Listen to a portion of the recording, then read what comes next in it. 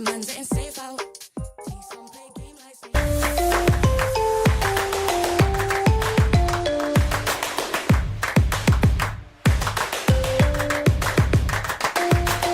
Level up your gaming experience with over 8 billion playlists, only on Spotify, the official audio streaming partner for the 2025 Esports World Cup.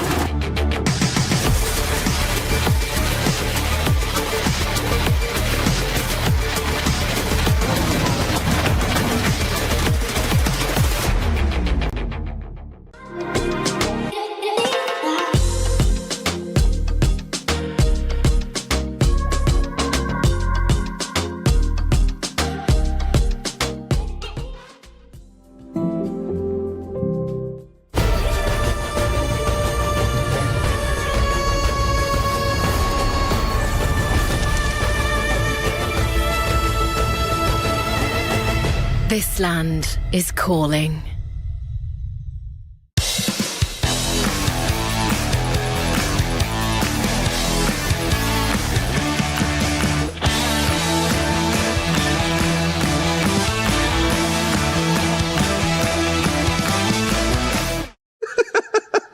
I'm gonna sign Blackfang. For entry fragging, I'm signing Spoit, I'm benching Cyber, and I'm trading JV. I think I would sign Spoit, because I've played with him before as well in like some smaller tournaments. Bench Cyber. I think he's still a very good player, but he is older as well already, which is sadly a thing in esports, you know. And then I would trade JV. Probably can get some good money from him. I signed JV, bench Cyber, and trade Spoit.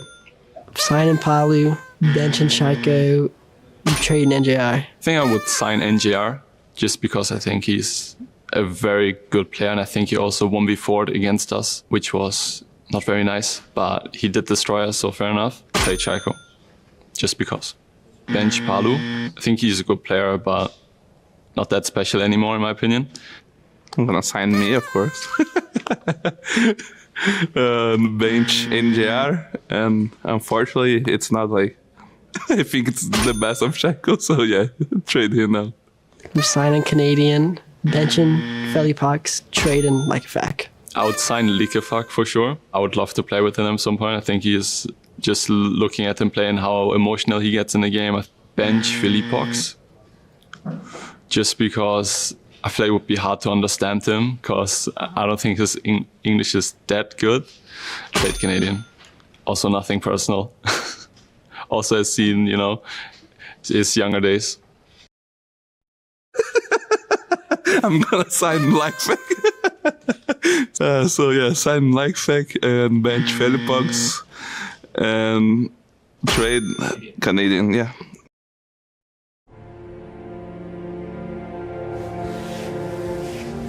Cara, eu nem sei por onde começar. Hoje a gente tem a maior batalha das nossas vidas profissionais aqui em Riyadh. Tudo se resume ao dia de hoje. Ou a gente se fortalece como time, ou a gente vai desmoronar. Kill por kill, play por play, até o fim. A gente já passou pelo inferno, confia em mim. Todo mundo aqui lembra do Stage 2 ano passado, né? Quando a gente não classificou pro Major. Mas o que importa é que a gente renasceu das cinzas, a gente voltou, round por round. E só se aprende a ser forte quando você perde as coisas. Esse time voltou mais forte. Aqui a gente joga pra vencer. Aqui a gente dá o sangue pela vitória. Isso aí, bora. Nesse time, vocês sempre vão ter alguém que vai lutar até o fim com vocês, que vai se sacrificar por vocês. Porque vocês sabem que quando chegar a vez dele, ele vai se sacrificar por vocês também. Isso aí, isso aí. Isso aqui é um time. Ou a gente se une agora como equipe, ou a gente vai cair como indivíduos. Chegou nossa hora no EWC. Isso aqui é o Seed, é só isso. Agora é nossa hora e a gente vai ganhar isso aqui. Olha bem pra vocês. Olha pra cara um do outro. Vocês são vencedores. Bora. Pera aí, cadê o Ertz? Isso, pai. Ertz, que é essa, cara? Ué, Pox, você não falou pra estar pronto pro EWC? Eu tô pronto pro EWC.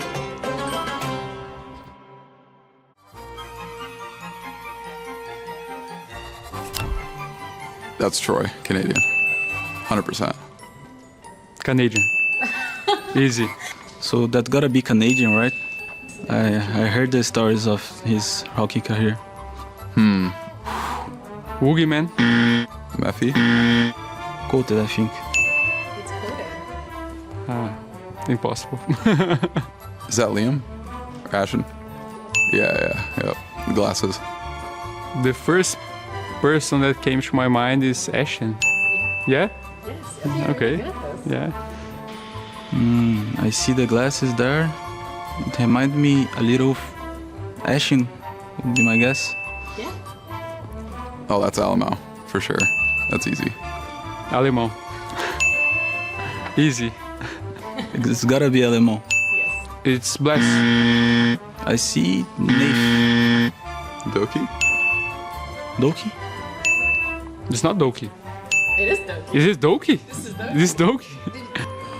Yusuf? Yuzus. Blaz? Jum? Shaiko? Shaiko? Yeah. This is Chaiko. NJR? Spirits. Okay. Spirits, that's Spirits. Yeah. Citizen? No way. Experience. Spirits. Oh, I forgot about him. Oh my god. That's like a fact. Leak effect. That's easy. Ah, Leak Effect. Of course, yeah. Older. Fisho guy? Yep. Yeah, with a fish, about right. So it's Fisho guy. Yes, it is. It's gotta be. Okay. Yeah, he has a fish on his hand. So. Bruh, that's Forrest, 100%. Oh my gosh. That's Forrest.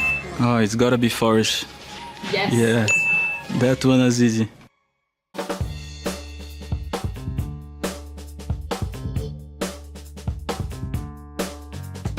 I'll give that to him. He's had his years in the game, trash talking. Me, for sure. I've got to back myself here. I'm saying Troy's trolling more than I am. As long as I'm not on a shield. Me, also. I'm sure he answered that too. Probably Troy. He probably rages at Army when he doesn't drop 20 kills every game. Also me. Also me. Troy.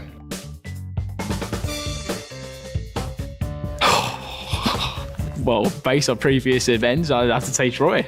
Me. Obviously. They have. Since they kicked me. I'd have to give it on myself on this one. I've never seen that guy go out last, so. Nath, because I play shields. Probably me. To be honest, I'm only saying that because Troy's on shields a lot of the time, and I feel like the shield gets TK'd the most out of the team because like he's running that guy. So like, I'm probably going to kill Spirits a lot more than Troy's going to be team killing anyone on this team.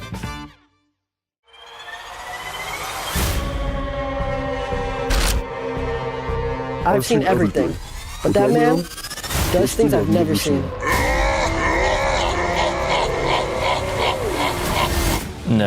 No, I'm not talking about that freak of nature. Is he here? No, he can't be here. He cannot find me. I have to get out.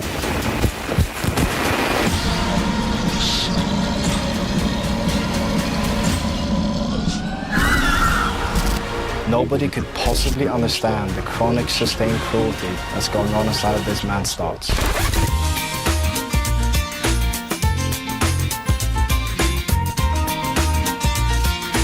Let's go, Zach! You're the king! He's great. Let's go, bro. Nice, bro. What are you bro? Okay.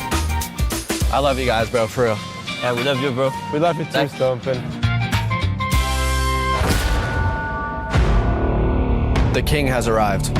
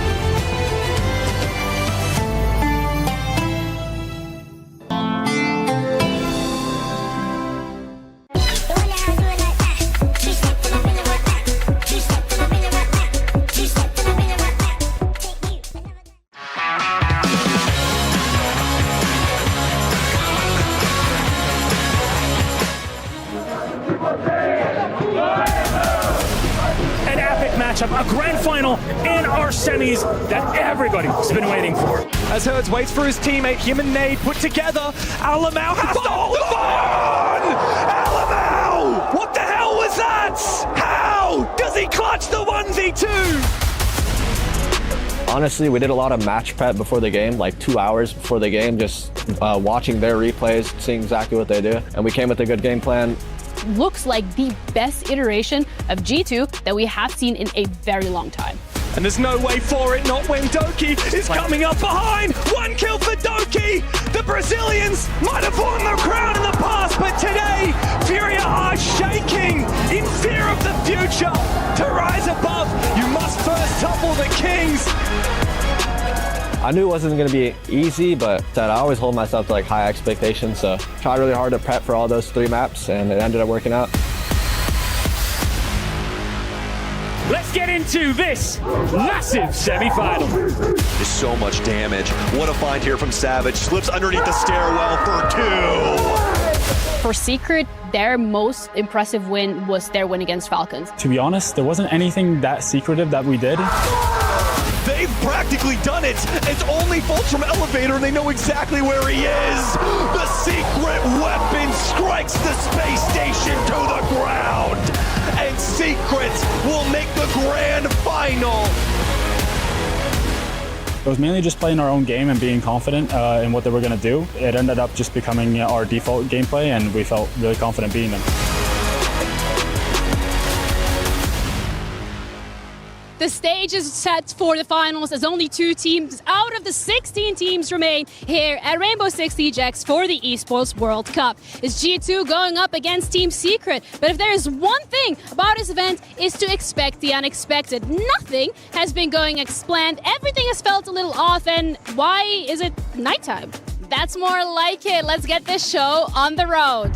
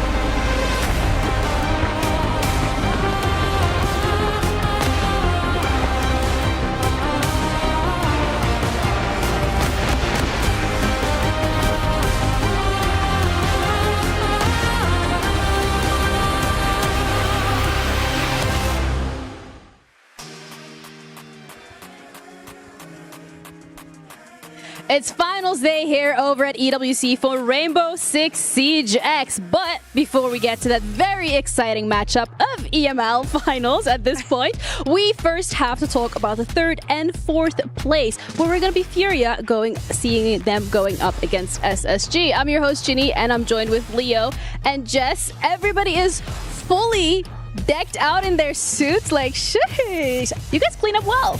I waited for the very last day to bring on the suit. You know what? You did. I wanted Everybody it to else feel did. special. Do you feel special? Stand up, give us a spin. What?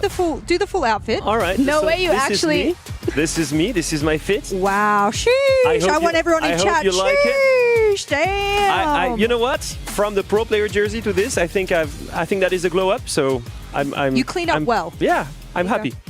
You did too. Yeah. Thank you. This is the first time, and there'll be a lot of people that know this, that I've worn this much color on a broadcast. So it's all about shaking things up here today on the Grand Finals day. Which is literally the entire theme that we've seen so far here at EWC. Everything was just unexpected. None of the teams that we really thought were going to be in the finals are here. Maybe G2, but I felt like that was more of how are they going to be showing up. So if anything, this is it's been a good event so far. I'm excited. I'm vibing. The vibe checks are there. But I would love to start off with talking exactly about how we got here and just maybe hearing from your perspective, Leo, what has been the big differentiator between Secret and G2 that allow them to be in the finals and the rest of the teams that have all had their hopes, dreams, and keys crushed? Well, let's start by the point that they're from Europe. I think that is a really big one. Okay, come on. I think that they bro. faced a harder competition in the region. No, I actually think that I asked the question to Doki yesterday. I was like, well, where do you think that is the reason? I did not expect during the stage watching you guys play that Europe would become the best region. And then here we go. Falcons eliminated. 2 teams from Europe are still in the grand finals. I believe it's a mix of opportunity. Everyone has fine-tuned. Everyone has went through a small roster change that has enabled new things. G2 has onboarded Stompin. On their side, Secret. They've brought in Noah. They've brought in Mowgli. They've brought in the perfect players to fit their playstyles.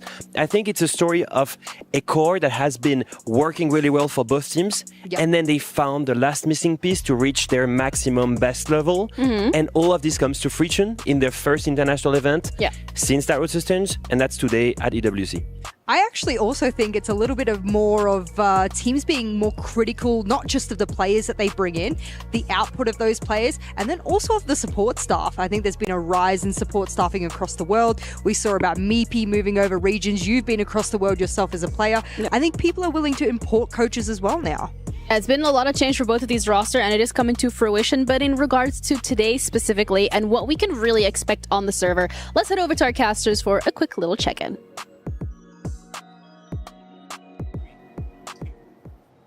What's going on, everybody? Live from the Esports World Cup, it's Stokes and Jesse Chick to give you the Day 4 recap of what the heck was going on with our semifinals for Rainbow Six Siege. Jesse, we had G2 up against Furia yesterday and Space Station up against Team Secret. Of those 2 series, we had some pretty interesting results. What was your favorite matchup from yesterday? Sam, my favorite game had to be the one between G2 and Furia. We got to see 2 titans of Siege go head-to-head, where the old guard met the new. Furia are a legacy team. They've been the best for a very long time. They just won the last Reload tournament down in Brazil, but now G2 have dethroned them. They got a massive win. Their young gun Stompin has really proven a lot of people wrong this event, and they've earned themselves a spot in the grand finals. Absolutely, and then you have Team Secret taking on Space Station, where Team Secret were able to win their semifinal as well. So it'll be Samurais up against the secret weapons of EU for our grand finals. Jesse, I'm so very excited. It's going to be amazing, Sam.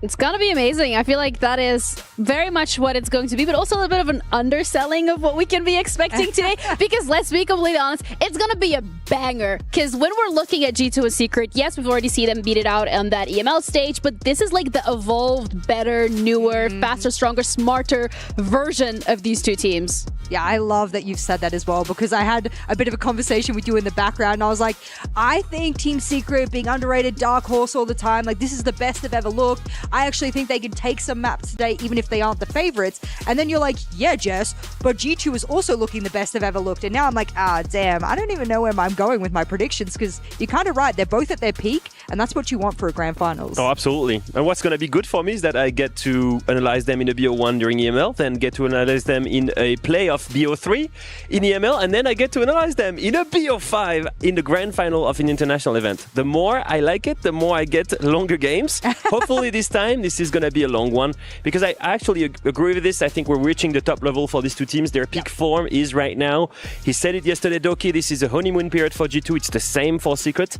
Now we have one favorite and one challenger, clearly. Yeah, the teams have ascended, but in terms of what we've seen yesterday, it was also top performance of Siege across the board. So we have the Kyria top place from yesterday to have a little bit of a recap when it came to potentially you guys missing something. The Furia G2 game specifically, Leo, was super exciting to start things off with, because they were like, oh yeah, Furia, they'd get their own map pick, and then it kind of just went downhill from there. Yeah, it's two teams with an explosive play styles, incredible gunplay and gun skill from both of the other teams and their players respectively. You look at the stop plays and it literally felt like a frag movie the whole time.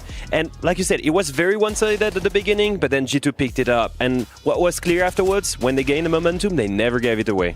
Yeah, and they just kept their feet on Furia's neck. I mean, honestly, Furia, I think we had a lot of expectation of this roster in general coming into this, and I know we did, and we thought that this was going to be the team that's in the final, and we were saying Furia G2, that is a bit of a final come early when we're looking at the performance of both of these teams, the history between them, and historically, Furia is G2's kryptonite. It's not necessarily a team that they're able to beat, but yesterday was a different thing. And of course, the beauty of being on LAN with the Crunchyroll reactions. Yeah, honestly, you could see how much it meant for them, and also for Furia. I mean, they've won the last international event on CJX, they've won their crown in Brazil, they were feeling confident, and like you said, in the past 3 years, they had beaten G2 every single time when it mattered to reach their grand finals, and every time that happened, they won the event. For them to lose against them, that must have been a huge surprise, and the whole time I was waiting for them to come back. It never happened. And what's been really beautiful about this event specifically is just how animated the players have been, and I feel like as the event has gone on, more and more have been very comfortable and confident, like sharing their personalities,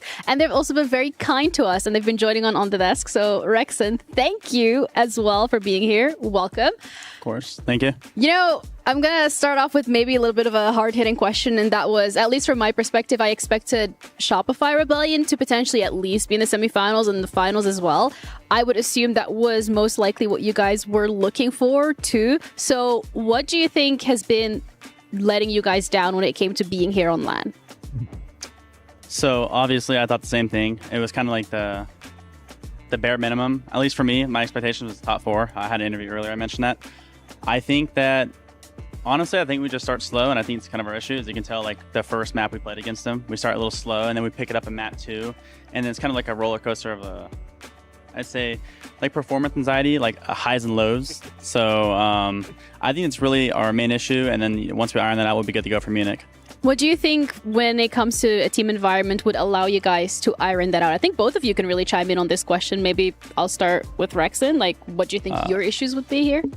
I mean, a lot of it is just, I would say, practice how you play. So I would say performance anxiety is a big thing, whether it's between scrims and a match day, because, you know, it's like emotions are high, there's something on the line, and those two environments are completely different. And that is my biggest take from it. As for Leo, I have no idea, but also former teammate. Well, yeah, I think I have no idea, because whenever we played together, we sucked, right? Whoa! Honestly, we had so much more You potential. can be honest, it's okay. We were two rounds off top 4, and I'll live Listen, by that. I'm not the one saying that. Listen, because I've been saying that the entire time on the desk, and everybody's missing with me. See, Richie, Rexon is saying it as well. We were 2 rounds away from making it to playoffs, okay? We were 2 rounds from beating DZ, and I was the reason we lost one of the rounds for throwing for an ace. What? I was going crazy. I think you were going crazy. I don't think it was any of your fault. I think you were doing really good. Aww. But yeah, thank you. But besides that, no. Again, when me and Leo were on a team, we didn't place really high in the NAL. We had potential. If we had won the game, we would have made the top 4, because the bracket or the way you played the matches was very different at the time. So we won that match, we got top 4. We didn't. Instead, we got 7th or pulled out. We got last technically. So you know what?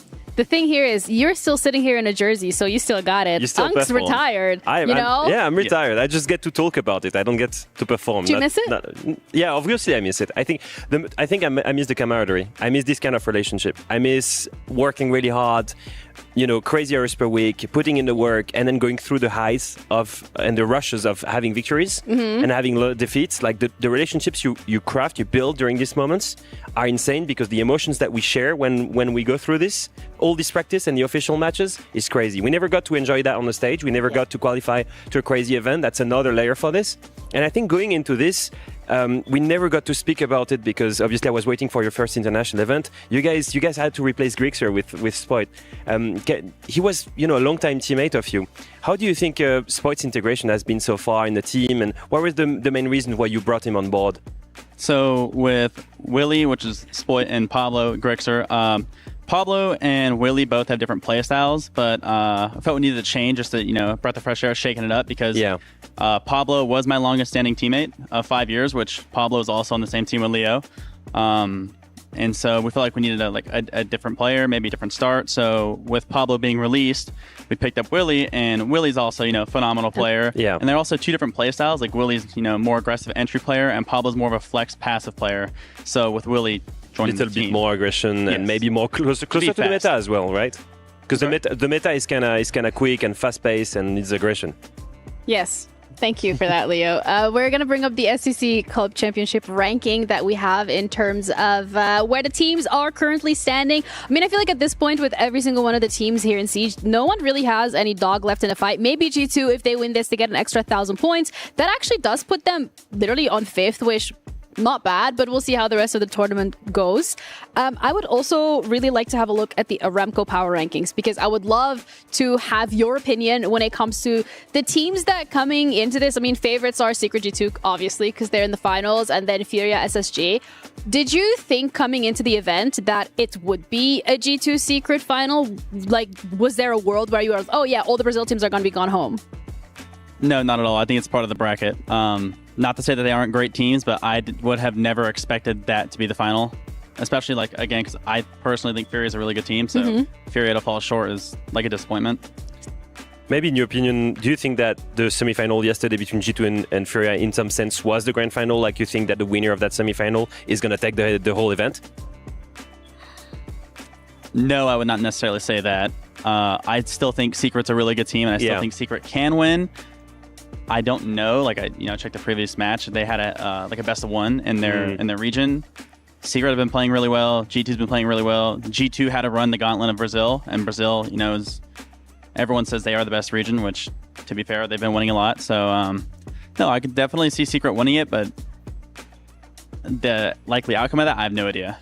I love that you're bringing up people saying Brazil is the best region. Maybe they're right, maybe they're not. Yesterday we had Ligifak on, and his hot take was the fact that EU was the best region. Of course, this guy agreed. Then, would you agree with that hot take? Do you have another one that you would like to? No, I don't agree at all. I think, I personally believe, my own bias, that NA is the best region. What has NA won in except for what happened in Manchester? Did you forget? One magical run of a team, by the way, that was 3 months old, and that's it. That's the achievements of NA in the last 2 years. How can you say they're the best regions?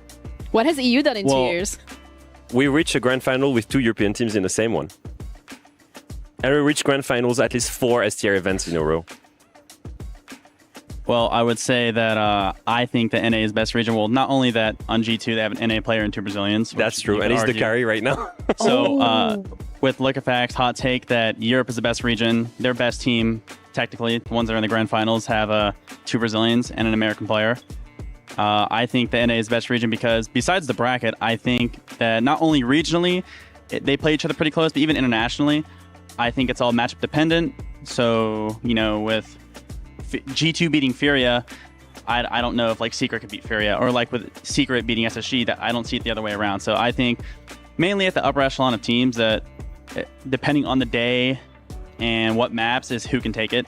Yeah. So I mean, my own belief is that every team, the top teams are all the same, and then just again, whatever day, who's feeling it that day will win. I don't think there's such a high skill discrepancy between all the 3 major regions.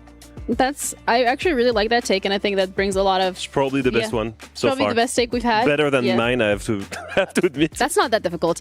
But I really appreciate you as well for joining us for this. Thank you, Rexon. We have Laxing standing by with a little bit of a check-in for today. So, Lax, what are we looking forward to? Welcome back, everybody. Today is by far the most exciting day. It is Grand Finals. And when I mean by Grand Finals, there is that empty throne, the Esports World Cup champion to be claimed and titled here tonight. Big matchup between G2 Esports versus Team Secret to go for that empty throne. But before we get into that game, we have to decide the third place matchup between SSG versus Furia. But again, everything is all on the line between G2 Esports and Team Secret. Everything really is on the line. It is the grand finals, and this is where we want both of these teams to show us exactly what they are made of, with G2 going up against Secret. But first, Rexon's looking a little different. Oh, hi, Jess. I was going to say, but first, welcome back, Jess. But yes, Rexon is looking a little different. It's just also the fact that we're not just looking at the finals here. We are also going to be starting things off with third, fourth place, which is also just as equally important because there is prize money on the line, club championship points on the line, and of course, respect as well. Because if you are an NA team and you can be like, yo, I beat Furia, yeah, slay. And I think Furia has some stake in the club championship as well, because if I remember well, I think there's Counter-Strike later, and I'm a big CS fan. I also watch the games, and I've seen them play. Furia has got a really good CS team, so they could still, gain some points. Yeah, I would hate for a lot of the orgs to be giving up hopes now. I would want you to get as many points as you can, because you never know what happens now that the top 10 is so spread out in those points, unlike last year where it was kind of decided by week 5. You have a chance now. Please don't give up. So yeah, the teams, and the prize money doubles almost between fourth and third as well. So that is a big incentive, especially when you think about, I think about this because I come from Australia, conversion rates between US dollars and other currencies. In Australia, that's huge. That's a huge prize pool. So Brazil as well. Yeah, for sure. That's what I'm thinking. But either way, they're going to have to win that game first. And SSG has looked really good, especially in that lower bracket. Yesterday, I felt like they weren't on the server the way we expected them to be on the server. And today, they have to dial it in because it is Furia that they're going up against. Now, that is something that is scary to me. So if you look at Space Station, they're a team that can overcome many obstacles. If you give them time to breathe and recollect themselves, they've got an incredible mental. But the problem is, when they're getting surrounded by a very aggressive, very powerful team, like Secret is, with incredible individuals, you don't leave them time to breathe and reset. What is Furia's playstyle here, Jess? It is like Secret, but even more aggressive. Yeah. And that's what's scaring me for Space Station. I love that you pointed that out because, Ginny, I said on the desk yesterday, I was like, I really feel for SSG because it's almost like they're looking in the mirror. Now they're going to be looking in the mirror, but there's flames behind them. I don't know if you know the meme where there's all the flames behind. This is fine. This is fine. That's going to be a little bit of what SSG is going to be feeling today. And I still rate SSG quite highly, which is great when you have an analyst sitting here going, you can have one bad match, and I really don't think that taints your whole, perspective of you as a team. Absolutely. So I still hugely rate them going into this matchup today. But there's going to be some Furia players who have a little bit of things to prove. Yes, something as well that both of these teams have to prove is revenge. SSG currently sitting more on that lower end, only winning 1. But for Furia, this has been the event of upsets. This has been the event where they have been knocked down by teams that are looking for revenge. So there is a world. This is a revenge match from last year's EWC, where in the quarterfinals, SSG got knocked out by Furia. You can't get necessarily knocked out in this third, fourth place. You're going to get placed somewhere, somehow. However, that little bit of incentive for SSG to go, I don't want this to happen again. It happened last year at the hands of Furia. This year, it's our chance to get a little bit of revenge in on those Furia boys because they probably kind of deserve it if you think about it. They do. You get knocked out by a team, you kind of deserve it. I think you've got to come into this matchup looking at Space Station. It's a completely different mindset from before. You have nothing to lose, everything to gain. You're a team that puts all the work to consistently progress. And they checked in with Lax ahead of their match. There's these little cutie pies, folks. Good luck today. Newers. Thank you. Good luck today. Good luck, Jack. Good luck, Benja. That's the boy I'm looking for right there, Ash. All right, call out. Actually, I need you to slow down a little bit. I know you're a little chaotic to get to the front of here, but I want to talk to you about, obviously, first place is out of contention for you guys. Third place is still on the line. There's still a lot of money to be made, club championship points. Just kind of want your overall thoughts of how everything has gone so far this event.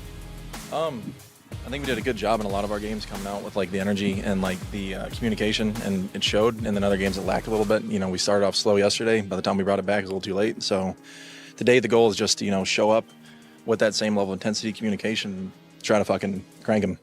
I mean, not even just the intensity. I mean, obviously, we've talked about SSG's, their mentality, the system that you've created that has inspired many teams, I think, even throughout the NAL. And just even from your own point of view, I mean, you've been with this roster for a long time, dating back to Astralis, changing the foundation of what SSG has been, and then now keeping the maintaining of the position of what SSG has been. I kind of just want your thoughts on everything that you've brought to this organization, that you've brought to this team that has really just helped ramp up everything across. I can't really take credit for all of it. You know, my players do a really good job of, you know, showing up every day and doing all the things we talk about. I mean, the only thing I really think I brought to the team was kind of like a traditional sports mentality of things, you know, like not really esports gamer side, more so like actually like an athlete. Yeah, and like that's one of the biggest things I've taken. I think you guys have just ran with it. Now, let's say you guys win this third place. Is that going to be a big statement thing for you, just to go out of EWC on a win, knowing that now this is out of the way? NAL is the next thing to focus up on. I mean, I guess just for you, is there any last things that you want to say before we get this match underway? You know, I mean, the goal is to swing some momentum back in our favor, I think, for NAL. That's obviously would be a good thing to show up, you know, leave here with a win instead of a loss. So, I mean, that's really the biggest thing right now. Just try to leave with a win and then get ready for NAL.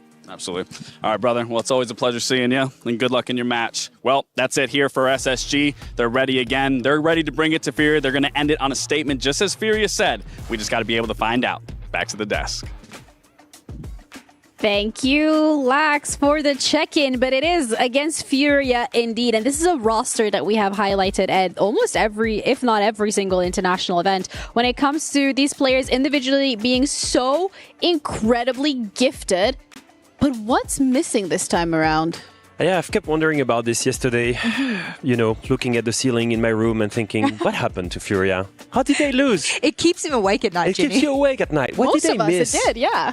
I felt like they had everything to win. And I think it's not more so a question of Furia drawing the ball.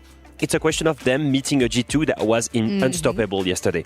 As soon as they climbed and they had the momentum on the second map, it was the end for Furia. Now, if there is one team that can play loose and abuse their gun skill to kill anyone and get their opponent, beat them, it's crazy. It's Furia. And we're going to have to see what they had to say to Lax as well.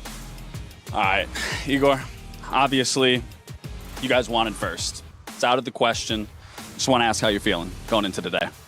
So we lost yesterday and it feels bad for this, but right now we have the opportunity to make the third place and we do it. I mean, that's almost another $100,000 on your guys' prize pool if you guys do place third, so I don't think anyone's going to be, you know, smirking at, you know, a couple more dollars going in your guys' pockets. Yeah, the money is good, but it's important because the EWC for Furia, and we want to help them to be better in the EWC Championship. With the club championship points. So I kind of just want to follow up with, given the last time you guys played SSG, do you actually know when you guys played SSG last? In the last time, I think it's Atlanta, and we won Clubhouse 7-3, I think. So, funny enough, the last time you guys actually played them was actually here at the Esports World Cup to make it to top 4. So, obviously, you guys still are coming in with the mindset. You want to win. You want to close it out. Are you going to make a statement match today to still show that you guys can be as dominant as you possibly can be, regardless if first place is out of contention? Yeah, we do our best, and that's it, because yesterday G2 played better than us, but we knew we could play better, and we have one more chance to prove that. All right, brother. Well, like I said, it's always a pleasure seeing you. I know we'll see a lot from you guys, but that wraps up everything here. Team Furia, Igor, they are confident. They're ready. They're going to bring it to SSG. They're going to make that statement match for this third place game. Back to the desk. Both of these teams are looking to make statements, but it's really their IGLs yesterday, Jess, that came out swinging. It's a little bit of a problem when you have these two men leading the pack with their ratings and being the only ones to do so in their entire teams. Philippox on the left and then Fultz on the right. They were the only ones in their respective rosters in their previous matchups that had a positive rating. Everyone else dipping deep into the red, which is a shame because when you take a loss, when you go through something like a knockout match, which I think a lot of these players would have felt it was, even though that we are into this third, fourth place match, you don't want your support players necessarily to be the ones that have to do all of the heavy lifting. And I absolutely love that we see in-game leaders stand up in the statistics aspect as well. The best teams in the world, they're built around core players like this that will perform and will lead the team in any kind of scenario. And as we see the maps right now, we can see that Furia picked Clubhouse. Now that was very interesting. It is a map that has been one of the favorite ones across SAL. They played so many times. And remember, they were about to get eliminated against W7M at the beginning of EWC. They were led 6-2 and came back all the way and won it. A bit of a redemption pick there, but I tell you what, SSG banning border, picking Chalet, good for them. But you know what's even better, Ginny? We finally get to go into the matchup. I cannot wait. Absolutely. Furia going up against SSG. NA versus Brazil, looking for that third spot. So many club championship on the line, and also that grand prize cash. Let's get into it.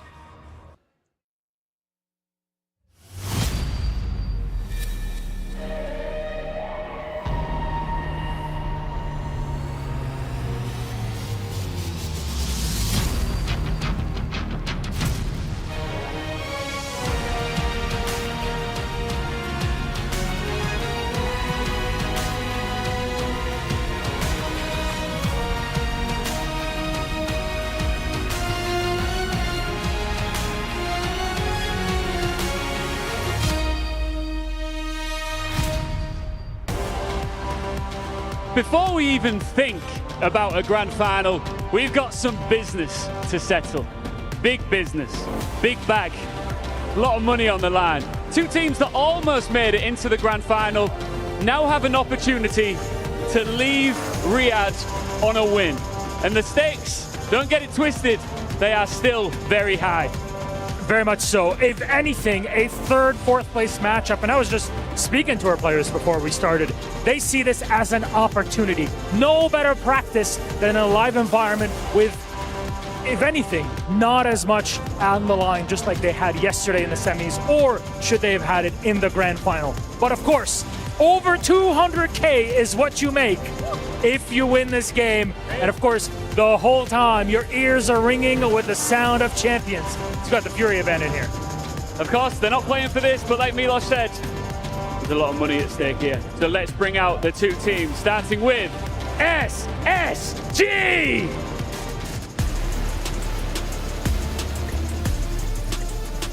They are loud, they are brash, they are brilliant.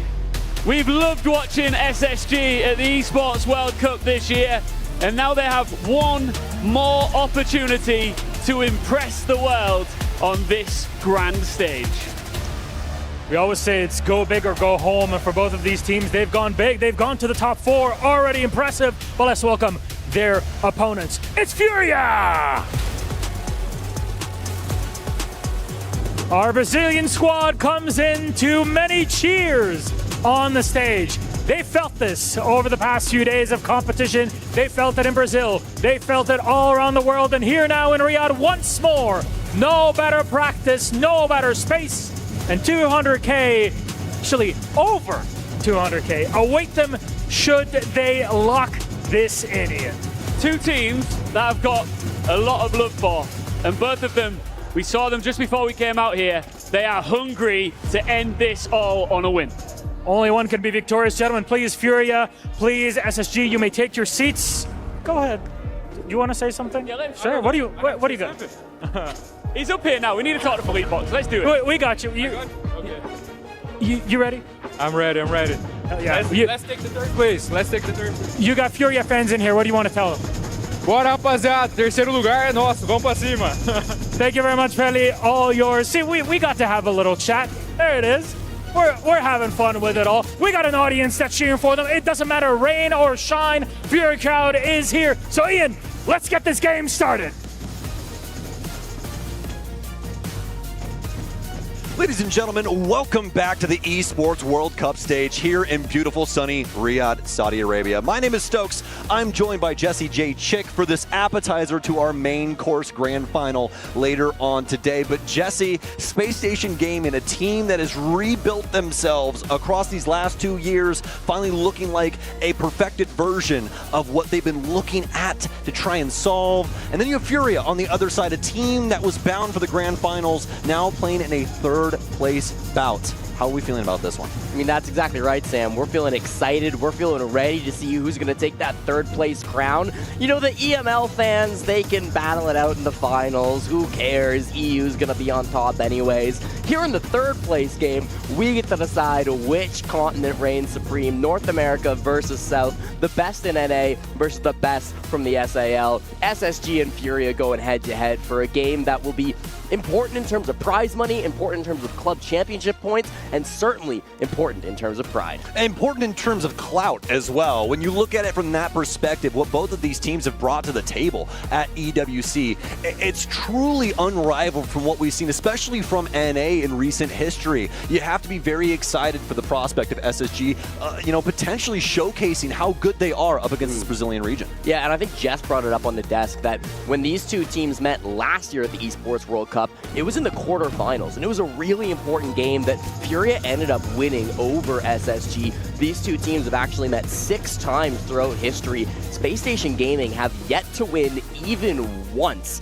Now that goes to a whole bunch of different SSG rosters. They've made many moves since that first fight that happened. I believe Yongshiping would start off this rivalry between these two teams. But regardless of what the teams look like, it seems like no matter what, the Furia squad just cannot lose against the Astronauts. No, not at all. And honestly, this Furia squad has been so indomitable for so long. That's why every single time you hear any caster talk about this team, we always have to give them their flowers. Oh, yeah. You know, even yesterday, everybody knew that G2 actually had a pretty good chance up against Furia. We figured that it was going to be competitive. Yep. Now, did we really think the Samurais were going to be able to pull it off at the end of the day?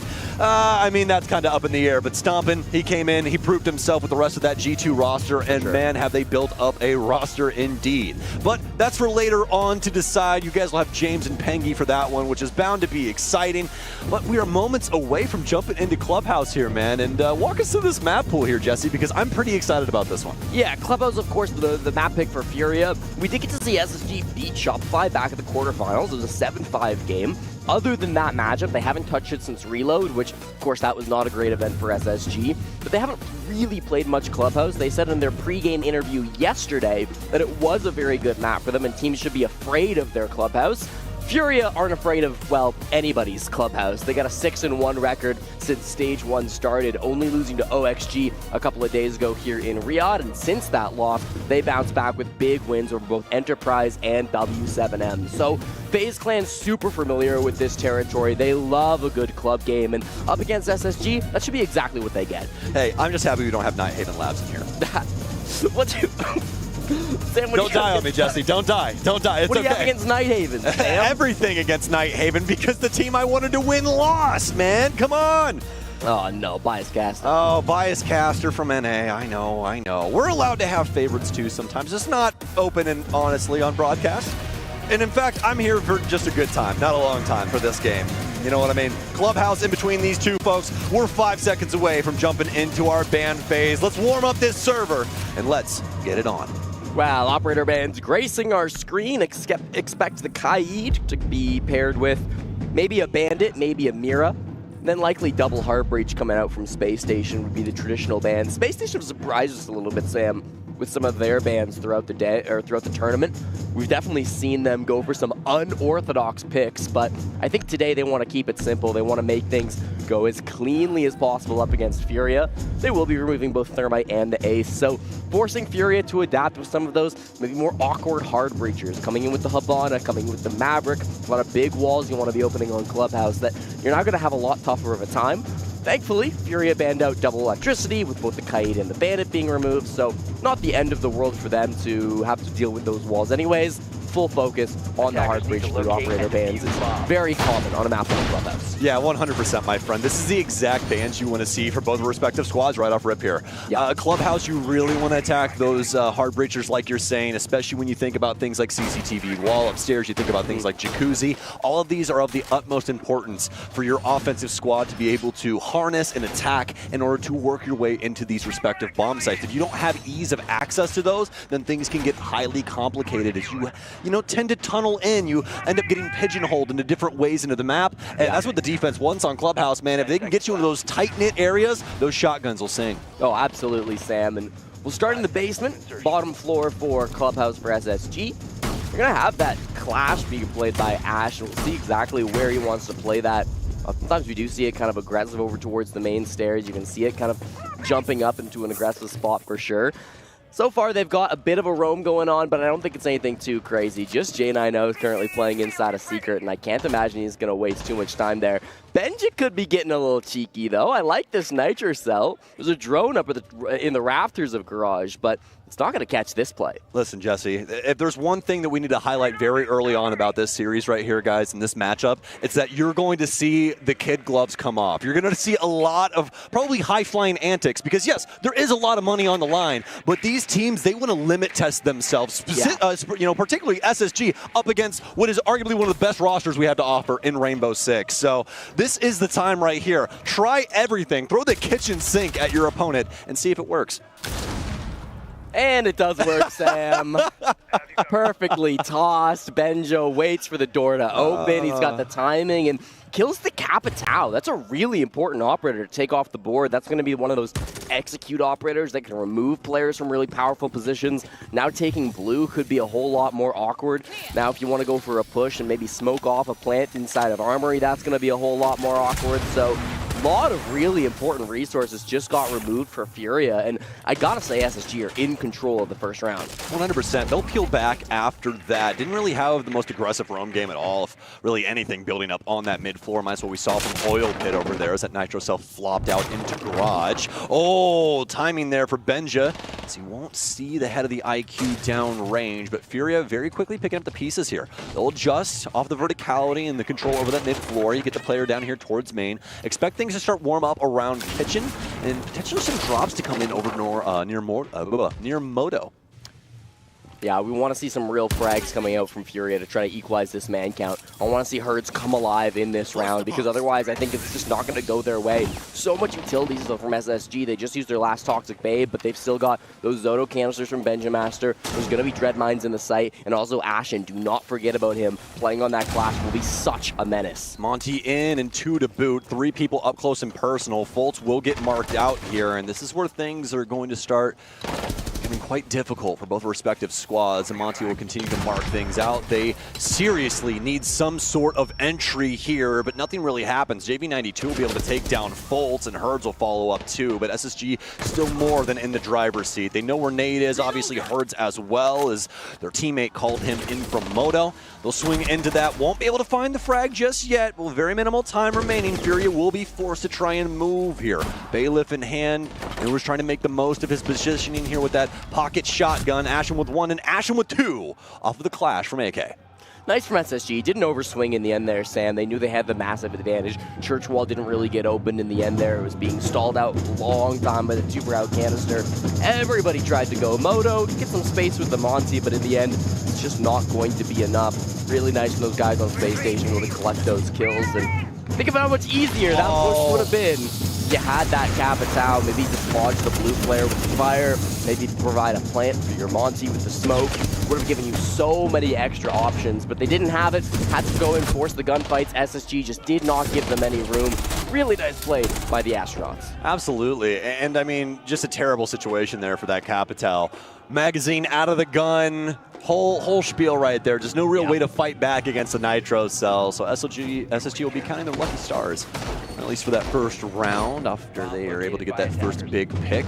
Gonna head upstairs now to CCTV to see what they can try and build up upon after what we saw inside of round 1. Nothing too crazy coming into the lineup. Obviously, they would have a zombie available, but choose not to work her into this operator pool. So more than likely going to have something else going on inside of Garage for right now. I wanted to make sure that was going on the right wall, and it is. Usually you see a rotation or at least a soft wall, some vision through that side, but instead we're going to get a mirror window. Yeah, this is a wild setup from SSG. So they've got the mirror window looking rafters into the site that can obviously see all the way into cash, so that if anybody tries to enter through construction, you've got a good angle there. It does limit your rotates because you fully reinforce that wall. So the rafters player is basically stuck inside of rafters, but that's kind of okay for J9O. You can make the rotate through the window if he really needs to in the end. Breach will start on this big wall. They also do have the castle down below. Don't forget about that. Newers were setting things up inside of Lounge. It's actually Ashen who's going to be playing that position. We used to see this back in the day. It's pretty rare nowadays to see that Lounge player, the Lounge setup, really come out from defensive teams on this bomb site. Can make it really difficult to take from down below if you're an attacking team. But at the same time, with those castle barricades, if you clear them out, then that might be a free pick that you're able to get onto the player down below. So definitely a bit of a risk reward from Ashen. Things already starting to become an issue here for Furia. You could see KZ not capable of getting that castle barricade as there's a mute jammer right next to it. So the time sink starting to work up here for Furia. A little dip back and forth here from the Rotero drone. Usually you see them trying to hop up on top of that desk to the left-hand side because that's a very common place for bulletproofs and anything in between. Honestly, given the circumstances of the bans, getting implemented here over the last couple of months, Jesse, with Siege X coming in, I thought we were going to see a little bit more, Maestro this event, just a tad bit, but really haven't seen too much of him. It's usually just been the usual ragtag operators working themselves in. Ashen will go down. Newers will find one, though, in response. It's going to be onto Philippox. A little question mark in the chat.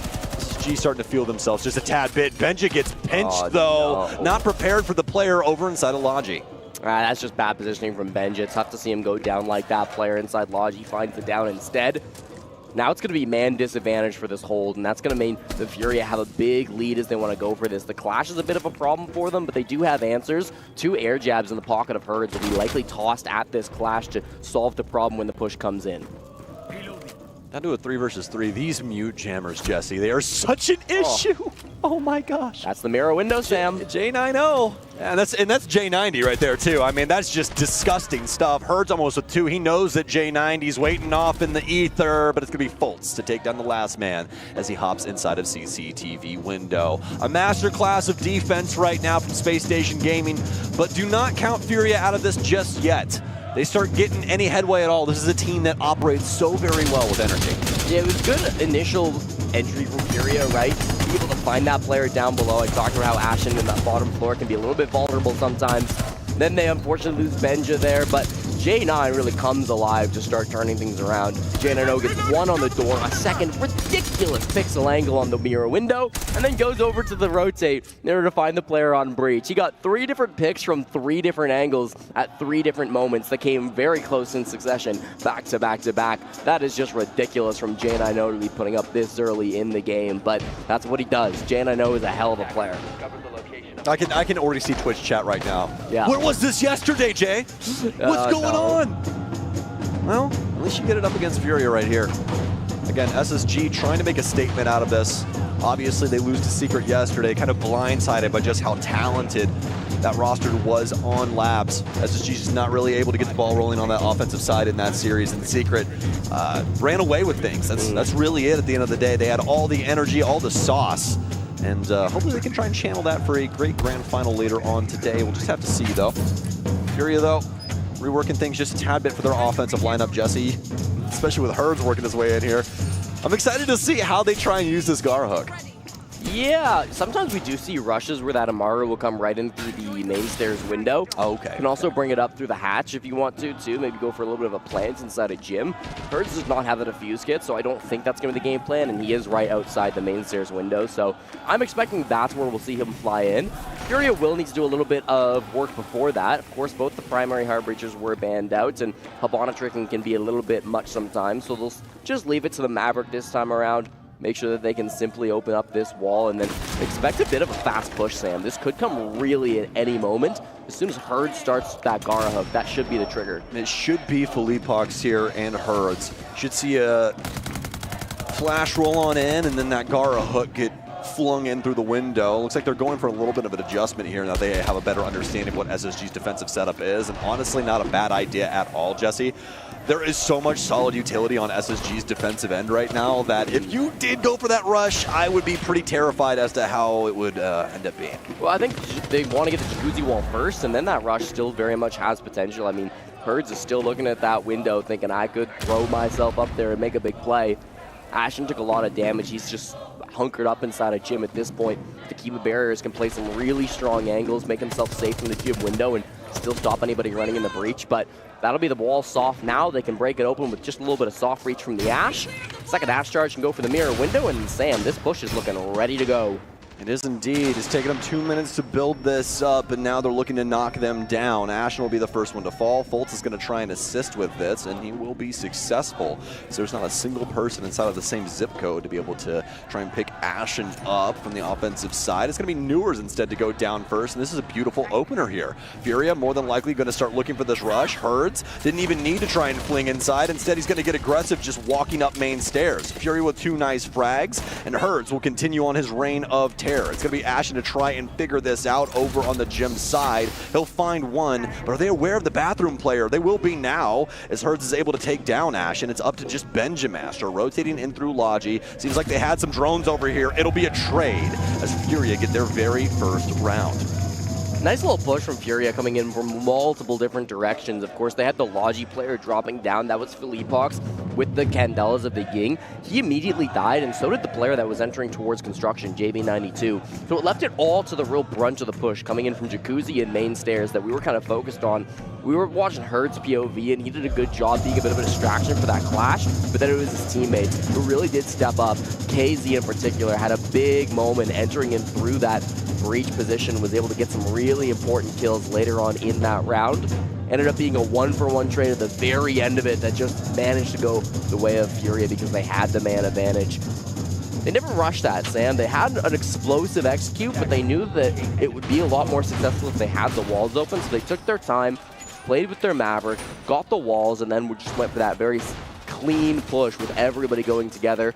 Didn't find success on all fronts, but found enough. Yeah. I mean, when you start adding in the fact that SSG have a Mira set up and a Clash and just all of these different things to really hinder your success on a strategy like that, I think Fury ended up choosing the right path there. Things could have been very, very messy, excuse me, if not. So Furia will continue to try and find newfound ways to deal with Space Station's antics, as it looks like we're going to be getting a little bit of a different look on the basement. As of right now, Benja will be, he's upstairs, but I highly doubt he's going to stick around, just given the circumstances of his operator. He's meant to be downstairs trying to hold on to these walls and these hatches. He'll jump downstairs into Oil Pit. Is he going to try and recreate what we saw earlier?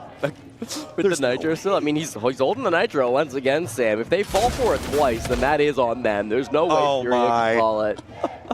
Well, you know, as a Chicago Bears fan watching Aaron Rodgers toss Hail Marys at my team constantly, you'd think it wouldn't work twice, okay? But somehow, at least for me, it always does. And then I'm sad. So, well, for this time, Furia, they're not going to work in the garage immediately. Benj is going to abandon it. So makes things a little bit easier for them. Furia is going to start working things in on this top floor. They are going to have somebody peek outside just for a split moment. I do believe that was Ashen hopping out a secret window. We got the Habana ban after round number 3, which means that these hatches are going to be really awkward. That's why 6 can openers have been brought on the side of Furia, 2 on the side of JV, 2 from Philippox, and 2 from KZ as well. So they've got plenty of opportunities to work on these hatches. The Zoto canisters from Benjo will make it quite annoying, but they don't have anything really to stop the can openers other than just those 2 impacts from Newers. So they should be able to get the hatches open eventually, even if it takes them some time. Faults on this aggressive main stairs position. We see so many teams playing the smoke here now. It's going to be really annoying to get this player out of it, just especially with the new pipe that's up there and the nitros that can come out from below. Benja still gets value. A lot of soft destruction there that you have to deal with, and Philippox will at least be able to, I assume, see Volts through there. It's always hard when you have that X-ray vision in those smokes. 2 headshots and a kill for each respective team, but SSG will maintain the man advantage in the circumstances of that earlier pick that we saw. Now JV92 and the rest of Furia looking to try and pick up the pieces. I mean, really, where do you go from here? Some smoke still pouring in towards main stairs. They'll try and get some semblance of a push going from this Moto and bottom main side. The shotgun will eat them alive, though that third shotgun shell will not make it out of the barrel. Instead, it'll be Newers to pick that one up, and it's just down to the Monty now. Philippe Pox and Furia just not really having a really positive way of dealing with this basement setup at the current moment. This is more than likely going to be 2 rounds for SSG all off of the basement. Yeah, Philippe Pox, this one feels a little out of reach. 3-1 from SSG looms on the horizon. He's going to go for the miracle plays. If he's got crazy pistol aim, it's technically doable, but even still, only 20 seconds will finally be cleaned up by J90. Back-to-back rounds on that basement, Sam, where a Nitro Cell from Benja really tips the scales in favor of SSG immediately into the round. Both times he gets picks on important players in different ways, too. Kills Nade that time, who of course was the guy that was going to plant the defuse kit initially. Because they had that Sledge Monty combo, I wonder if they wanted to go down main stairs through the ash wall, plant then back inside of Armory under the cover of the Monty, but not with the Monty. Could have been a really strong push strategy that I know a lot of teams do like to go for sometimes when Nade is on that sledge. We see that in particular, but unfortunately just not really going to be doable for Fury after they lose that opening pick. Everything just bleeds out in Moto, very similar to how it did back in round 1. Yeah, Space Station has done a very bang-up job of being able to put the offense on their back foot and forcing them to play their game. This is something that didn't come easy to them yesterday in that secret series, but now here on Clubhouse, things starting to look easy, breezy, beautiful. As they head up to CCTV once again here to see if they can guarantee a winning defensive side. Newers will have the castle, start building things up downstairs. This is a strategy we started to see adopted about 3 or 4 years ago, Jesse, where people will bring castle and start to hold things up around what we like to call swamp and lounge. And it looks like we're going to be having that exact same scenario here. Yeah, just running it back. SSG don't see anything wrong with what happened last time, so they're going to do it again. Same mirror window, same castles down below. J90 still in the garage. She was the difference maker previously for SSG. Despite Furia getting an advantage on their master side clear, J90 got some ridiculous frags just playing inside of Raptors with all his different angles. So, want to see Furia find an answer to him. They do have Nade on the Capitao. Going against a Wamai, it's a little bit awkward to sometimes land those fire arrows, but you can clear those out first. You definitely can have a good opportunity to clear him. Seems like they're going master side again, though, so it doesn't feel like they expect J90 to be that big of a threat. They got the early advantage last time pushing through master, so why not do it again?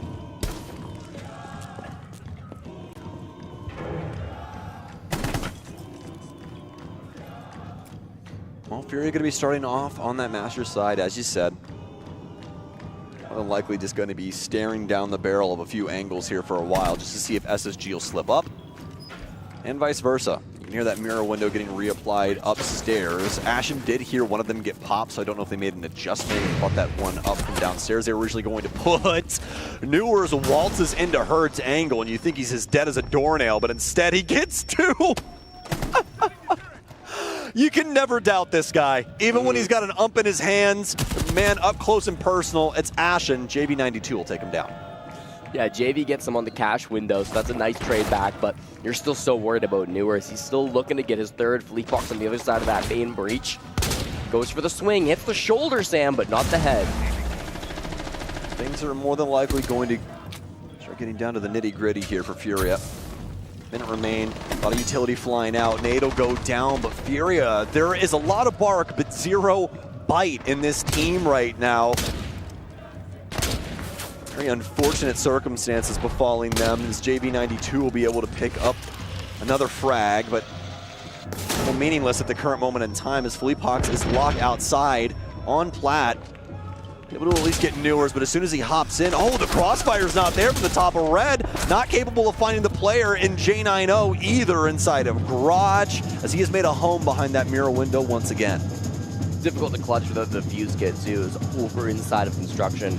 It went down just as the push was happening. So tough one. Newers again starting with really good early picks. That's a disgusting second shot that he got. And it just feels like every round, Sam, Furia are losing man advantage, right? It feels like every round they're the guys that don't have the numbers that have bled out, either because it's a nitro from Benja, or it's a swing from Newers, or it's something annoying happening to them before they can get together for their execute. And that's fine if you're trading back, but the way these kills are happening with nitros or with Newers just swinging from inside the site, they're not able to get those trade backs. So sure, that's going to be what this tag timeout is about from Furia. Make sure that they can fully understand how SSG are getting these early advantages and then how they're going to stop that from happening in the future. Yeah, I mean, when you look at the Brazilian region as a whole, usually this entire place is just a power plant for energy. And right now, the reactor is shut down, Jesse. I mean, you look across the faces of Furia, there's just really nothing there. The eyes are a little dead. So I'm really hoping that potentially if we get an exciting round here for Furia, they can get their headspace where it needs to be. But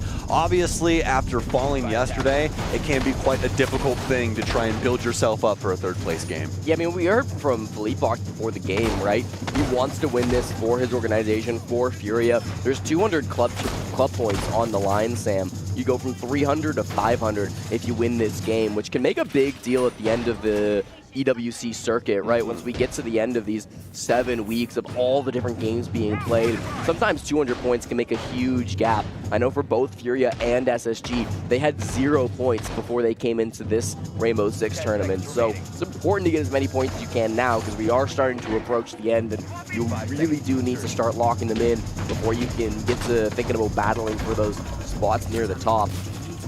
Something that Philippe also said after his quarterfinal win, I do believe in an interview, was that if he ever stops trying his hardest, if he ever starts playing without the want to win, he's going to quit because he doesn't feel like he should be representing a team like Furia if he's not giving it his all. And I think the team needs to really think about that once again.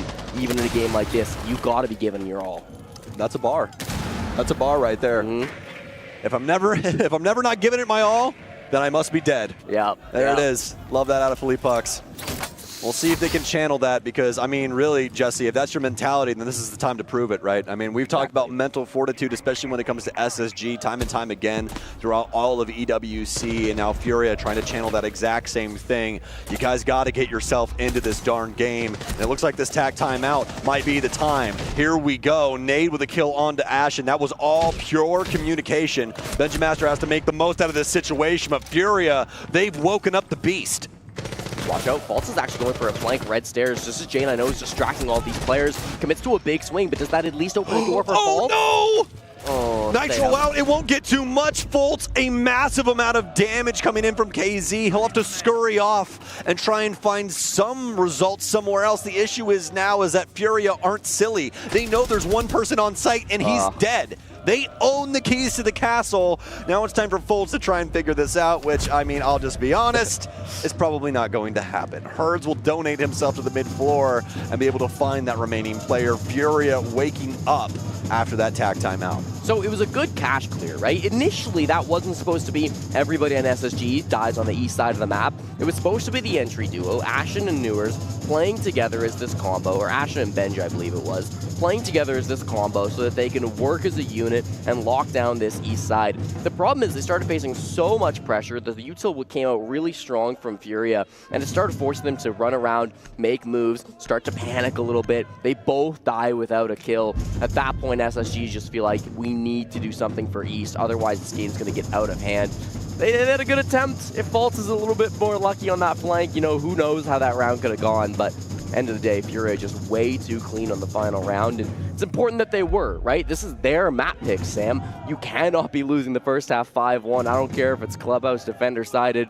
You still need to be getting at least those 2 rounds. You move to the second half, so they will do exactly that. Look at the exact same operator bans coming through for the second half, Sam. These teams know the meta. They know just how important it is to fight for those walls. Yep, and just goes to show you at home how valuable those characters are on Clubhouse. So make sure you're working those in too. It'll make your life a heck of a lot easier.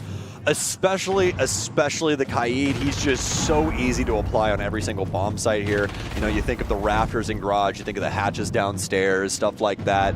He's just such a nuisance. Yep. So you always want to be able to peel him away from the defense. Bandit likewise as well, as he's just so darn good at bandit tricking. And when you really can't work your way in a convincing way to deal with that, that just becomes more and more meta. I mean, obviously you can try and get underneath him on like that CCTV wall, but a lot of teams, they account for that. We saw that with SSG on their setups. Yeah, I mean, it's a great point, right? I mean, you can apply a lot of what you're seeing in competitive games to your own ranked experiences, right? If you're going to a clubhouse, ban the Kaid, ban the Bandit, ban Hard Breach if you're playing on that defense, okay? You're out here banning all of these shields because they're annoying to play against. Meanwhile, you're in Silver. The team against you doesn't even know how to play shields. Exactly. Who cares? Which Silver knows how to properly Maverick trick a wall? Think about that. Exactly. I will pay first Silver to do that first try in a lobby. I will pay you $10 Venmo right now, straight up. Oh boy. Straight up. Actually, you know what? That doesn't even work anymore because like. Fair enough. Fair enough. Yeah. Yep. Nade, what a kill. Nade, what a kill. Beautiful. You don't have to ban the shields. Just play like Nade does. Yeah. That's really all you need to do. He forces Ashen into a decision right there with the smoke. Ashen has to try and push himself forward, and he finds that gap on the side of the shield. The frag grenade bounces out of the windowsill there. Not able to get that castle barricade. And it looks like Foltz may have attempted that twice, and both of them did not work out. So, hey, sometimes it happens. Nading a castle barricade's got to be one of the most miserable things in Siege, I swear, Sam. It just doesn't want to blow up sometimes, and Foltz, unfortunately, not able to get the main stairs there. Means that this roam game is going to be quite safe if they want to make it back to the bomb site. Foltz tries to tackle the problem head-on, but instead he just donated the kit. Yeah. Now SSG, they're at least working their way in towards blue. Neuros will get a pick and start to make this look like there is somewhat of an opportunity for them to work themselves back into round 7. Nade one more Toxic Babe in his pocket. They're doing their best to try and not flirt too much with these angles, but as soon as I say that, JV92 will go down. Taken out by the 417. No real cannon fodder to be found for Furia just yet as they're trying to make the most out of this situation in blue, but the it barely does anything when it comes to dealing damage through that wall, and it's going to go down to a 1 versus 2 here. A situation which seemed like Furia had utmost control. All comes down to the remaining player here inside of Moto. Benja's not going to have another call in his pocket. Benja with a discovery through the wall. Over towards Pipes, he'll find the kill. And what a moment there for Space Station as it seemed to all go awry when that case just ends up striking the floor. And for Furia, or rather Foltz, ends up going down. Yeah, that could have been a huge mistake from Foltz, but Furia didn't want to play the kid. They decided, despite the fact they had a couple of players near there, they were stronger if they went back to the bomb site. They expected SSG to go pick up the kid at some point, but they never did. They weren't really in position to go for a play like that, despite the fact that Newers was upstairs. He ended up rotating kind of oil pit side, go garage, go through secret stairs, lining up with his teammates, and so it ended up just being a brawl down in the basement where Benja was better by a mile. SSG get an incredibly important first attacking round and will take a 5-2 lead on their opponent's map pick.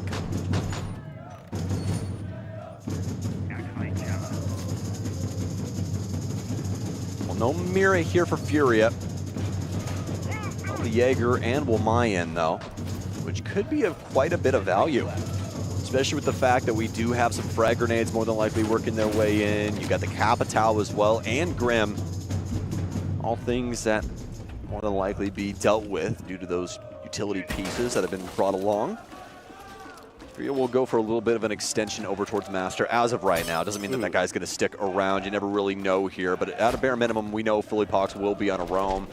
The bar hatch is open. The ADSs are all donated already towards rafters, and Furia going for an oldie, but a goodie here on CCTV. Yeah, far more of a standard strategy coming out from Furia. A couple of roamers down below could provide some aggression. We'll have to see what they want to do. You never know who wants to rotate over towards that billiards window and cause some problems. KZ instead in garage is causing his own problems as they do start to breach these walls.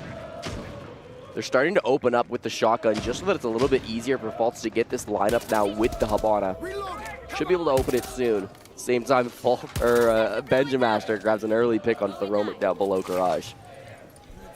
I'll make things a little bit easier here for Space Station. This will be able to make that wall soft. I'll hop out here from Herd to take out Benjamaster after he had that nice little pickup on KZ. A little teamwork from Space Station on that frag, but now the shoe's on the other foot. They'll equalize here, although SSG is starting to under a little bit of map control, starting to open up these angles a little bit, but now here's the true test. They have to deal with this garage player. Yeah, J9O on the Blackbeard can toss those nades up, and they've still got the Capitao as well to try to burn him out. But with so much util, it's not going to be easy. And another player has rotated bottom garage to try to assist the player up above, playing a Wamai. Well, something you don't often see on this garage position right here is the fact that they have the walls soft, Jesse, and that is making it to where Philippox can constantly assist with that player trying to hold on to that space. Ends up getting that kill on to Newers, and obviously J9O also getting dealt with over on the main wall, or rather main door for garage. Now Fultz, the rest of SSG, which is really just Ashen, stuck out here on plat, looking to see if there's any semblance of a path that they can really find to push themselves forward. Toss the Brava drone in. They'll try and get rid of that bulletproof to break up the vision that Furia has here, but no dice. You can see KZ still operating that inside of CCTV. Kind of shocked Ashen's going garage. You kind of expect him to jump in secret, walk up red, but instead he will take the 1v1 with JV92 and win it, actually. Okay, they have life in this round. They do indeed. It's 2 versus 2. Obviously, Philippox had to abandon ship down low, tries to bring it back to bear on the bomb side. It's a pre-fire here, but Ashen now with a triple kill, both on quite good HP. Big issue is right now is Ashen doesn't have the case, so we can't flirt with that at all. He's going to wrap all the way around. He's on top of green. I think Philippox is just going to take him for a ride. He is indeed. He'll sprint downstairs. He knows that this player has to try and challenge him. Oh, a pre-fire here. There's no way, right? Okay, Philippox will shut it down. You get a little worried there on that initial pre-fire as Philippox gives up the goods, gives up his own location, but able to follow through at the end of the day. Philippox brings some life into this Riyadh crowd, gets them excited once again for the chance of Furia to start winning. I mean, it's been a while since they've taken a round on their side, and that one felt a little bit safe for them right up until Ashen got that kill Raptors. In the 3v2, it felt like they had full positioning, but then Ashen just came in and started being a menace. He got some really important kills in that round, but the most important one still eluded him. Really well played by Philippox, one of the most talented IGLs of this generation, and he's helped Furia win 4 international titles. Was hoping for a 5th this weekend in Riyadh. Won't be the case, but even still, one of the most accomplished players in Rainbow Six Siege, and he doesn't lose those 1v1s often, Sam. Yeah, most definitely. And, it's crazy just what Furia has been able to do across these last 3 years, right? I mean, we've said it time and time again, we've only ever really had one dynasty, which was that G2 era, up until we had Furia and their amazing run out of Brazil, specifically there for, 2024. I mean, just absolutely insane what they were capable of. So, Furia, obviously with that exact same roster as they had during that fantastic period of time, looking to see if they can bring things back now up against SSG. And like we said, although it is a 3rd place series, still a lot on the line, not only in club points, but a lot in cold, hard cash, too. Big roam being committed by Furia, and these players are a little bit exposed. SSG heavy committing to going for the clear. KZ being forced out with drones and shots heading his way. Newers very fast to move through, and it will be Ashen. Cleans up the first player of KZ, was all alone on the top floor. Herds is instead inside of Kitchen, so instead of roaming up above with his duo and playing that double roam, Herds said, I'm going to let you do your thing, KZ, and I'm going to rat in Kitchen, see how that one goes. It's a bit of a riskier strategy, but I mean, clearly thinks that it's going to work against SSG. All quiet after that pick on KZ. Benjamin Master will continue to move in through the main space of Clubhouse. This bar area, always a hot commodity, especially when it comes to attacking this basement floor. Are they aware of this lurk here from Hertz, though? It doesn't seem like a drone has graced this space. Sees the Lion, won't be able to take down Benja, though. They know there's a player over here. Benja, interesting challenge as he tries to skirt over to the other side of Bathroom, and looks like this is actually just a hold strategy here from Hertz. Does have the kitchen hatch open so he can fall back at his earliest convenience. Still looking for this frag, though, as he's looking to limit tests as to what he's capable of. With these Kiba barriers constantly being reapplied towards that main kitchen door. Say they're pushing him from the other side, though. The shield comes in. He just drops in time. That was going to be so scary. 2 players from SSG, both Fultz and Benja, walked their way in through Freezer. And I don't know if Herds realized until the very last second, until he finally heard the shield. could have been absolutely devastating for Furia, but they get out with the 4v4. 60 seconds now for SSG to put together this push. But the Lion Charge to come through, all the utilities still on the Capitao. Good util still from Ashen as well if they want to take their time and work the church wall still. Kiva barriers will be annoying, but they can bash right through.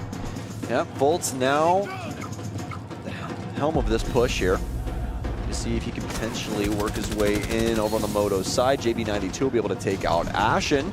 Yet another find here, a whole flurry of kills from Furia. A triple kill to boot. It's down to Benja in behind the bomb chassis, but Nade will make quick work of him. That will be quite the round there from CCTV, or rather downstairs from Furia, as they're able to make some pretty creative plays, especially like what we saw going on around Kitchen. Yeah, JV was deep inside of Armory, and he made some really nice plays. He pushed just up to kind of that ash wall, the bottom of main stairs, and he got 2 kills through that position. So it was really important that JV got those frags because it just stunted the push from the SSG. Meant they couldn't really get any momentum going over towards Moto as the entire other branch of their push fell to pieces. So smart thinking from JV92 to step up and get that finish off. Operator bands coming out now. It'll be the Azami after how annoying it was from Herd's last round, and also the Capitao. 2 highly used operators from both teams. But interesting that we don't see Furia committing to that hard breach where they're taking out the Hibana. Instead, they're happy to allow the Hibana plus Maverick combo, unlike the move from SSG, where they wanted to take out all the hard breach.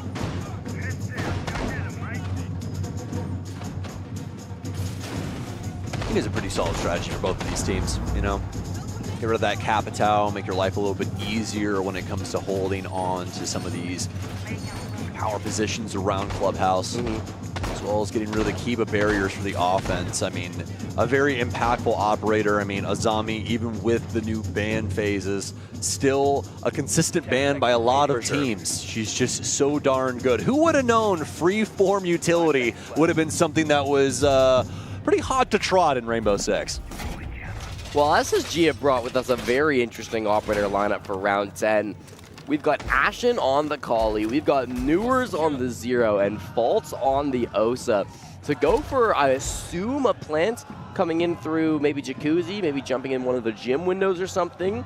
This Osa, it's relatively common over on the CC side to maybe open up the breach, and then you can play the Osa outside and make it a little bit safer to hold from out on the breach, but it's pretty rare to see it here for gym and bedroom. I'm really interested to see what Faults is planning with this Osa operator. It'll be okay. I'm intrigued, Sam. I don't know what's going on with this. Yeah, we'll just leave it open to really anything. I mean, that's the main thing. If you leave your brain empty, you're open to a lot of things, right? So we won't assume.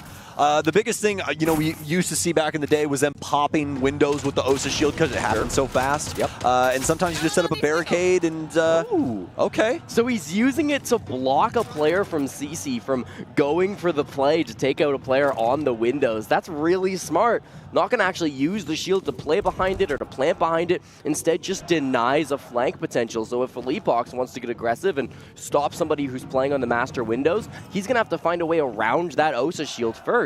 That's a cool use. I've not seen that before, Sam. So creative. And for those of you that don't have a lot of time on Osa, do realize that the only way to get rid of that shield is to blow it up or shoot that gas canister on the back. So somebody is more than likely going to have to try and work their way over towards construction window to try and get that dislodged, or donate a nitro cell.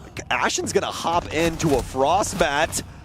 And I'm just surprised that of all people, it's the sniper wielder that is currently inside as an entry, working his way in. He will go down to JV92. SSG, though, will be able to tie up the man count. Yeah, and then Felipox just went for that flank, didn't see the Osa window, shot in the back by J90 over towards Cash side. So SSG, loads of map control to play with, but they're still going to find these last 3 players. That's why they'll swap to the drones at this point. Figure out where people are at, where they're not. Good cross being held on the player in the corner. Faults gets that kill. Looking clinical from SSG. Faults knows. The 5.56 delivers. JV92 and Nade, the only 2 that remain, but still a lot to be said inside of this round, especially with so little time remaining. Looks like Newers wants to try and wrap over towards the logistics hatch. Is JV92 going to be prepared, though? Looks like he is. Won't swing just yet. And oh, so many different angles working their way in. There is 3 people dueling this one man, as Nate will be able to at least take down one. Does have full HP and a dream. A triple kill for him and an opportunity of a lifetime to decimate SSG. Nade, the twin brother, will be able to take down the whole roster as they entry in from Construction and Logi. It just wasn't meant to be. That's a heart stopper, Sam. The 1v3, everything up until that point was clinical from Space Station. The Osa plant was so smart to stop the flank from happening. They had good cutoffs around the map so that when aggressive plays were made by Furia, SSG would shut them down. They were watching from all different parts of the map so they could kill those players early and get the man advantage. The Logi drop was great. But Nade just does ridiculous things sometimes, and that's exactly what he had to do this time. The hard support from Sao Paulo manages to show his might here for Furia. It's been the top frag from them so far this tournament, which you wouldn't expect from a guy like Nade, but when he needs to get loud, he can do it, and he's been loud all week here in Riyadh. Yep, the highest KPR and the highest cost on that team as well coming into this series, which is just truly impressive out of Nade, especially as Jesse was saying. Given the circumstances of what he usually has to try and accomplish, he's usually the guy doing all the hard tasks that nobody wants to do. Yeah, with that clutch too, Sam, with those last 3 kills, Nade will hit 9 in this matchup and will officially be the first player, unless JV got it first.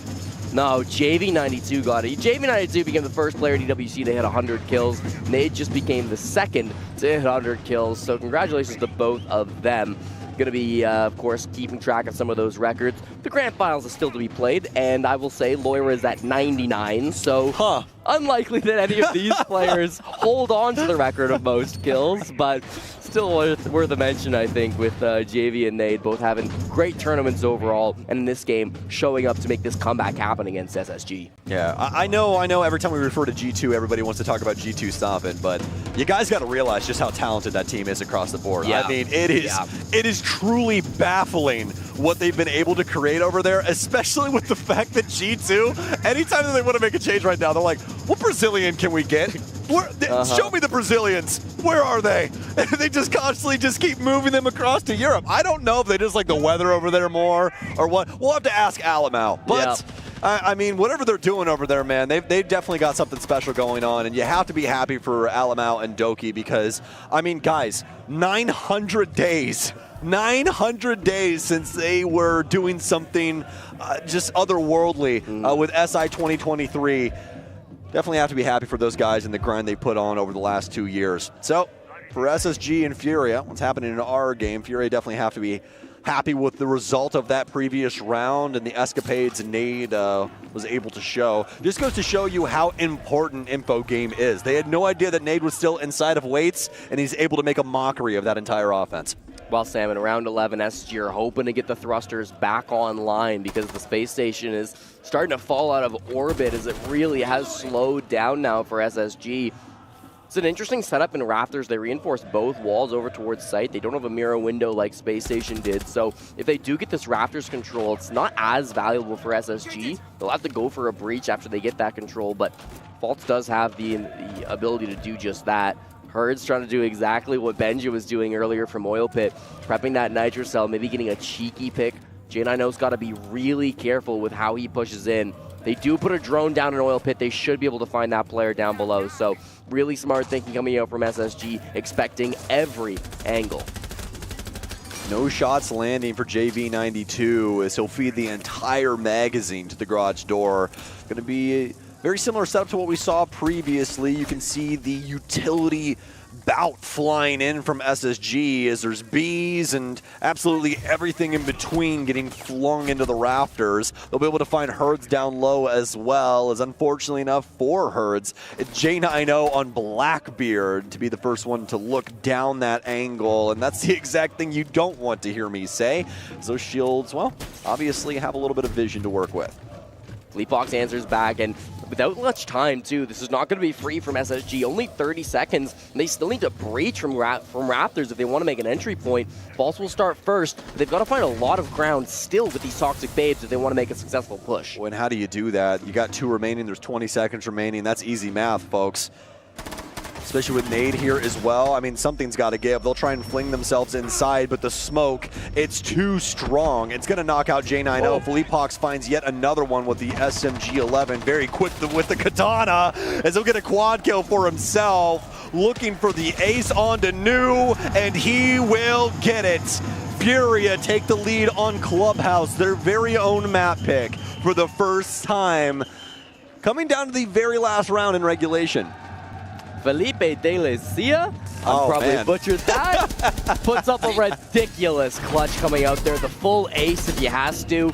From start to finish, it felt like SSG were in control, but the one thing that they never managed to control, Sam, was the clock. That was the real issue for them. I think when they got to the top of Raptors, they saw that there was no rotate into sight. They realized, oh shoot, we've now got to do something really, really hard. Jumping in through that window with so many bodies was looking so difficult from Space Station, and what was probably the best early round that we've seen from them since swapping to the attacking half all falls apart at the hands of the captain. Philippe Hawks, just a ridiculous play to come out from him, looking oh so good for Furia, and now they sit on match point on their own map pick, something that seemed impossible just a few minutes ago. Well, if we're talking about the 100 Club, Philippe Hawks is officially in it. There you go. There you go. He was at 88 to start this series, folks. He's got 13 kills right now, so 101 kills, not Dalmatians, for him. Fantastic.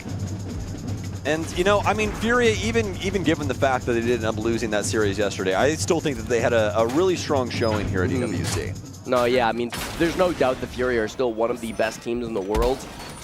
Can't say that they're the best at this point. G2 definitely looking like a threat. Team Secret as well. Good potential. The Dark Horse, man. Later today. Yeah, they're a threatening team. They're a lot better than I think people expect. Will be a familiar foe for G2 in the grand finals later today. But before that, of course, we've got to decide who's going to get third place. JV92 almost gets blown sky high. Thankfully, he was able to react fast enough and destroy that Nitro cell. Oh! And his teammate grabs the trade. Great job by Ashen. Yeah, what a find right there.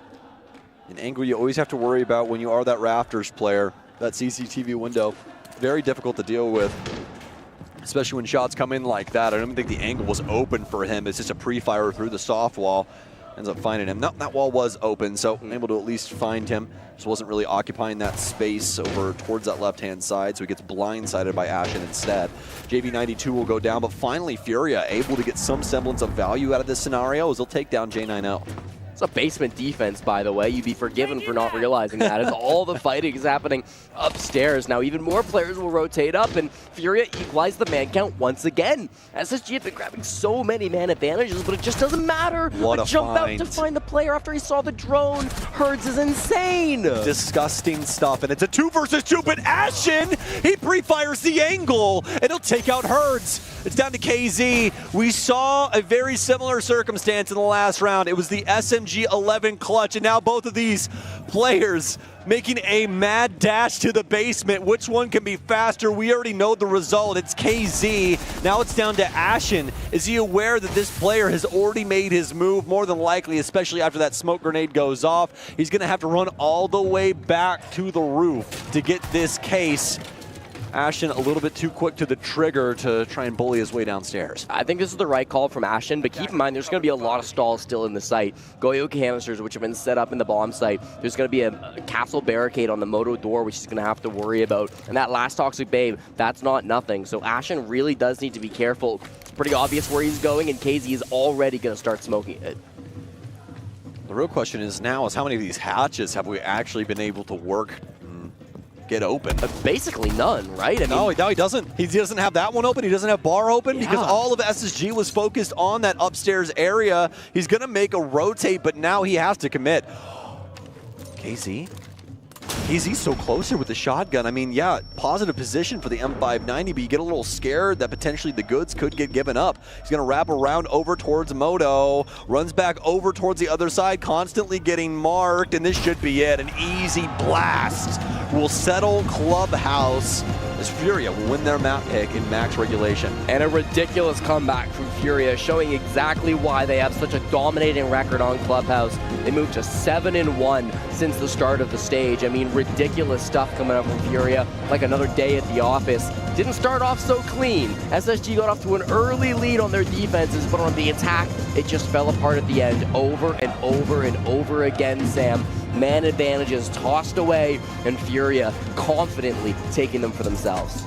Very well done, because it definitely did not start off well, did it? SSG looking pretty solid when it came to their defensive setups and constantly making things quite difficult for the Furia offense. But once they were in control of that defensive end, the reins seemed to never leave their hands. And now we'll be heading down to the analysts to see what they have to say about Clubhouse. We have a lot to say because starting things off, we're thinking, okay, SSG is looking good. Defensive rounds, we're getting going. And then all of a sudden, the script is flipped. Furia switches things on. SSG is on the attacking side, and everything starts to crumble. Yeah, let's not forget the game plan from SSG here. They clearly removed all three hard breacher on the side of Furia, which made the attacks much more harder for this. And at the same time, they played Turtle almost all the time. You see the players they were playing, right? They played Mira, they played Azami, they played Tuberao. Everything to have so much utility for Furia to problem solve. And that was really hard for you, for Furia especially, to try and attack. But as soon as they were in defense, they could get more aggressive, they could play off the individuals, they could have these moments where they could go and get a multi-kill. That's a strength of Furia, and that's 5 rounds in a row to win the map. I am disappointed by both of their attacking sides. I'm not going to lie. From Furia's side of things, I want to call what we're calling the best team in the world, a team that is able to problem solve from the early round to the mid round to the late round. They were actually just doing the same strategy over and over and over again and hoping that it would work, that it would sort of dissect the defensive side that SSG was throwing. How many times J90 on rafters in the mirror across that bomb site there? With the Wamai and so many disco all around him. How many times are you going to go up against this guy? He's in a power position. You need to dissect that if you want to get in. They didn't. They just kept running towards him, feeding him kills. You can't keep lacking adaptation if you want to be the best team in the world. So I think both teams suffered from attack frenzy, and that's all. I think as well something that Ashton touched upon yesterday specifically was the fact that they always need that first map. That first map is always the one that doesn't go their way. So I was actually very impressed when I saw the first few defensive rounds where I'm like, okay, like they're doing well here. Maybe they did beat the curse, but it doesn't look like it. But also important to take into consideration here, Leo, is the fact that this is Furia's map pick, and I don't think this is as perfect or unscathed as they wanted it to go. Oh, definitely not. But then when you look at the rest of the map, they're going to go and play Chalet. They're going to go and play maps like Cafe, for example. They're right now on an 11 win streak. Oh, yeah. I'm not scared at all. I actually think the map veto was, in a certain way, really favorable to Furia. Yeah. I think now what matters really are the captains, the leadership here. We've spoken about Fultz and Felipox so far before this match. Fultz dropped the ball hard. It was 5-9 or 5-10, I think. Felipox almost on triple the amount of kills. Right now, we're seeing two different leaderships, two different leaders, two different momentum. We said that yesterday they both stood up. I think Fultz has run out of energy a little bit coming into the day, maybe a slow start to the ignition of that spaceship. But I think as we're looking at these leaders, I'm going to be looking at the entry players. I'm going to be looking at everyone else going onto a map where you expect players to be able to put in a big bit of brute force. That's what's it's going to take into this next map, I think. Unfortunately for SSG, depending on the starting sides, I'm going to make assumptions about starting sides here, of course. Defensive sides is where everyone wants to start for the most of the maps. I'm hoping SSG has a good start and end, because you look at a map number 1, you've already referenced it. I'm a little worried that SSG is just like, we've lost map 1, Furia is really good on map 2. Should we just try some random stuff? Do you know what I mean? Some teams come in and do that. I don't think SSG necessarily would be the team to come and do that. I feel like the way that they're run, with the coach behind them and the philosophy when it comes to the sports team. But again, something that we already touched upon earlier today with Rexon was it comes down to who shows up on the day. The level is very close. The teams are very much locked in. But we are ready to head over to a break, and we'll be back with the second map of the series, Chalet, coming up next. One stun, play kill. Play kill? Or, yeah. You can get closer, Crew. Right there. Wait, he's long. Short. Nice! Let's go! Make it work, fellas. Let's fucking go, boys! Let's fucking go, boys! Come on, boys! Bro, baby.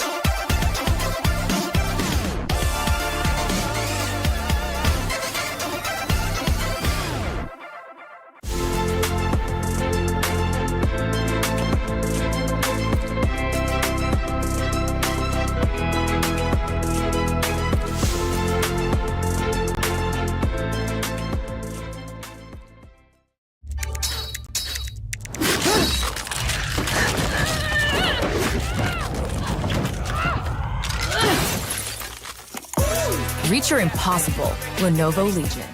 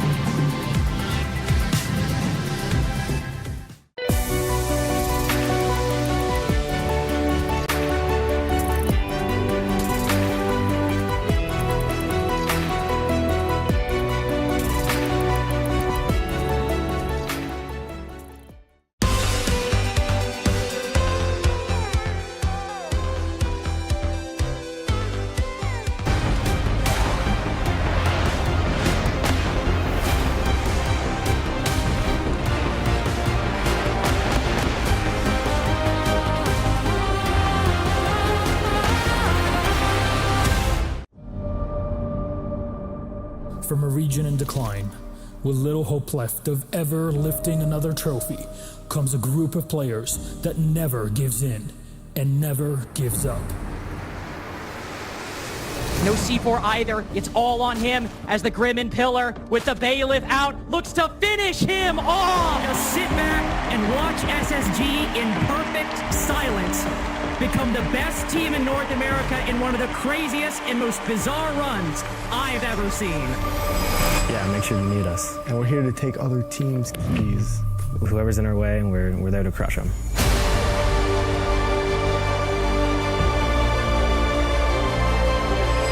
Will answer back from the same position. That repel mechanic that was changed over in Siege X will pay off so well for him. 80, but Benja is unstoppable in this position.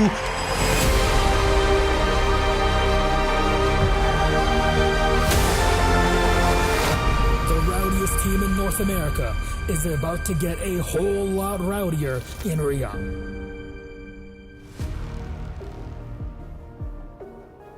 Welcome back to this best of 3 bout for 3rd place here at the Esports World Cup. My name is Stokes and I'm joined by Jesse J. Chick, and we just got off of Clubhouse in between Space Station Gaming and Furia, which saw Furia taking that map in a 7-5 fashion.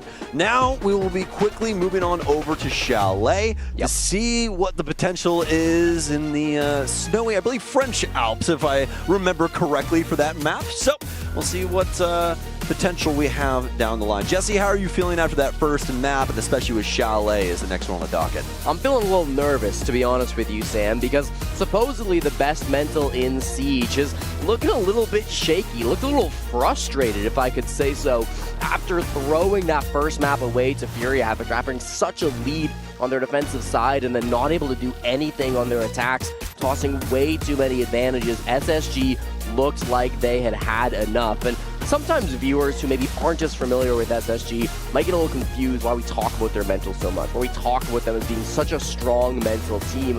It's important to remember, before they lost in the semifinals yesterday, Sam, they had won 7 straight elimination matches back to back to back through both EWC and the North America League playoffs. So Space Station Gaming have a history of winning in these important elimination games. And beyond that, if you ever hear an SSG interview, they talk non-stop about their culture, about their mentality, about how no other team can beat them in the mental game.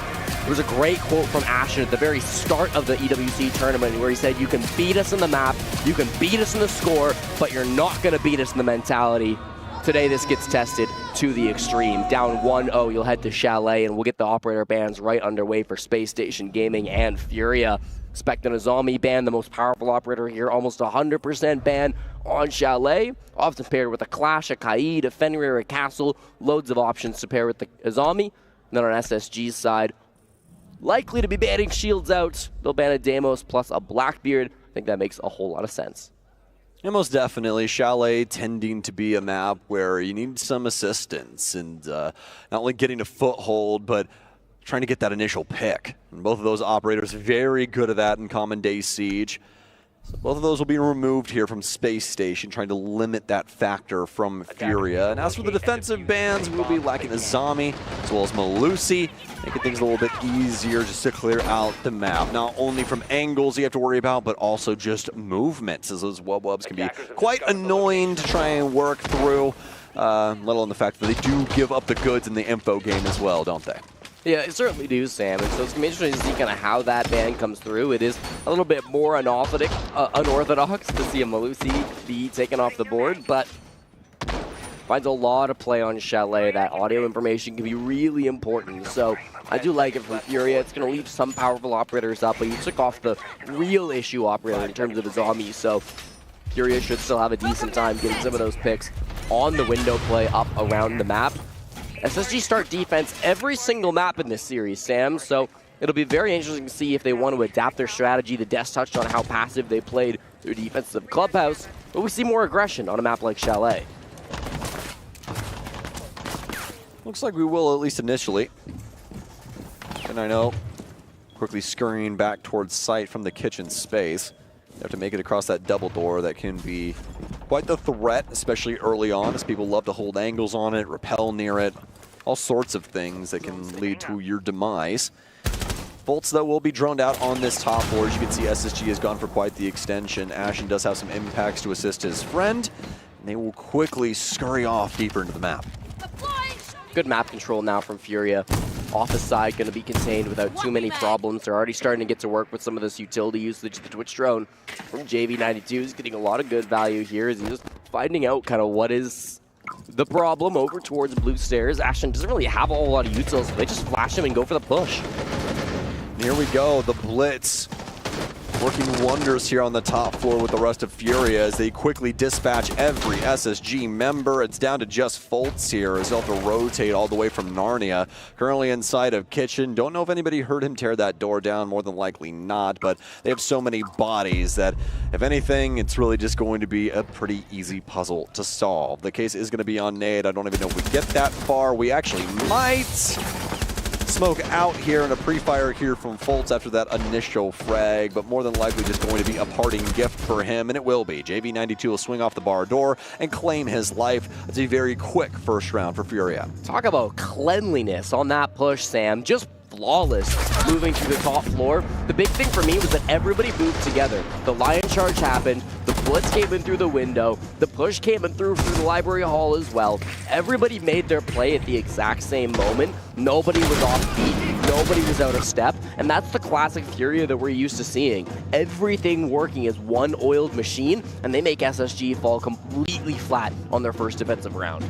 Yeah, and it was quite the strategy there from SSG. I mean, a lot of things going on, but Furia, they just kept it very simple. You know, not a lot of crazy things happening, just building up around each other as they go for those entries and then keeping that one player upstairs for the rotations that they ever do work through. But fortunately enough for Furia, they're just so darn good on said entry that they end up getting 4 bodies. So makes it really difficult for Foltz to try and work back into it, as not even a down was gifted over to the defense. So practically a flawless round there for Furia. We'll go to the other mid-floor site now, Sam, as Kitchen and Dining is up on the docket, and SSG hoping to cook up a good strat for this bomb site. Won't have the Malusi. Last time they ran this bomb site back in the NAL, Newers did bring that operator to this site, so he's not going to have that available to him. Instead, he's going to move over to the castle, which is often another operator that does get targeted for the bans on Chalet. Can make it so that that top floor is a lot more safe and secure from the window angles that do often get played. Furia, a lot of players looking down towards the boiler door if they want to maybe make an entrance through the basement. Moving up West Main can be really effective, but also means that they are potentially going to be aggressing on the top floor as they're willing to start clearing out this utility as well.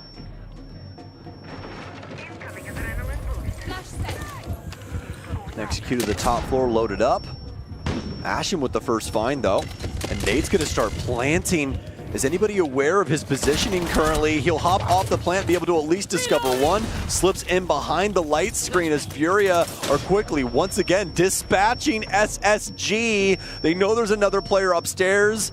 Nade looking for any angle at all, and Furia practically, once again, a flawless round. One body goes down, and that's all it takes for them to get their second. And that's such a really good round from Nade. Obviously came in Yamar, he went up the dining hatch. That's why they wanted so many players to enter through the basement.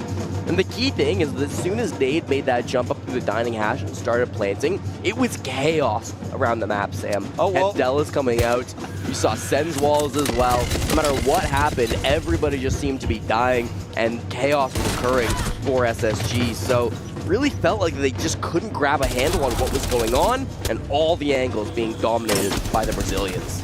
Well, I don't speak Portuguese well, but Newers mucho bot. Okay. By the way, this whole tack timeout that SSG's had, I want you guys to know, the all chat has just been JV92 repetitively calling Newers a bot in different ways. So I think Furia is starting to have a little bit of fun with this, as you do in moments like this. This tack timeout's still running. Yeah. I think the timer might have accidentally got reset because we're mic up and we're hopping back into things. JV92 just called Newers a silver. I mean, man, everything's working out. Exactly what you would want from a competitive series. JV92 loves to play the villain. Over the last 48 hours, he got over 600 Twitter replies because he called Stompin a fraud, and then on game day, Stompin proved he is absolutely not a fraud. JV92 loves it though. He dishes out. He can absolutely take it too. It's all love at the end of the day, and it's all just trash talk at the game. But man, JV92 absolutely loves that aspect of the game, and you can always count on him to have an impact. They're playing very close to each other too, so sometimes you might not see too much trash talking in the server, but you can see between the rounds they're standing up yelling across the stage. There was an excellent photo of Alamau after yesterday's win over Furia where he had just the pocket out and said, I own you. Telling JV92 to hold his pocket, man. That's something else. That is something else right there. And hey, that's why you love teams like this. I love teams that talk mess, man. You need that kind of thing because it just makes series so good. I'm telling you right now, that series yesterday, it still would have been a lot of fun. But just because those teams are talking so much shit, oh, dude, shot it all the way to the stratosphere, didn't it? No, it's really fun. And we're starting to see it in this game, too. Obviously, with SSG maybe not having the best couple of rounds. Oh, here comes the typing. Here comes the typing. And he's just having a laugh at it. All right. Oh, boy. You start to worry for SSG at a moment like this, too. Right after attack timeout, you lose a player immediately. And again, you'd like to think that SSG have a strong mental, but it's really strong to be, it's tough to be strong after that. Oh, no. This is just bullying at this point. Newers will fight back. It's good it was Newers. He's trying to deal with these playground escapades of Furia. Constantly picking on SSG. Newers is like, stop that. Please. We'll see if SSG are capable of picking up around here, because otherwise, I mean, it's just going to be Furia having a conversation with them, a quite one-sided one at that, if this continues on. Yeah, Sam, I feel like the damage might be already done. Somebody on SSG needs to make a play. That's why Ashen's looking for a frag over towards the games window. Doesn't really find anything. Another player over in Mudroom, that's Newers, who could go for a play. They looked at it, but I don't think they know that Newers is in this position. Players on Furia can really start to slow this down. They've got good angles into the back of the site, too. And with this Capitao, they're doing really good work. Ashen doesn't know which way to go, and he'll be decimated by the player here on game's window as Furia seemingly cannot do any wrong. Every single round, they donate one player, and they end up winning it. Now, with a plant down, it's looking like a very similar song that will be sung. J90 looking for a frag. He'll be able to find one. So at a bare minimum, at least Furia will lose a couple more bodies. He'll be able to pick Newers back up. But as soon as I say that, KZ waits in the cut upstairs. And be able to find that player through the hatch. Fantastic rounds here on the offensive side from Furia as they are quickly making results out of this series. Nate is the fewest kills on Furia, and he's not going to be the main player that gets talked about. But I want to say once again, his plant ability there was really, really nice. He heard 2 different C4 rips as he was holding the plant key, and he never once got off the plant. He fully trusted Fleetbox to protect him, and you know, that's something that doesn't come off of just a good support player. That comes off years of trust built up with your teammates. Really nice play coming up from both Fleetbox and his teammate being able to go for that execute, get the plant down, and then everybody else getting frags all around them.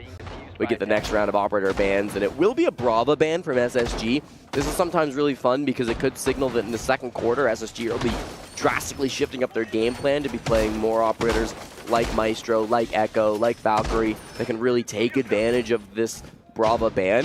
They haven't brought a ton so far in this first round. The Wamai probably the biggest benefactor of that Brava ban, and the Mute as well, of course, going to be able to benefit from that a little bit. But it'll be interesting to see through the rest of this game kind of what SSG want to do with that, because usually it means that they've got some crazy strats coming up.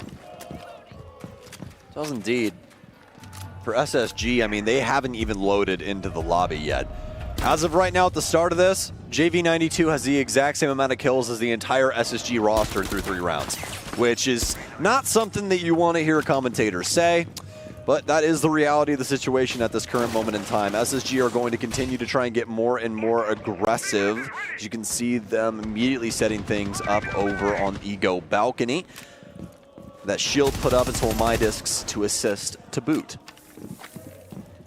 So Furia going to be looking to take this push in, probably through the solar side. It doesn't seem like they've got really any pressure over towards libraries, so that would assume that we would be going solar for our brunt of our push. Can still have players that move around, of course. Nade here on the window with the new repel mechanics can move back over to solar if he is requested to. Faults with a Nitro very much aware of where the threats are going to come from, and if he can pick somebody off of one of these windows, that could be a big game changer. For now, though, the ace charges come through, and panic starts to set in for Faults. Things getting more and more tumultuous for the defense, especially as that Lions worked its way in, forcing these players to stand still, forcing players back as well, especially after we have that Selma come in from the ace. Furia, not as quick to the trigger as they have been, but that's because they're starting to build things up around the map. You can see JB92 working his way up blue stairs. There's some barbed wire here, but I don't know if Newers is going to get that audio cue just because he is so darn far away. Not discovering him just yet. It's going to be J90 to go down first, and that should be a sign of the times here. Air jab out will get soaked up by that disc, and what a shot out of JV. Immediately decimates Newers. And SSG, I mean, they just cannot find a single positive thing for themselves right now. Up until this, Benjamin Master and Ashen with a nice find, and oh my days, a 2v5 knockdown into a 2 versus 1 just because of some solid shots being hit. It's down to the hard support of Nade, who was playing Lion in this round to try and get something going for Furia. But honestly, they'll more than likely just take this on the chin and keep things going. Not that Nade can't clutch this out, but it will be a little difficult here given the circumstances of, well, doesn't really have an E1D to work off. No real drone info to gather either, as both of these SSG members will just wait inside of the bomb site to see where Nade wants to arrive to. These 417 rounds quite loud as well, so know exactly where he is. He'll run in through Piano, and he even knew what was going to go on there.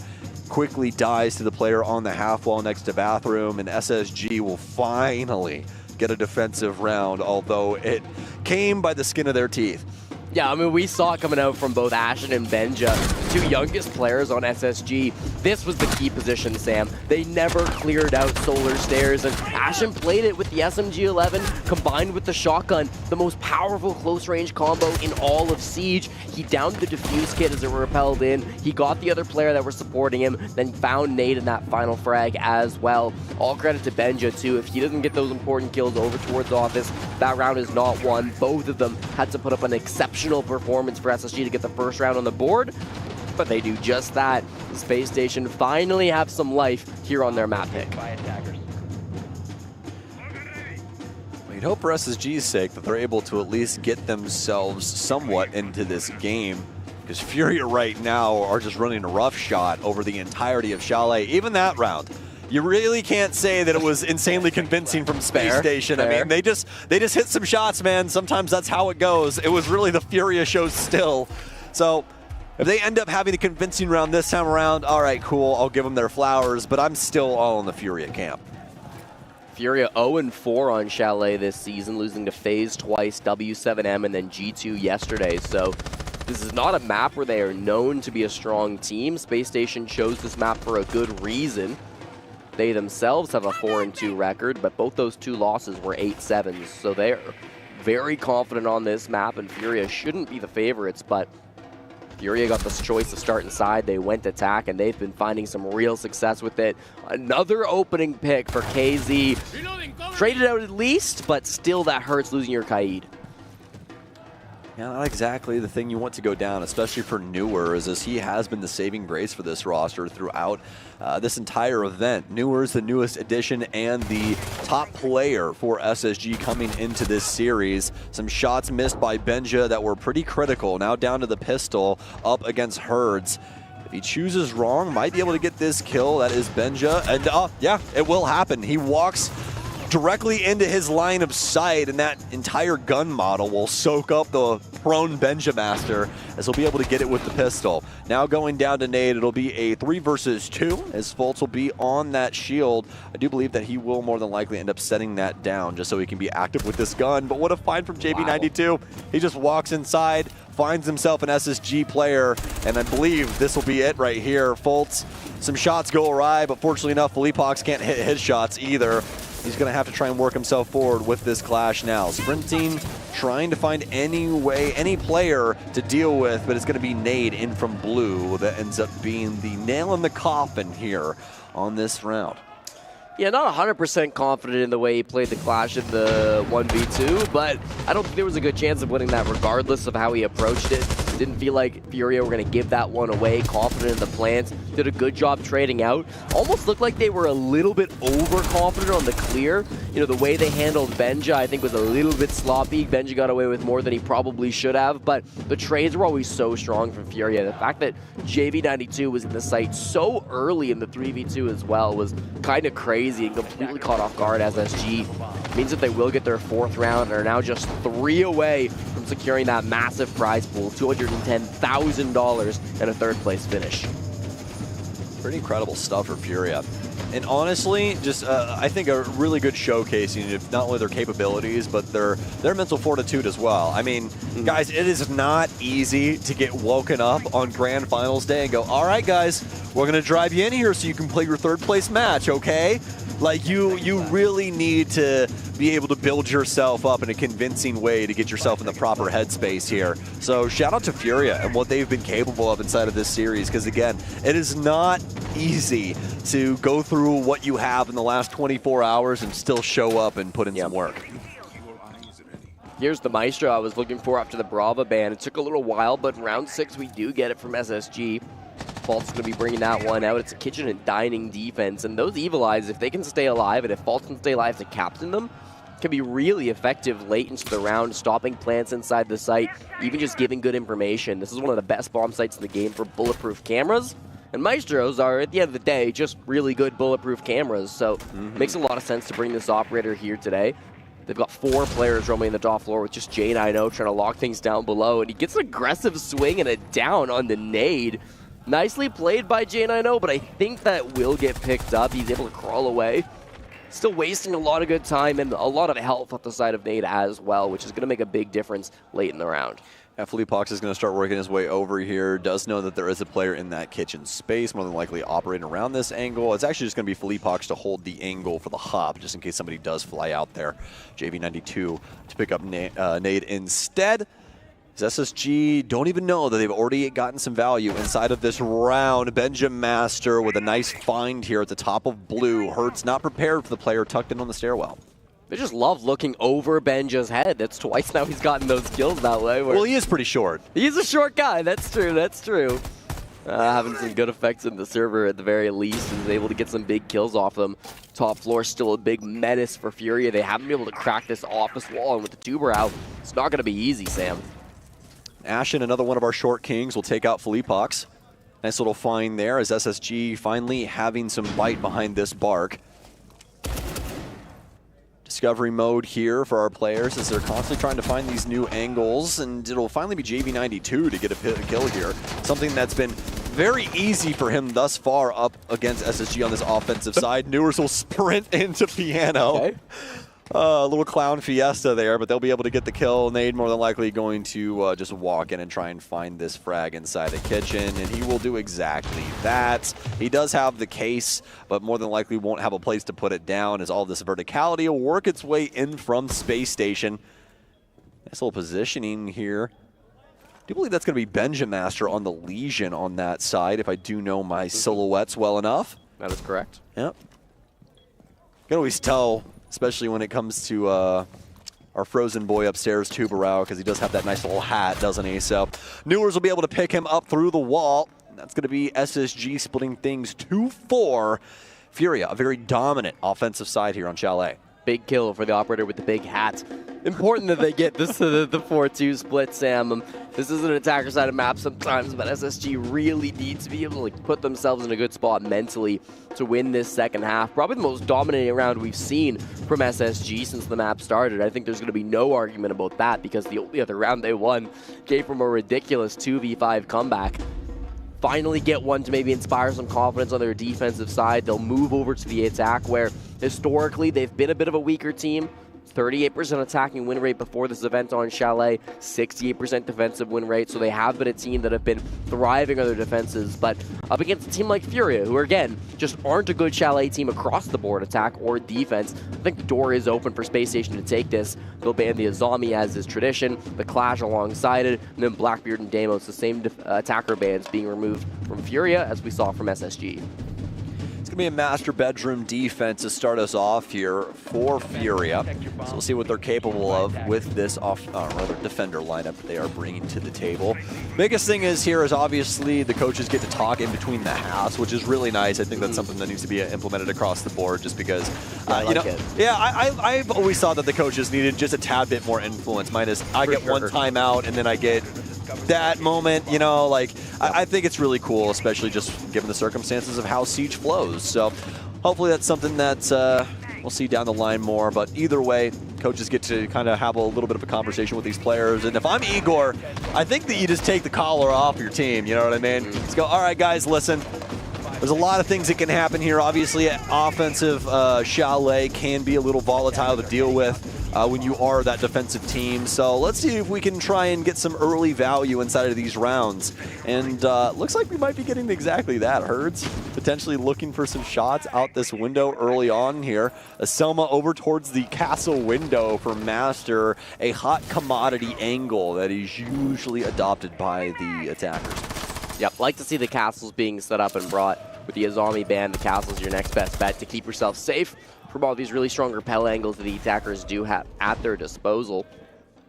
Office side seems to be the focus for SSG. There is a Mira extension, and KZ loves getting aggressive with it. He will find Newers. A shield jumps in at him, so he might not be long for the world, Sam, but that's still a good pick. Nice find there from Ashen. Light screen thrown across 2 from J90. I do believe we're going to have a little bit of a death match going on here. You can see SSG was at least there for a split second, trying to get a little bit more aggressive, but won't be able to find too much value off that. They'll slow things up just a tad bit. So we do have that player sitting right here outside of Piano. Philippe Hawks will be able to at least take down Foltz as they start to fly in off of this Lodge Bomb. Benja with a find of his own, and then JV with a nice shot over towards Library. Nade will go down. It's actually SSG in the lead right here. J90 able to clean up that downed player, and SSG able to make the most out of this round. They're initially things a little difficult for them, especially as Furia were able to fight back, but now the bomb site working favors for the offense as they attempt to put that case down. It's not even necessary. Just a remaining member working his way up Solarium as he will go down. I really thought Philippebox had done enough to win that round for Furia, Sam. We saw a great flank. He downed the defuse kit, and then he didn't get a second kill, but he forced Newers to go pick up that defuse kit, which resulted in that kill for JV92. So 2 big kills that kind of resulted from the flank from Philippebox. It was not read at all by SSG, and I thought that would be the difference maker, but in the end, the site play was just way too strong. J90 on the bathroom window finding massive value. Benjamaster having good picks as well as they tried to push in through the site. So the real frag-heavy players on SSG are showing why they are on this squad and why they could be such a menace. Ashen and Benja in particular, both 7 kills apiece through this very close game so far. Newers hasn't really had the game, and I think that's why he's been a bit targeted too in the alt chat.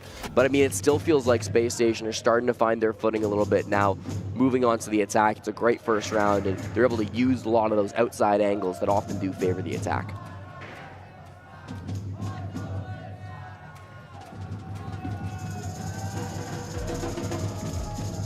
Well, round 8 warming up now, folks. It's obviously going to be that basement defense, as Jesse was touching on.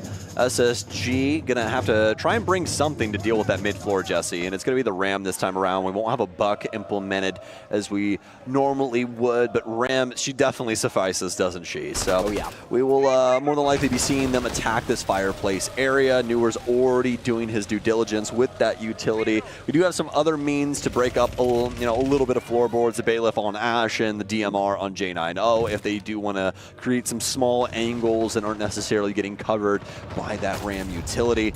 And now, down to brass tacks. It's going to be Herds on a roam up top and an opportunity. J90 will spot him out, but I don't know if he knew that that player was so very close to him. Yet another one up here inside of Library as well. JV92 going to take a little bit of damage. Don't exactly know where that poured in from, as he is all the way downstairs, but they are going to be able to keep every single body up and alive in this first minute clear through from SSG. It's pretty rare to see a basement defense on Chalet these days. Most teams favoring the top 3 sites instead. The basement's fallen off in pick rate quite drastically, but Furia are one of the teams that do bring it from time to time. They were 0 for 2 on this site before they entered EWC, and of course have played it a couple times since then. Bit of an interesting flank happening at the moment with that top floor player of Herds. Managed to make some space inside of Master. SSG are aware that they haven't cleared Master, so this is not like a missed drone. They do have a drone inside a kitchen, so this is a little bit scary now because they might think that more of the map is clear than it is. As far as I'm aware, it's only that one player who's made the flank. It's only Herds, but SSG are in the site, Sam, and Ashen's taking names. Yeah, and that's a wall that you want sealed usually when you are playing the basement for that exact reason. Ashen blows the doors off of Furia, and Newers will be able to make things even worse. What a find from Fultz as that stun will take the vision away from Nade as he's not able to line things up. A tie ball game now in between these two squads here on Chalet. It's good to see Liam starting to have some impact in the EWC tournament. Ashen has had a bit of a rough event so far in EWC. He went -6 in their semifinal game versus Secret. Hasn't had a positive game since they beat Falcons back in the group stage. He's been negative or even in every game they've played so far. This time, though, he's showing up. May have lost the round 12 1v1 to lose on Clubhouse, but he's showing up for SSG now. They tie it at 4. They're starting to bring this game back, and Ashen just feels like he's playing like himself. He's playing as an entry. He's taking aggressive swings when he sees the opportunity to do so. I think he needs to get it out of his head a little bit, make sure he can just play as he knows he can so well. Feels like now we're seeing the real Ashen that we've frankly been missing for most of this event. All right, that's the Ashen I'm used to seeing, see? There it is. There it is. It's what you expect. We got some semblance of that yesterday in their series. I believe we saw him type bot at least one time there on Night Haven Labs. But I do remember this part, Jesse. You want to know what happened right after he typed that? He died. I remember that. Very unfortunate. And that honestly just goes to show you how just decimating Team Secret was yesterday. I mean, they were at the necks of Space Station time and time again, making things so very difficult for this squad. Ashen, I think he's going to toss a smoke in up here and try and operate with that glass scope around the Solarium space, but I don't think Furia is even going to give him the time of day. No, he drones it first, Sam, and he realizes nobody's directly on the window anymore, so Rain's back in with the smoke grenade. KZ is in the vicinity, as is Philippe Hawks, but can't imagine they'll swing it. What a shot, KZ. Yeah. That Scorpion Evo flutters like a hummingbird's wings. Want to remove the head of yet another SSG player. Oh! Whew. Maybe a third? Give it to me. Come on. Yeah, don't move. Let KZ work. Just leave it here. We're all curious. We all want to know. J9? Oh, he's going to step up. Come on. Oh, give it to business, guys. Somebody hit somebody, please. Philippe Hawks, it's going to be him instead. Waltzing in with that Scorpion, not able to find the frags. He's going to get out the pistol instead. Be able to find at least one extra one. Took him some time. It does indeed. You kind of underestimate how little damage you do through walls with things like the pistol, don't you? And Furia will be able to take the lead again here off the back of KZ's efforts. And man, I got to tell you, Ella's starting to shoot up its stocks here across the last handful of months as well, huh? Yeah, beautiful play by KZ. I mean, stepping up massive, coming through with this Ella. Gets a 4K in that round. I was just talking about how Ashen was negative for the majority of the round, or for the majority of this tournament, but I gotta mention it for KZ too. He was minus 19 coming into this game. A player you don't expect that from. If he goes negative, if he doesn't go at least plus 19 in this series against SSG, which don't know what he's at right now, but assuming he doesn't break out of that negative streak in this game against Space Station, this will be the first tournament since the Atlanta Major where KZ has put up a negative kill-death ratio. And even back in Atlanta, Sam, he had 99 kills and 100 deaths. So it's not exactly a blowout performance like we've kind of seen from him here at Riyadh. Yeah. It's been tough to see from KZ, but he is one of the most talented players in the world, and I'm glad we're getting to see some shots of that now in this game against Space Station. Well, honestly, it just kind of goes to show you what some of the breaking points for Furia could have been across this tournament, you know what I mean? We've talked about it ad nauseum about how aggressive of a format this can be and how mentally strong you need to be a champion here at EWC. And you know, you cannot be lax at any moment in time unless you are obviously lax. Right. Yes. He's allowed to be that guy, okay?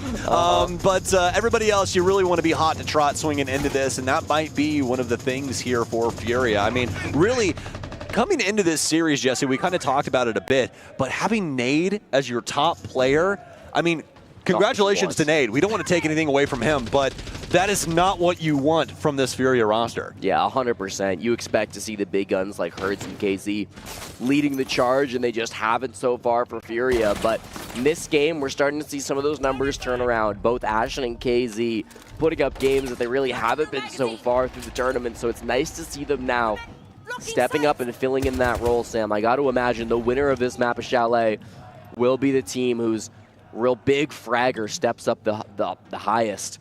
Ashen and KZ. The initial damage goes to KZ as he does eat a little bit from the window on the Frost, but not enough to go down. Half HP does still remain, and this top floor does still remain as the defensive point for Furia. Fire grades go in, and this solar take will begin from Space Station. And I know with a nice little find, I don't know if he knows his player's already inside, and he doesn't. Ashen with a kill of his own will be equal playing field in between these two. They know that player's outside, but KZ recognizes the situation. This is why he is one of the world's best. He's not getting in that door without taking a fight. So he pre-fires the wall, able to find Ashen through it, and somehow, some way works us down into a 2 versus 2. Now, are they aware of where this push is going to be coming in from? It seems like it. A swing in, he'll find one, recognizes the other, but the skeleton key, able to find it. It's KZ to nip it in the bud, though, as Furia are going to be the first squad to make it all the way to map and match point. Sam, there is nothing better as a caster to predict something and then immediately it comes true. I say the team that wins this game is going to be the one whose star player shows up the brightest. It's going to be Ashen, it's going to be KZ. Well, how about KZ kills Ashen in the midpoint of that round in a really smart entry through the office door, and then also clutches the 1v1 to win it in the end. Really good round coming through from KZ. Was able to hear that as well from Herds. They knew that SSG in the 2v2 had to repel in with the defuse kit. They still had one player out there, and as soon as Herds heard that repel sound, he made the move. He went for the play. KZ managed to get 2 kills in that round. His teammates step up big as well. And Furia, series point now, 6-4. Their opponent's map pick, they have not won Chalet all season long, Sam, but in the 3rd place match at EWC, it looks likely and on the horizon. Well, this could be our final round here, and what is our 3rd place bout between SSG and Furia, and a pretty convincing one from Furia, if I do say so myself. SSG showing some signs of life at at certain moments in time, but never really getting the true value out of what they've really wanted from this series. It's really just been Furia kind of problem solving and eventually finding a solution that has seemingly worked quite well. You can see it, the fans, they're excited. Traveled all the way from Brazil just to support their favorite team, and Furia are showing them exactly the show that they wanted to see. Big performance now here, 1 round away for SSG. Now in a do-or-die spot, what do? Well, they'll bring out the Monty. False is deciding it's time to bring out the big guns, or the small guns, I suppose, in terms of the Montaigne pistol. KZ somehow survives, sprinting right past the case's window. Sam, I have no idea how he's alive after a move like that. They had perfect positioning on Space Station, but couldn't get the kill. Yep. Time and time again, that seems to be the issue for Space Station. Have solid strategy, great players. Just sometimes these shots, these impactful moments slip through the cracks. This could be one that comes back to bite them. KZ has been so magnificent so far here on Clubhouse, or rather on Chalet. And Clubhouse, honestly, had some pretty good showing on there as well. Now we'll have to see if it's going to swing through on what could be our final round. SSG swing in on Piano. Nitro Cell out will decimate Benjamaster. Now the Shield player stuck inside of Office with another one of our Furia members in behind the half wall. Have another player working their way in on the Piano side. It's going to be Nade that finds Newers. A hop in on Case's window from J90. Foltz with a find of his own. They will finally be able to take man advantage in an even more convincing way as well. Won't be able to get that kill on half wall. JV92 flirting with disaster right now as he doesn't know exactly which way to go. It'll be J90 to be able to find that kill, as once again it will require max regulation in order to decide a victor. Really good stuff from Faltz on the Monty there. Was able to walk in through Office. He got so deep, Sam. I mean, there were still players on the side of Furia that were over towards Mezzanine, but still Faltz gets just deep enough, supported by his teammates, Benja and Ashen and J90, the real kind of players that were around Faltz to make sure that he could have as much impact as possible. J9 made a late entry. Ashen was deep inside of Office alongside Faltz, and together they were able to all capitalize on the fact that eyes were focused towards the mountain. Good play by Faltz to distract. Everybody played as a team to come together and make sure that they could find that final answer.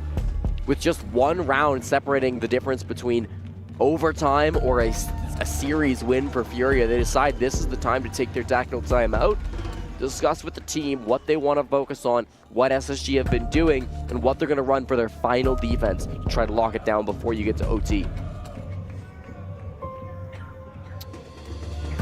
Well, you don't get to keep the tack timeout if the game ends, right? So might as well use it. Something that, as a traditional sports fan, I've been frustrated by my own teams with multiple times, time and time again. But fortunately enough, if you're a Furia fan, you don't have to worry about that because Igor is one of the best in the business.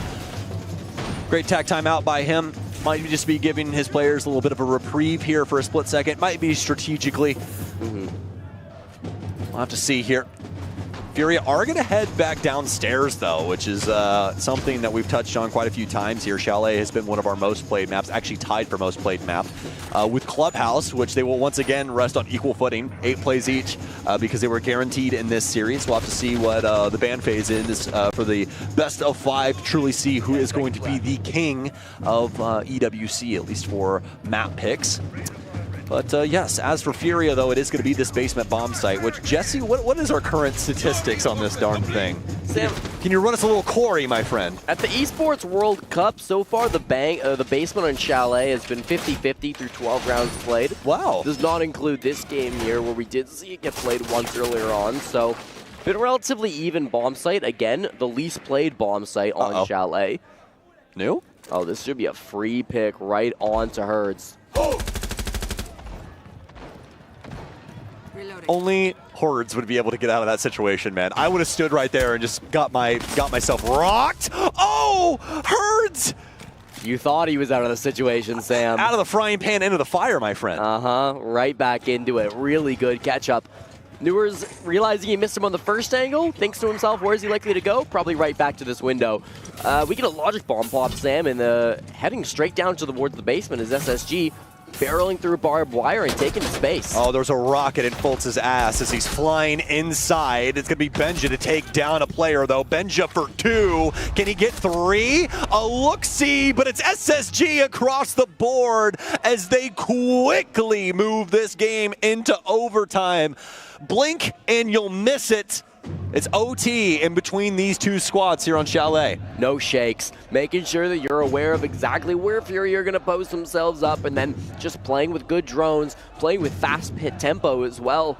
We saw how effective that was for JV92 in the first half of this game, just quickly getting to the basement before the enemy team thinks that you're going to be there, getting in through wine as fast as you can, and then with the Monty, it just becomes even more awkward to deal with. You thought he'd been playing Blitz right there. I mean, he really did. Unfortunate that he's not able to get the most value out of that, but obviously everybody having to pay attention to the Monty does bring its own value in its own right, and Benja made the most out of that situation, didn't he? As he will be the second player on SSG, or actually the third player. J90 also joins the double-digit party for kills on top of Ashen. So well done to them. KZ and JV92 in their own right, putting those party hats on as well. So overtime now here in between these two squads. SSG will have the most defensive sides here, as they will be starting on the defense. We'll be switching sides every single time. It is a best of 3 rounds for those of you that are unaware. So we'll see what our results will be very, very shortly. Furia's flawless record, a 6-0 lifetime match record against SSG, hangs in the balance if they lose this. The decider matchup will end up being an important one, which could really solidify a legacy. SSG hoping to get revenge from last year at the Esports World Cup, where Furia knocked them out in the quarterfinals. That was a close 2-1 series, I should remind you. So this one goes 2-0 for Furia. It's not just not revenge, it's a step backwards for where SSG were a year ago. Certainly not where they want to be finding themselves, especially in an oh-so-important 3rd, 4th place game. That double defense should help them a little bit, Sam. They've been a better defensive team on Chalet through the years. They have, but I gotta say it, this series right here, it just hasn't been looking too good, has it? They had that one very convincing defense, I'll give them that, but that initial one, kind of have to count your lucky stars. Yeah, hit some really nice shots, but shoot could have easily been on the other foot. Volts is going to be inside of the top. With the strategy, we haven't seen it a little bit. Sometimes you'll have a player just prone in there. Sometimes you'll have a deployable shield with 3 ADSs. This time around, it's going to be the latter. And Spoltz will do his best to play around this bastion of defense that SSG has set up. Furia not feeling themselves, at least enough to fling themselves into this space just yet. Probably the one man that you don't want to throw your flashes into, the Warden, lying in wait on this bathroom window. Got a lot to clear. Loads of flashes being thrown in. 1, 2, 3. All the ADSs are gone, and here's the nade, Sam. Will he live? He will, but not until the guns come alive. The 417 will eat Fultz alive, and KZ will find one of his own. And that's why that strat's not popular very often now, Sam.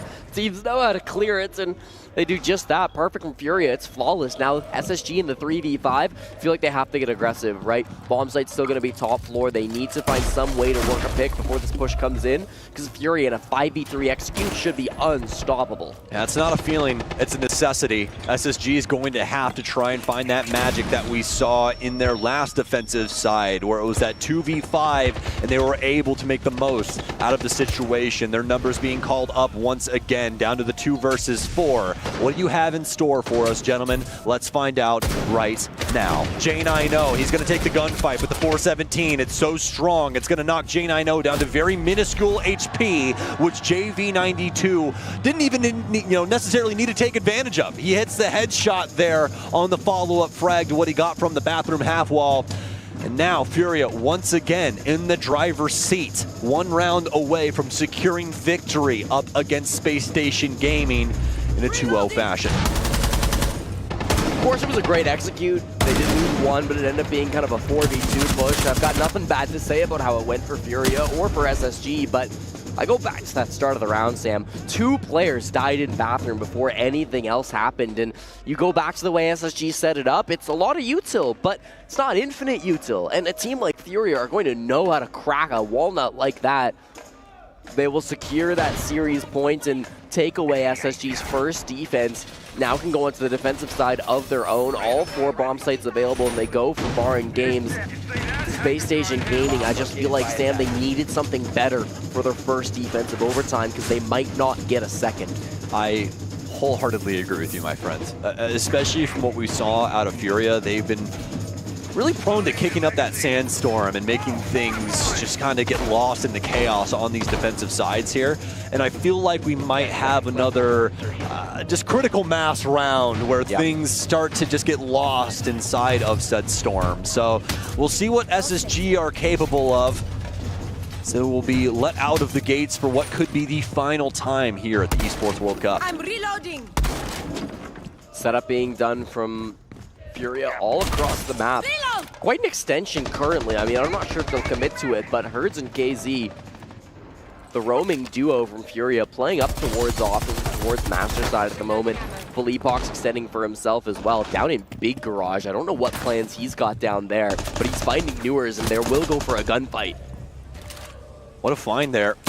Colts backing up Newers on that entry over towards the garage, but even with that pick, they'll at least have a little bit of info to work off of, knowing that SSG was prioritizing that space. A nice find here and a nice trade amongst peers, as SSG and Furia will still stay at the same man advantage, lean towards the offense. Now Furia, unfortunately enough, lacking a smoke, lacking Philippox for some roam pressure. Things start to become a little bit more difficult for barring games. Yeah, I like this spot a lot. It means somebody else needs to step up and try to equalize. JV92 just going to fall off that mez position. Here's a big swing. Kazazi knows there's a second. He's still getting pushed from this spot. He might get traded, but they missed the shot, Sam. They do indeed. And that Banshee giving up that info as well for that player. Norris has repositioned himself, but oh my gosh, look at this tuck here from JV92. He peeks out, he finds Newers. Oh, wow. And Furia somehow, some way, they're able to fend off Space Station. J9O, he's stuck inside of mud. Benja off on his own island as well, and that is it. Furia will not suffer defeat at the hands of Space Station Gaming. Furia will also take home $210,000 from the desert as they shove Space Station Gaming into 4th place. That's 500 club points as well, going the way of Furia to help them secure themselves in the club championship. You see the respect being shown. There's some trash talk in the server, but after the game, it's all love.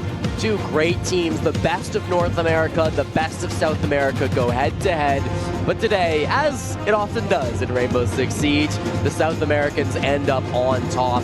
Really strong performance from Furia today, Sam. They battle their demons on Chalet, get their first win of the season, and take down an opponent that they are oh so familiar with and have never lost to since. Yeah, have to be happy with that result, and also have to be happy with the fact that they're ending EWC on a win. The same cannot be said for SSG. Back to the drawing board, back to trying to figure things out for the NAL and our major later on this year. I still think this is a big improvement. I mean, last time we saw Space Station internationally was Reload, and let me just say, Sam, they're looking a lot better now than they did back at that tournament. So it's good to see the growth from SSG. Not quite at the top of the world just yet, but you can see how close they're getting, and I think with a little bit more time, we're going to see the Space Station roster start to lift some trophies. They're looking absolutely deadly with this brand new pickup of Newers, and it's going to be really exciting to watch them for the rest of the season, fighting through Stage 2 to try to make it to the Munich Major, and then for the 6 Invitational as well. Yeah, definitely something to hang your hat on. A top 4 finish here at EWC, especially being the end-all be-all that sent Falcons home. Yeah. I mean, there's a lot of different things to be very happy, very excited about with this SSG roster. So definitely be paying attention to them for this upcoming stage. I definitely know I will. Yeah, Furia as well, too. Should be feeling very good about a game like this. Looking like, again, one of the most deadly teams in South America. Might be Europe, who are on top of the EWC, but outside of that region, Furia have still placed themselves up high as the best. Really nice stuff. All right, ladies and gentlemen, that's going to do it for Jesse and I here at EWC. We're going to toss it down to Ian, who has Felipox on the stage. Furia's Felipox, and the fans are so loud out here. They absolutely love you. And I know that you have mixed emotions right now. Last time we had a chat, you just dropped out of the semi-finals. This win was important for you and your team, but I still sense heartbreak coming from you. Yeah, it's a bittersweet sensation because anyone in our team don't want to play a match like this. It's a third and fourth match. Like for me, being fourth, third, or second doesn't matter. I just want to be champion, to be honest. So we don't want to play a match like this, but if we have to, like we did today, we are going to do our best, like we did. Mostly because of our fans that are here. We want to give the win for them, and we did. Hopefully so. There's nothing like Brazilian support. And you said there, you're a born winner, Felipox. You love to win. This time around, you didn't make it happen. But what would you say that you and your roster have learned from this experience? We learned a lot, mostly against G2. They really did a good battle against us, I would say. And we saw that our map pool have some weaknesses that we have to get better, to improve. And the crowd are so noisy, bro. And yeah, let's improve the map pool, and hopefully we win the next tournament in Munich. You just mentioned this crowd. Is there anything you want, if we can get them to listen? I don't know if we'll be able to get them to listen, because they never stop cheering, but what do you want to say to them? Queria agradecer a torcida inteira que tá aí, os brasileiros aí vieram lá do Brasil torcer por nós. Muito obrigado, tamo junto, galera. E bora por mais, não deu pra trazer o título dessa vez, mas na próxima vai dar gente. Vamos pra cima. Just 2 more quick ones from me. I know it's hard to look at it. It's right there. It's one of the trophies. Well, it's the trophy that's eluding you and your team. Has this experience made you want it even more now? I don't know if we can want more than we did right now, to be honest. Yeah. But yeah, next year we're coming for more. We're coming hungry as ever, and let's do it. Final one. I need a prediction for the grand final. G2 versus Team Secret. Who do you think is going to take it and why? I'm cheering for Team Secret because of Vivas, their assistant coach. I've played with him since PS4 days in 2017. So it's a long time brother for me. But I think G2 is going to win. I think they're playing really good Siege. And they are in that honeymoon phase where everything is going good for them and the confidence is really high. So I think they're going to take it, G2.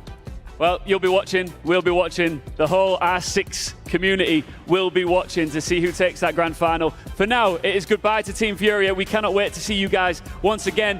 One more time, vamos a hacer barullo for Felipox. Let's go back to the desk. Thank you. And with that, we say goodbye to both Furia and SSG because they have now played their placement match. And Felipe's coming out as the AWS post-match. A bit of a highlight here for the IGL. Something we've already done just coming into this game. We were saying yesterday he turned up the heat. Today he was back online on that second map. Yeah, I think maybe it inspired his teammates from yesterday, and then everyone stepped up today. I was really happy of the team performance from the side of Furia. And unfortunately for SSG, when Furia is firing on all cylinders, there's really not much you can do, and I think they were able to problem solve way better. I love the motivation for Felipox to win this match for the entire team of Furia. He mentioned two things, and none of that was the cash prize, by the way.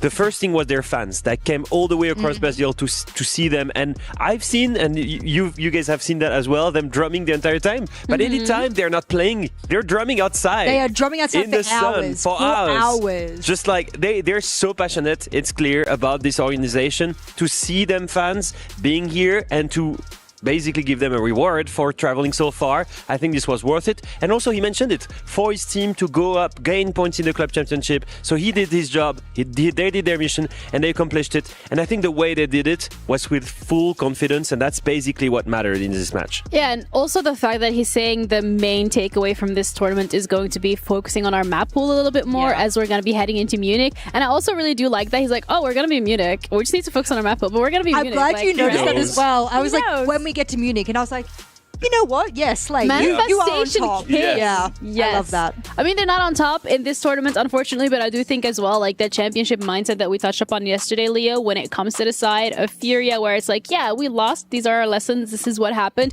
We made the mistake.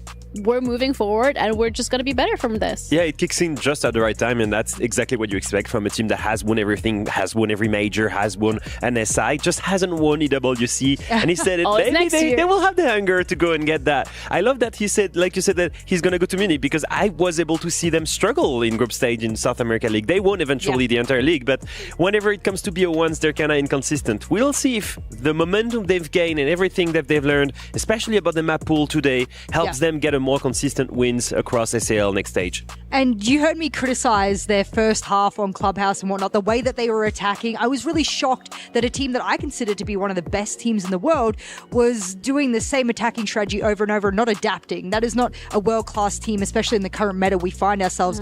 You have to be able to adapt on the fly. And then as we moved into the second map, I was like, oh, that's the Furia I'm used to. So the map pool sort of design that sort of Felipox is talking about makes total sense. Because if it was them going on to Clubhouse and going, we actually haven't really scrimmed and thrown through this map too many times. We were focusing on these other 3 or 4 maps for the most part for the series.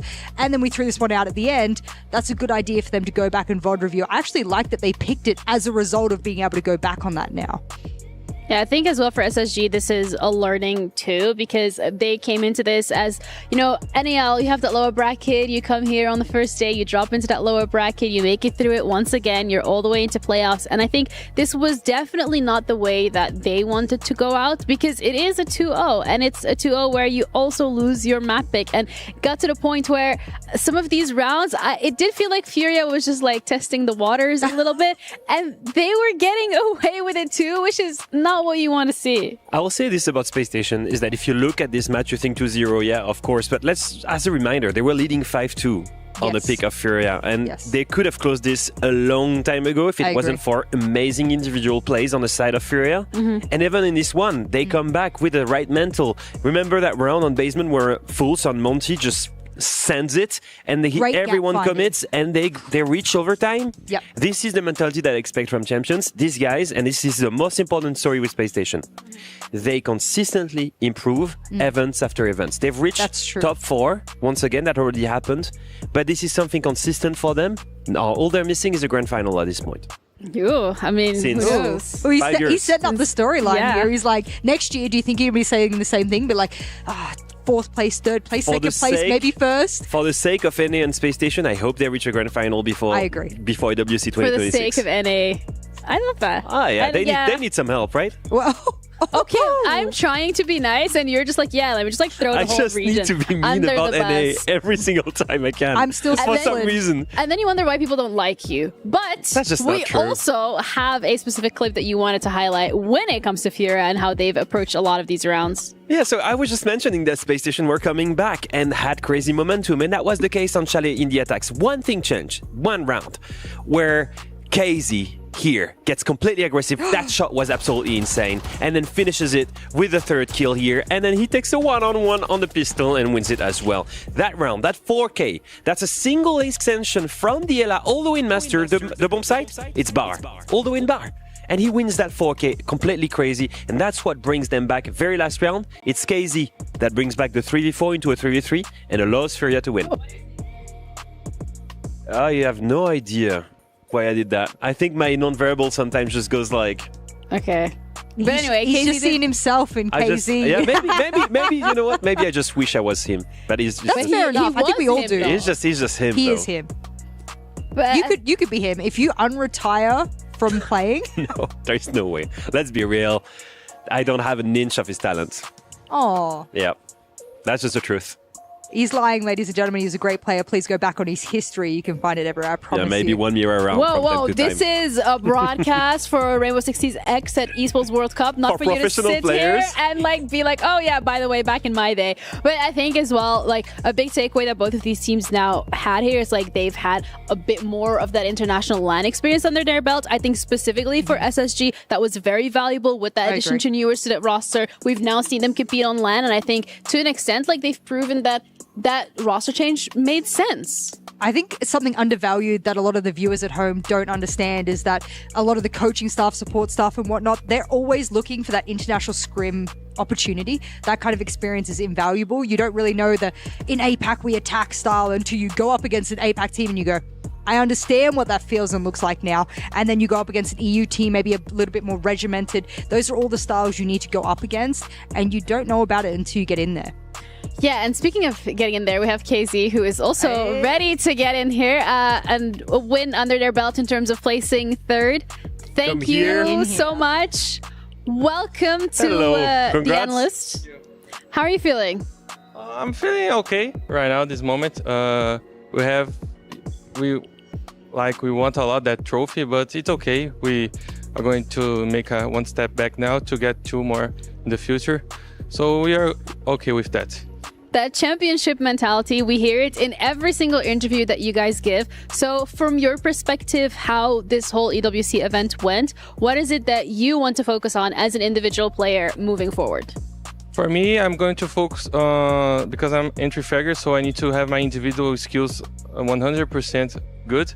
So like I'm going to play more the games and have a good, I think in the game, like the most important factor is the mental one, the confidence. The confidence, as well. yeah. So I need to focus more on that. Do you think that that's what you liked yesterday against G2? Because I see you perform at every single match, and then yesterday was probably the only time where I saw you a little bit under the weather. Yeah, everything that I was doing was not doing like I was dying like of yeah, like of anything. Yeah, like was sad. One moment I stop and I think, oh my god, this is so frustrated. So I keep focused, but the result was not the one you expect. The one I expect. Yeah. When it comes down to coming into the match today against SSG, and you saying, like yesterday, nothing went your way, everything was going wrong. How do you reset from that mentally so that you find the confidence to go and play that entry fragger role and be aggressive today? Like for me, when one map is over, I need to focus in the other. Like forget what happened in the past. So because if I stay thinking about what happened, I'm not gonna play my game. I will keep thinking, and I'm going to hesitate. Hesitating, yeah. So I'm not gonna do my entry fragger plays. Okay, well, I want to ask you a quick question about your mental. I obviously focus on it a lot throughout my career. Is there something that you do as a pre-game ritual or a pre-map ritual? You said, I'm going to forget about that previous map. I'm going to focus on the next map. Do you do something? Does the team do something specific, or is it all individual? No, I think it's more individual. I don't have like any specific thing that I do before the match. I used to listen to music. I know a lot of players love that. Yeah, I used to have a player that would go get a specific chocolate bar before a match. He said it was my lucky chocolate bar. I was like, all right, you do you. I'm not going to interfere too much, even though nutritionally maybe not the best. But yeah, so you don't have any special sauce that you sort of... No. Okay. I just sit down and play. He just locks in immediately. Yeah. I appreciate that. And today you were locked in. We saw it. So congratulations. Yeah, thank you. It was good. It was really good. But I also want to say thank you so much for your time and for joining us to have this little bit of a conversation. You guys get the third place. So congratulations as well on securing that. Looking forward to see what you guys will do in SAL and hopefully Munich too. Yeah, sure. We are going to be heading over to a break. We'll be back shortly with the grand finals of Rainbow Six Siege X at EWC. So stick around because this is the game that everybody has been waiting for.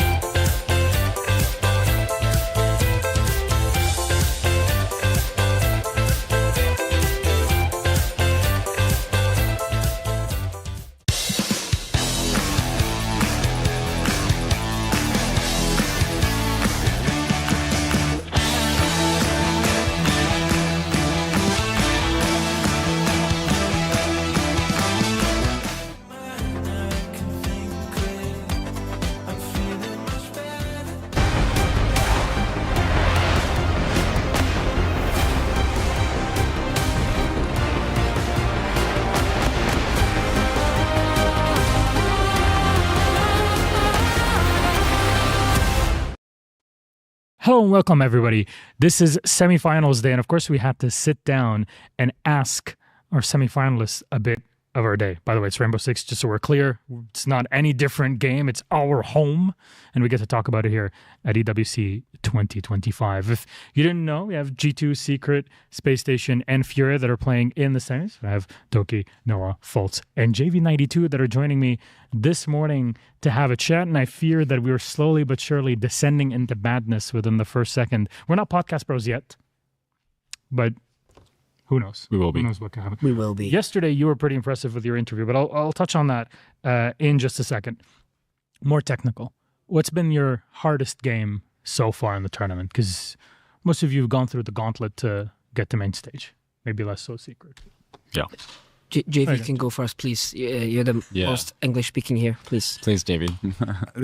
I think against W7M. Yeah. Why? But you play them like all the time. Yeah, but it's hard. Yeah, you should have lost. Yeah. No. Yeah. No. Yeah. Yeah. Loban gave you away. Comeback historic, you know. Mm-hmm. Gus was. And have a Gus. No Gus. Gus here hurts. Gus. Gustavo. Gus. Oh, you call him like that because you're buddy. No, I just call him Gus because funny. Okay. Gus. It's hard. W7M is the best team in the world. Yeah. By that logic, they should have lost this I-24. Yeah. Because they got gifted that win on Nighthaven. Ooh. Wait a minute. FaZe had you but the cojones the whole time. In labs in the 6th invitation, we have one tactics. Which bomb site. We beat G2. See, is easy. Yeah. Yeah. They're easy. Yeah. But the FaZe clan is too hard because it's low gaming, you know? Yeah. Mm-hmm. And they have drones, and we don't have the spot drones, you know? Yeah, FaZe are so hard to play against. Yeah. But I'd say for us, the NIP game yesterday was definitely harder than FaZe. They were really good. It's crazy because I haven't heard anybody say NIP are good in like 2 years. Yeah. Probably even more. They're pretty good, right? NIP? Yeah. This stage, they were so impressive watching them in SAL. This stage is surprise in Brazil. Because they just changed one player. That's it. Yeah. Really? Psycho no longer on there. No, they got Fantasy and Hates. No? That was a while ago. That's a while ago, yeah. Only. See, that's like NIP flown under everybody's radar. Only Wizard. Yeah. Yeah, we scrimmed NIP as well, like before they played, and they were playing really, really good. We were really surprised. Yeah, they're good. Yeah. They scared you. Me? Yeah. I mean, you were saying it didn't scare me. It's a good game. But it was a little scary. Well, no. Gus. No, G2 fans are. Gus doesn't scare me. Only one team scares me. VP, and you beat them. So thanks. Why is VP scary? Because they're just robots. They just do terrible strats and they win. But they're not as robotic as they used to be. I remember seeing them this stage in the ML where they're actually like using shields and adapting. When have you ever seen that? They play Fuse Shield. I was gonna say. Like who does Fuse that? Shield going in church. Yeah. On Blitz, joystick. Yeah, but they play Fuse more. They did it on console. Get rid of utility. Yeah, it's so annoying. The utility guys. So annoying. Bro, yesterday is the same play. Yeah. With Fuse on the hatch. Yeah. And they try plant the bomb, and they plant. Yeah. They always plant. They can't stop. I think the only like more objective-based team is to clear the stage than VP was Liquid, and they're not even here. But they actually went to plant every single round that they could. They do like a lot of rush plants though. It's like fast. Yeah. Stuff. I think they're not. Yeah. I think not this stage. Is the Liquid is a new lineup, no? Yeah. 2 years ago, and he's planted the bomb, the sets, you know. Yeah. Step by step. Yeah. And now he's doesn't work like that anymore. It's fast. Play crazy, you know. Yeah. It's just like SSG. Yeah. What is about you guys? I think we just have higher testosterone, so we just can't. We can't help ourselves. We're going down the podcast pro road. Fair enough. Is this just the call out system? Because you guys are known for like just being very disciplined the whole time. You practice together. Even like physical practice, everything that you do is very goal oriented. It seems like Call Out is just that kind of person to guide everybody through it. But it seems like a lot of people saw SSG flying under their radar for the past year and a bit. Although you guys have been like the most consistent NA team for this past year. You're always there. You're always breaking top 8. You're always doing something cool. Mm-hmm. Yeah, I think something that we do well is we try to maximize our potential with what we have. I think we've had less talented rosters in like the last year than we do now. Like now we're at a point where we have a lot of talent, and then we also are still like having that culture, doing all the stuff to maximize our performance. And I think that's why we're starting to see our performance increase overall. But I think that, all the stuff we do outside the game, the goal is to maximize our potential with what we have. So you spend a lot of time together? Yeah, pretty much do everything together. Try to hit the gym. There's a bunch of, Call Out is big into like the science behind, physical exercise and, supplements, meditation, all that type of stuff. What type of supplements?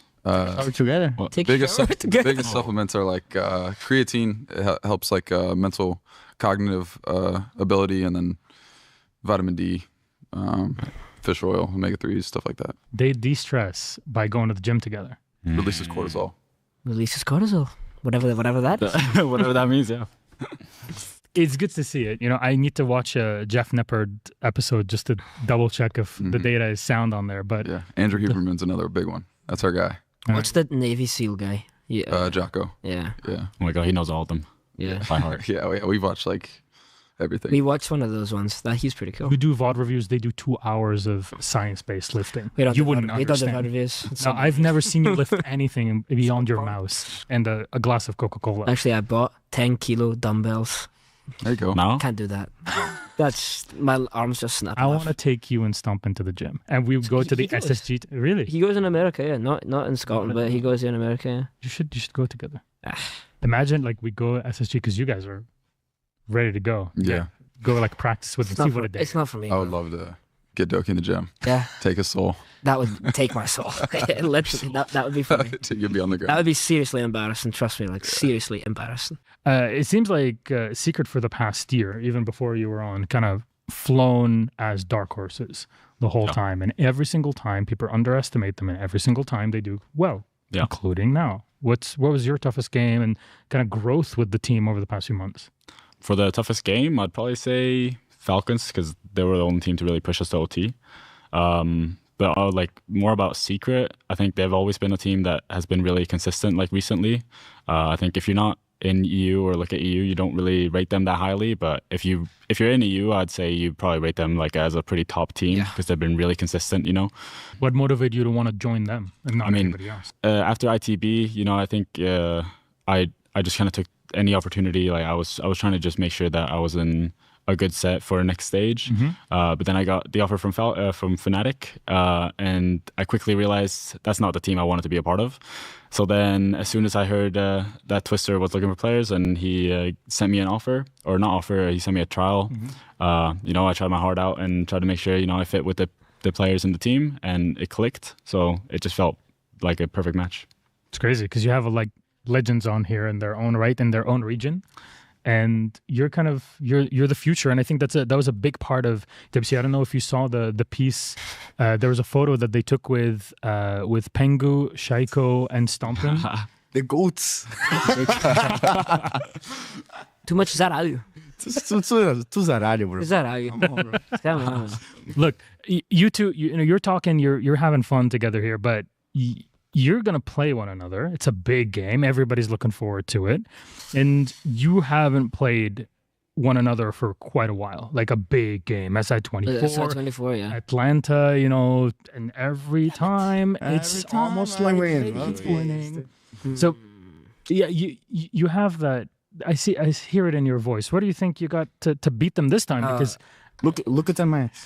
Last time we beat you was when you didn't have Nade and Felipox at SI23. We beat you then, and then we lost every other time. But now we made a roster change. We have Loira, we have Stompin. Now it's going to be a fair game.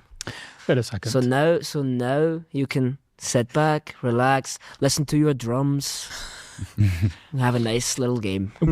So, JV, we always talk about Alamao, whether we want it or not, as someone who always loses to Brazilian teams. He's not been doing that so far here today. He's actually been beating Brazilian teams pretty consistently with the squad. you sure you can beat them again? Because he's pretty confident. Like, stomping? No, every tournament, G2 is confident. But that's not I'm going to have your Furia Panther on my trophy. On the top. Furia, face, and could just talk shit the SSG whole are time. secret. That's okay, bro. Talk too much. What a trophy. Is there nothing in Furia that you're afraid of? No, they're a good team. Gonna be a good game. Just Only VP. Yeah, they terrify me. They're scary. Yeah, it's gonna be a good game. I'm excited. Felipox keeps saying Alamo is a fraud. It's fine. We'll beat him every time. He's not afraid with other Brazilian teams, but with us, he shakes in his boots. Yeah, Alamo will choke against Felipox, Gus. Gus. Gus. Be honest, Gus. Yes. He's such It's okay. I can't say that. It's Actually, okay. right? Yeah, but we don't need Alamo all the time. Just say. He's not gonna just choke. say, bro. He's Just- not gonna choke. Yeah, We're not you- gonna let you him choke down. too. Me? Yeah. Every match you choke, bro. Really? Yes. Okay. Will KZ come alive today? He's arrived, bro. He's arrived. Oh, Careful. oh. KZ Esports. KG Esports. It's KG Esports. I'm surprised you're winning games with KG playing bad, to be honest. Nate is playing good for like first time ever. Now he's Nate Esports. Nate Esports? Yes. Okay. Every tournament is the different player. Okay. Play good. Okay. They have the best IGL in the world, buddy. Felipox? Yeah. Okay. The best coach too. Igor? Yes. Yeah. Igor has aura, actually. And Ramalho. Ramalho has aura. No. Yeah. Yeah. He's the GOAT. I Ramalho's think the GOAT. Call out, have aura. No, call out. Like if you don't, if We you used to mess have with, aura. if you mess with call out, he like Yeah. disconnects you with one punch. Yeah, he's got his legs over this big and he's got a scar right here. Yeah, that's like. Wait, what is the scar from? Rugby. That's what he tells people. No, Kala will. That's really what he do tells some people. I've seen him play. So you're afraid when you look at them, you're going to look at them across the stage. Yeah. You're going to see massive call out just behind them. I mean, I love looking at call out, so it'll be fun. About right. That's fair. You guys are looking to call out too. He's a good looking man. Yeah, I mean, you got Twister look on the other side. But with all due Wait, respect, I he's love strong. Twister. So it's just strong, huh? Strong in his heart. Weird story here. Like I don't go to the gym, like I said, but I actually have really muscly legs. I'm not even kidding. It's actually kind of weird. Okay. Yeah, I don't know why. We should do one thing where, you know, No why. we should challenge all of the Siege play. We should challenge people, bring the players together and see who can crush a watermelon between their thighs. Yeah, no, let's not do that. Before the SSG game, I'm winning either way. I have been practicing my quick draws for the rock paper. We said there's no scissors No, in it's what they just play, rock so paper. it's just rock paper. So Yeah, I've been really it's the practicing. version my teammates like to play. Rock paper. Less to think about. They're not Less to think of. Is there? rock paper. I would not be surprised if that's Ashen. Correct. Oh my! Correct. I knew it. And Jay is a goon. But- No, but not many people know this, but like Jay is a clown. Clown. Clown. Absolute Oh, clown. dear. Yeah. Well, is it going to be enough to clown on them? Yeah, dude. He's a clown outside of the server, but he's a demon in the server. He is KG I level. don't know about a demon, but he's a good player. You actually need to be careful. He's a demon. Okay, You bro. actually need to be careful against secret. Like Jum is actually cheating. I'm not even kidding. He's genuinely cheating. We do have We Joom. can check Joom is literally wall hacking. Like he is actually wall hacking.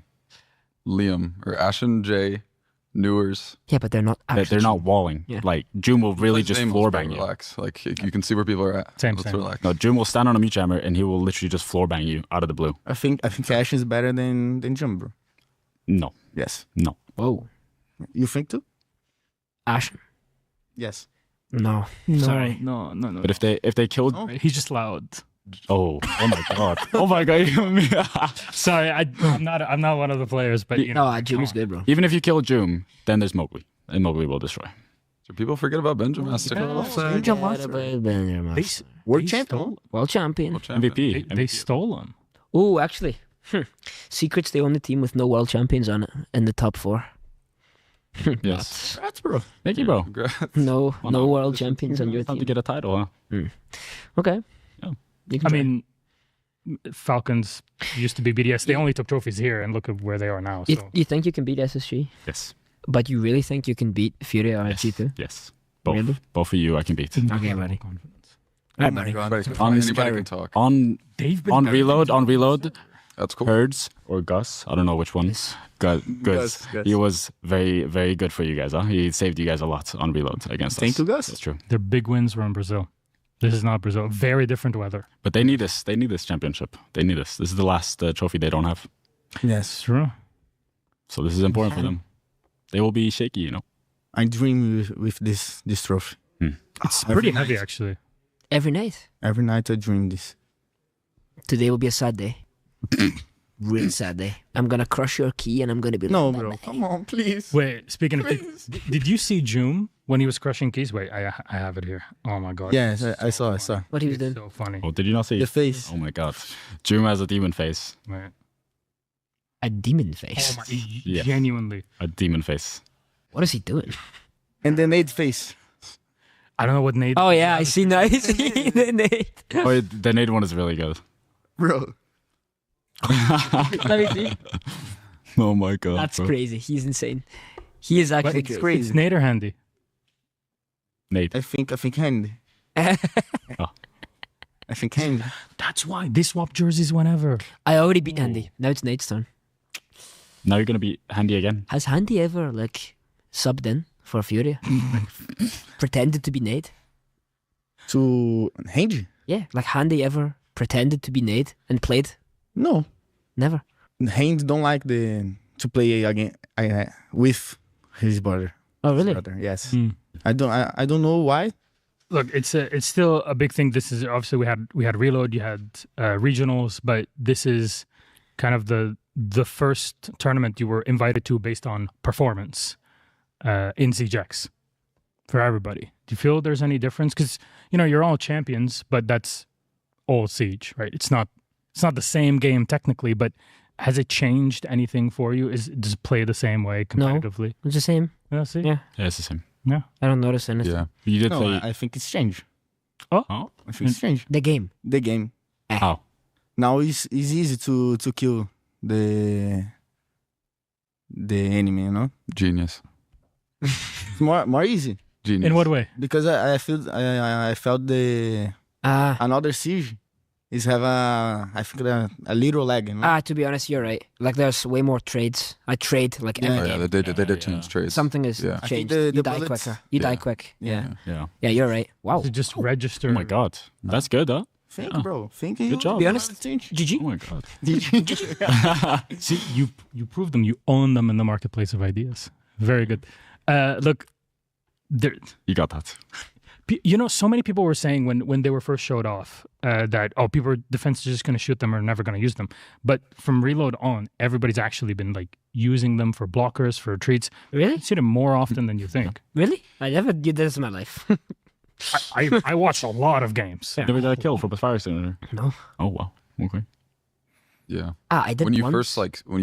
when they first got added, I feel like people were dying to them because you didn't know which ones you had to shoot. But once you realize, I play this spot, I need to shoot this. Then it's in Europe League was against Falcons on Cafe, the final.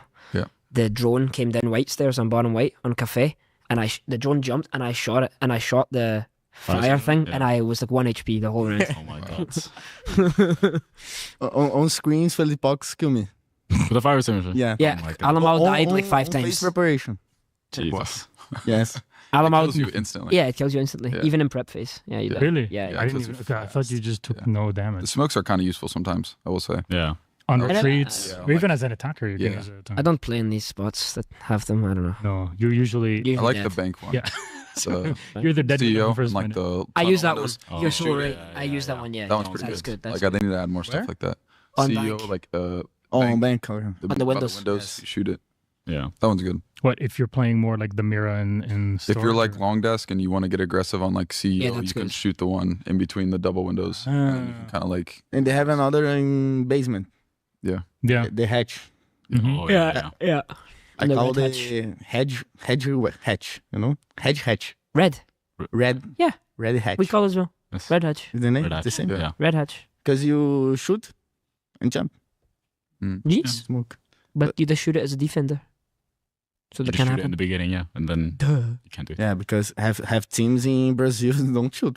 Yeah, but You guys are not playing bank today. I'm telling you that much. Just blew his What mind. map today? I don't know. Ramayo does the boss. Choose now. You choose one. I choose one. What do you want to play?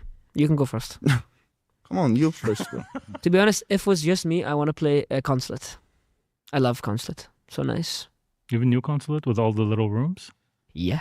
It's like the best map ever. That's okay. You're gonna ban. We play? You're No, gonna ban. no. You will ban. Of course you'll ban. Surprise, bro. You're gonna surprise. You're gonna surprise me on Like Consulate. a invitation, you know? Remember? When you killed the labs. Oh, the labs. This was nice. So nice. But today's labs full ban, bro. I've banned console. You're gonna ban labs? Of course. Why? Because it's full ban. Full ban. Ah, is your ban? Yeah. Oh, shit. Really? I don't know. I don't know. Really? I don't. Ramayo does this. Like I said, I don't consider G2 very intelligent. What map you gonna pick? I gave you my pick. Border. You like border? Oh. I can it's say, our bro. full ban. Sorry, I Border. can't say. We are gonna ban. We are gonna ban the border. I can't say. Oh, you just gave him free info. Igor. Oh. We're gonna ban the border, so it's fine. It's crazy to think that you're afraid of someone and it's Igor. Igor is kind of scary. Yeah, Igor is the... He's a boss. Big boss. Igor has aura. Have boss. The chief. The big boss is Igor. Oh my god. What do you My guys god. play? No pressure or anything. Probably. I like Cons. As Bro, well. Cons is so Cons good. Great map. Cons is Big NA map. Yeah, dude. Lots of NA plays. Bro, any maps. Labs. Labs. I Ooh. like labs. Secret are good at labs. Labs is Perhaps nice. a bit of lair. Lair is nice, but I don't know. Yeah. I don't do any map bans. Choose one. Choose one for me. Yeah, of course. I will Consulate. For Consulate. me. If I was picking, I I'd pick choose Consulate. lair. Lair? Okay, very nice. Lair What about the Consulate. Decider? That sounds like a good best. It makes sense that they pick Consulate and Lair. Yes. We'll see. Call out is big boss. Same. Yeah, it's Twister. You would be very Twister much is big afraid of call out. I was the big boss in G2. No, it's cameraman. What if he's rushing me? Or what? Yes. In Ramayo- general. Oh, in cameraman general, yes. Said something to Ramayo, and Ramayo goes, shut up, shut up. Shut up, camera, shut up. I believe. The caller is very nice. He's a He's a gentle nice, giant. he's a nice guy. You think? You think Oh. if you beat us map 1, you will see. Okay.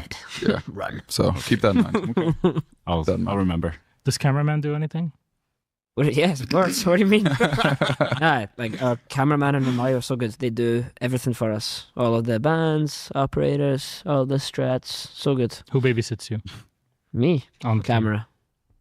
Makes sense. Me, like me Oh, the whole individually. team. Oh, the whole team. Yeah. No one. Really? Alamau. That's a terrible babysitter. What are you doing, guys? Why are you trolling? Oh dear. Calm down. Very good. My God. And the secrets is 0-10. But Sounds like Ashen. At least with the 0-10 part. Yeah. He's been playing up a bit recently. I trust all my teammates. We all same. every player goes up and down. yeah, of course. So it is. That's what I love about our team right now. Like, if you have a bad game, it's fine.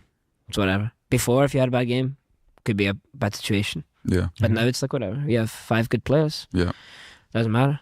At least 2 of them are going to play good. Yeah. Good. Well, What gentlemen, it was good to theorycraft with all of you and have a little chat about a lot of things. I'm sure if we were to continue, it'll be a few more hours, but you actually have games to play. Yeah. In a few hours, 2 great semis, G2 Furia, SSG Team Secret, and maybe some parts of this were clippable. I'm sure it was. There's a lot of fun. Let's see how it happens. Yeah. Give it. You're not playing it. What's the... I'll be there. No, look, I'm really ready. We're going to have a lot of fun today. Trust. Really fast. All right. See you then.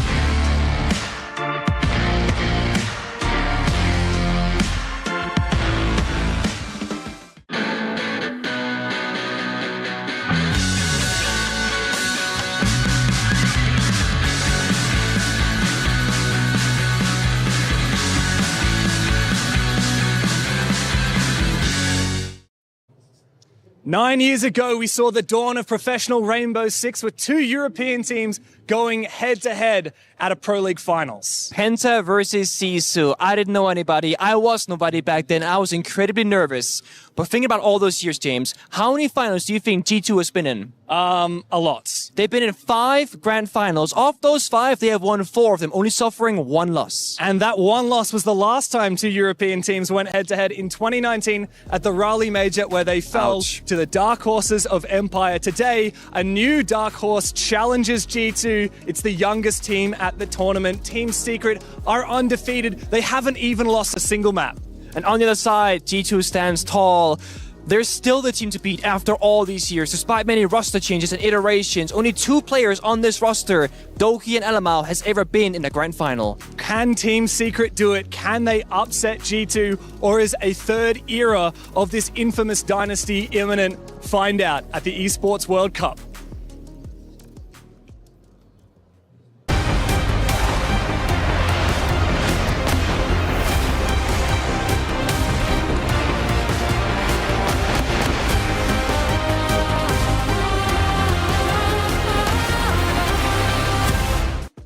Welcome back to Rainbow Six Siege X at the Esports World Cup. The finals are upon us. G2 Esports going up against Team Secret. A whole lot of rookies taking on that stage today to play for an international title. I'm Jeannie, joined with Leo and Anne this time around. Welcome. Gosh, this is so exciting.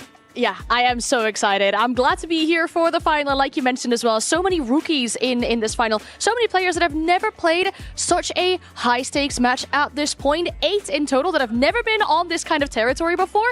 That will only cause some sparks in this game, I'm 100% sure. Whatever happens, history will happen for sure, because we will crown a new champion. But most importantly, like you said, we're going to see some young players lift a trophy for the first time, gain $750,000 for the first winner as a team. Honestly, it's incredible to think that only 3 months ago, by the way, Stompin was beginning his professional matches, and now he's about to win his first international title. If you looked me in the face earlier of the tournament and you said, Ginny, the finals is going to be EU versus EU, I would have laughed in your face and I would have called you delusional. But fortunately or unfortunately, however you want to look at it, that is exactly the situation where we are in.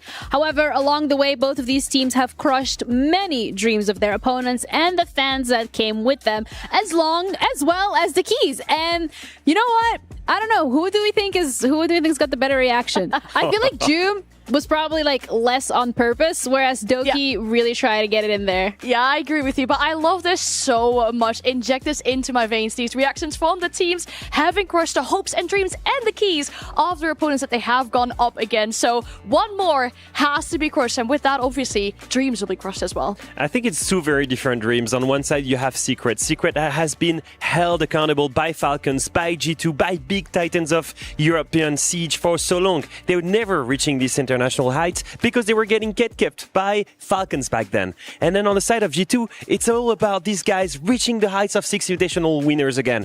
These guys, through 2 different iterations, reached that title. Now they have a third one. It's time to prove they can win their international title. Yeah, and it's not that this is a matchup that they are strangers to, because we're looking at G2, we're looking at Secret. They've both competed in the EML, and we're looking at how G2 has been going up against Secret. It's the classic G2-0. Yeah, it is a G2-0, as we see on top of our screens here. These 2 teams have played against each other twice in the last 2 months, like you said, in the EML. One of those being a best of 1 in the group stage, won by G2, and then the other one being a best of 3 in the playoffs that saw G2 go to the grand final. Now, those both went in the way of G2. Secret able to pick up 1 map, but they haven't just got that edge over G2 in the way that they've actually won a whole series against them just yet.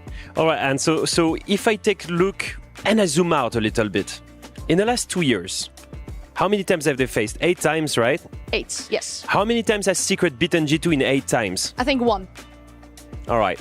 We've got a clear challenger and we've got a clear favorite here. A single win over 8 matches. But although I absolutely agree, history hasn't really repeated itself at this tournament. So I feel like, yes, we can look at how these teams have been going up against each other and who's in favor it has been going for. But realistically, what we also really need to take into consideration this matchup of G2 against Secret is that this is the pinnacle of Siege that we've seen from both of these teams being played. Every single day here at EWC, see, whenever one of these teams has loaded into that server, they were on fire and they were ready to go. Of course, G2, maybe we can say that lower bracket run after they lost against SR, but still, they are all locked in, and I think that makes it just that much more entertaining. It's just beautiful to see, I think, because we're seeing the peak form of each rosters, and all that on the base of roster changes. It's Stompin that brings the light into G2, but it's Noah and Mowgli that bring the light into Secret. And Secret is the team that we're going to have to highlight first because, as we already touched upon, this is a roster that we've seen flourish over the last couple of days here at EWC. Not just when it comes to their performance on the server, but also when it comes to their personalities and their comfortability with each other and being in front of that camera. Yeah, and I might have a lukewarm take for this one here. I actually think Secret might look cleaner in this event so far than G2 have done. Secret haven't even dropped a single map yet, so making it 2 here was a little bit easier for this team. And we talked about this before as well. Give Secret a grudge match and they will take it with both hands. When we look at their performances against, for example, Falcons, we say that in the EML, Falcons have always got the upper hand over Secret when it comes to quarterfinals, when it comes to any kind of match. And what did Secret go and do? They beat Falcons, not just in a best of 3, in a best of 1 as well. So this will mean so much for them. This stage felt different for our Secret. We were waiting for that moment where they would break their ceiling and finally reach the highest of international heights. And I think with you, and you and I, we noticed that during the EML. We noticed them breaking curses. We noticed them beating Falcons. And look at these guys. They're all young, they're all professional, and they're all aligned on the same vision. Behind the voice of Savage, they're looking amazing so far this event. They're looking amazing. They're looking comfortable. They are looking ready to go as they are pulling up to the venue right about now to start the competition here for the finals. It is also really important to highlight the fact that they are going up against G2, and I think although we haven't seen them being phased in the past by going up against opponents that they don't necessarily have the best track record against, it is still a potential mental battle that they have to fight. But either way, I would love to hear how they were feeling, and we had lax to catch up. Thank you. That's it? I need a little more. I need a little more from you. I don't know. I think it'll be a very good game. We know G2 very well. They know us very well, you know. So I think at the end of the day, it'll be who shows up better in the day, you know. Who's more in form, who's hitting their shots better. And yeah, I don't know. Hopefully for a good game. All right, what about you? Wait, where's Mowgli? Mowgli, what about you? How are you feeling? Very good, bro. My first grand final, so, you know, feeling more than good. Absolutely. All right, where's Joom at? Joom, there he is. There's the man. All right, obviously for the rest of your team and yourself, this is your first grand final at an S-tier event. What are the emotions going through your mind right now? Honestly, I'm pretty chill about it. Surprisingly, I think we deserve this, and I think we're ready for it. What's been the biggest improvement, obviously, from stage to stage, tournament to tournament, leading all the way up until this very point? I think just trusting the process as a team and just connecting more over every event, just getting to know each other. Now, this is going ahead. If you were to win this tournament, what would this mean for you personally? And give me a good answer. Don't give me something boring. I mean, for me, it would mean a lot because it has always been a dream for me winning a big event, and this is like one of the big events you want to win. So I would be very happy about it. And if you were to win, who would be the 3 keys that you would put next to your guys' trophy? Falcons, for sure. Probably SSG, and then W7M.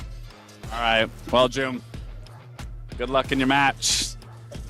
That's it from us here down below. Team Secret, ladies and gentlemen, back to our desk.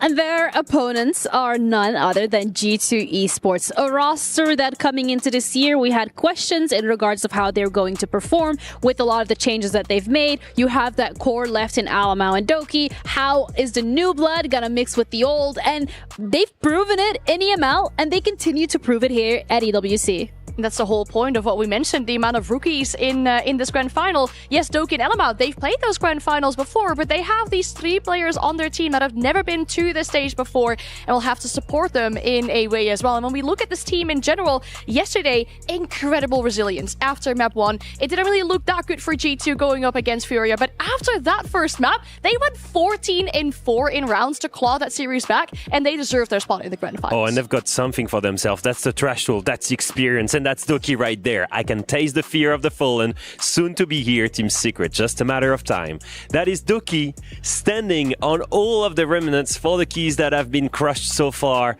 And honestly, I think he's going to add Secret there. He's feeling it. He's feeling confident. I feel like you're already throwing a prediction here, and we haven't even fully done the entire analysis, which honestly, bro, hella respect. But G2, again, the thing is that first map wasn't the G2 that we thought, and this is a best of 5, so you do have that ability to adapt. And yesterday, and Furia was supposed to be the ultimate test for G2, and it was supposed to be pushing them to their limits, but it didn't really feel like that was the case on the last 2 maps. No, I mean, we mentioned it a few times before, right? The big question that we had for G2 is, can they also keep up these results against big international teams? And boy, did they do that. I mean, when we look at G2 yesterday, Stompen being the MVP, so very well deserved. Lawyer stepped up, living up to his in-game name. And then even from a player like Elamau, who's taken that more passive role on the backbone of the team, he was stepping up as well. Like, if you have Elamau playing Shields, I don't want to play against him because it just seems so scary. He'll be pushing at you and still putting up insane numbers. Yeah, it's the old blood and from Elamau and Doki. And then we have these 3 new players here, Leo, that have really breathed life into this G2 roster. Yeah, for the first time, Stompen, Loira, and Blaz will be attending the grand finals. And let's take a look at a moment yesterday where they stepped up. Not the old guard, but these guys. And that's going to be on Lair. They were in a situation where they're in a 3v5, 50 seconds left on the board. They're in attack, and you're thinking, how are they going to win this? Well, they will pick the players apart one by one. Blaz is first facing a smoke here. He shoot the gas canister, he's going to take that 1v1, send the flash to be in an advantage and take that 1v1 and wins it. Now, at this moment, what are they going to face when they come down the stairs? They're going to face this Tachenka looking through a mirror window, facing straight to the stairs. Loira with a single flash will dispatch this Tachenka. Look at this. Send the flash. He fakes to go to the rotate, to the doorway, sprints in, straight headshot to the flash player. That's Loira for you. He just dispatched a mirror really easily. At this moment, he's got connector control. And look at something straight from his right, sending his Rira to the doorway so they can attempt the plant. Look at the Melusi here. She cannot do anything, she cannot deny the plant, and that allows for Stompen to go for the plant at the same moment based on his utility.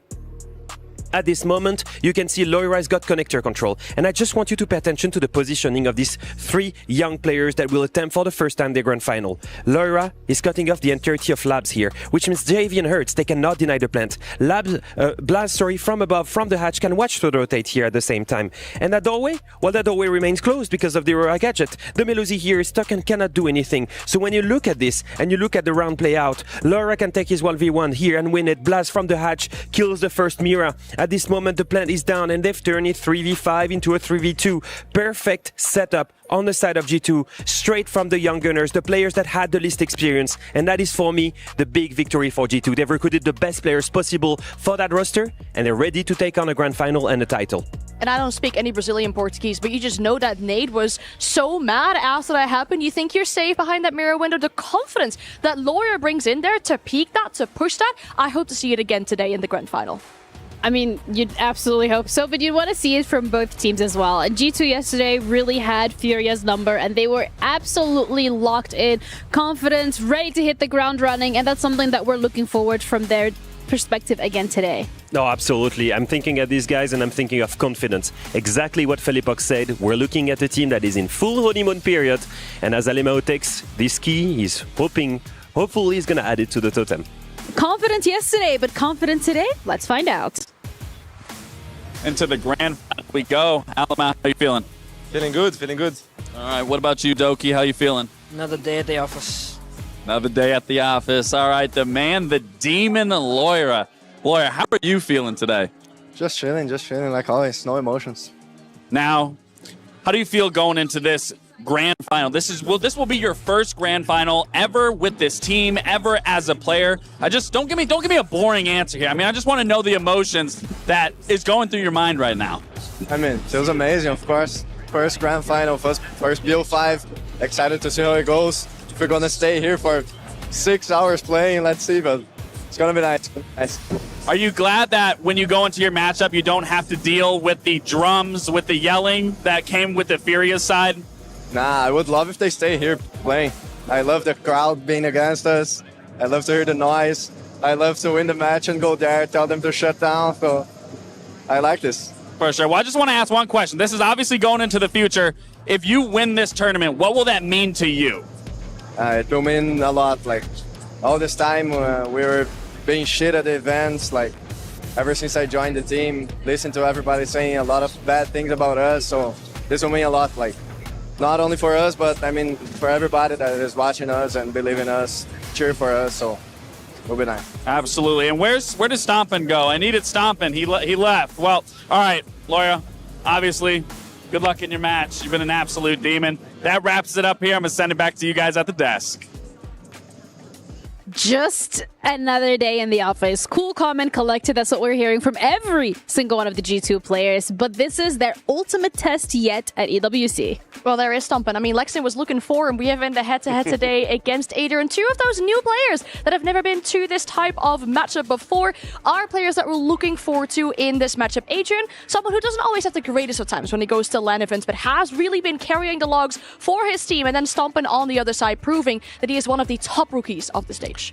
But we're really looking forward towards the map veto at this point. This is where we have to really dissect what both of these teams are doing, because we've only seen BO3 so far. So when it comes to the best of 5, when it comes to the map pool, when it comes to what these teams are comfortable with, we're going Cafe, Club, Labs, Bank, and Sky. I would like to see all 5 maps, but Leo, what's the likelihood here? All right, so looking at G2 picking Cafe, I think that is a really good one for them. So far, they have faced some of the strongest competition possible on this map. They've beaten NiP, a team that used to love that map, their favorite map. They've beaten Falcons, they've beaten FaZe. This team only lost Cafe to Furia, the best Cafe team in the world. So that makes a lot of sense for them to pick it, Anne. When we're looking at Clubhouse as a secret pick, I think they saw an opportunity here because this is G2's most banned maps over the past few months. For Secret, though, pure numbers-wise, it hasn't been the greatest map for them. The most recent result is a 7-5 against Virtus.pro and EML. And then G2 goes on to pick Labs. I think this is something that makes sense. They've won it twice during EML. No one has dared playing it against them so far. But it is a great map for Secret as well. They beat SSG yesterday on it. And then we're going to move on to the SSG speak, right? Secret speak, Yeah, sorry. we're going to move on to Bank indeed. Like you say, historically, it's a great map for Secret as well. It's the map that saw them go to the grand finals yesterday when we're looking at that. And for G2, it's also a relatively good map, right? They broke that big win streak that Falcons had over in the EML, so it should be good for both teams, really. We end on Skyscraper, a team where... We end on Skyscraper. Okay, if that's a decider, as a reminder, G2 beat FaZe on it in an incredible map, but also for Secret, it's been a great one for them. They actually beat Weibo at D7 on it as well. We're looking at a really balanced map pool, and we did not expect any less from two teams that have been dominating Siege so far. So you're coming out saying that it's a very balanced map pool, and both of these teams already have, like, obviously scrimmed each other on for EML. They've played each other on for EML. They've not played each other yet here at this event. How are we looking in terms of the odds for Secret? Well, that's a good question. I mean, for Secret, this is going to be a big thing for them for the grand final. My most favorite thing about this map veto, the way it turned out maybe even, is that we see the depth of these two teams in regards to the map pool. The maps they played against each other during the EML weren't even picked or chosen for this map veto here. So we were going to see 8 different maps between these two teams over the past few months, and that just really shows how strong these two teams' map pool is going into this. It also kind of puts into perspective the stamina that we're going to have to expect for both of these teams, because we haven't seen them play a best of 5 yet. This is the first best of 5 that we have here in the tournament, and of course, it's the grand finals. Yeah, I believe everything is against Secret right now, and one of this is the stamina and the experience. I think if you look at this, you look at the previous head-to-head and you think, of course G2 is the favorite. You look at the honeymoon and you think, of course G2 is the favorite. You look at the talents on the side of G2 and you think, of course they're the favorite. But Secret, they defied all odds. They didn't drop a single map. They went there all the way there in their first grand final. I still believe in them. This should be a great matchup. Yes, G2 is the favorite, but I do believe that Secret has a chance here. $750,000, 1,000 club championship points, and the EWC championship title for Rainbow Six Siege X here in Riyadh. In a turn of events that nobody expected, we have a grand final that consists of EU versus EU. Question remains, is this the best region that Siege currently has to offer? G2 going up against Team Secret. It's just like such a surreal thing to be thinking about, you know, going to a final or anything like that when you haven't been there for at all. It feels amazing. I've dreamed this for years, so I'm really excited. I think we've been so close so many times that all we need is that 2% extra to just push through and win. I think if we just keep playing how we've been playing, keep being calm during the games, and I think we'll just keep winning. I think this is the beginning of definitely a new era for us as a team. The secret weapon strikes the space station to the ground. Honestly, our coaches They're the best coaches. I just keep listening to them, and we win every game. So. And hopefully we can take the crown home and learn even more. We've already beaten better teams than the last two, in my opinion, so we're going to bring home this trophy for sure.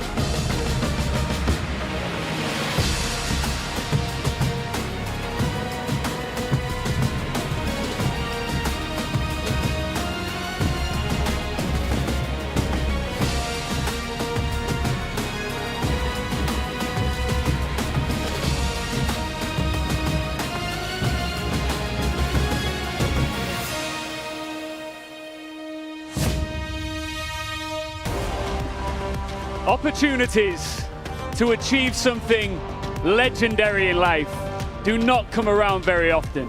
But when they do, you have to seize them with both hands and never let go. Our two grand finalists are well aware of the rarity of a chance like this, at a trophy like this, and will give everything they have here in Riyadh. Ian, it's incredible. The past months and even weeks of preparation, competition before any of these teams here even knew that they would get the invite and earn their spot at the Esports World Cup 2025. And now a grueling week of competition has ended down to the final point. The tip of the spear, the top of the mountain. It's our grand finals, FC Jax. After years of one team's dominance here in Riyadh, it is time to begin the process of crowning new kings. Metamorphosis. It's time to begin anew. Let's welcome then our teams to the stage, kicking it off with Team Secret! The Dark Horses for so long. They've carried the name and the moniker. And now all the way to the top, to the grand final of the Esports World Cup in Riyadh. This team of young gunners, guided by the experienced hands that have sown their spaces within them and in between them for the past year, have made it here. What an unexpected journey, but it all started with a simple step. Their opponents are ready. Please welcome onto the stage, it's G2!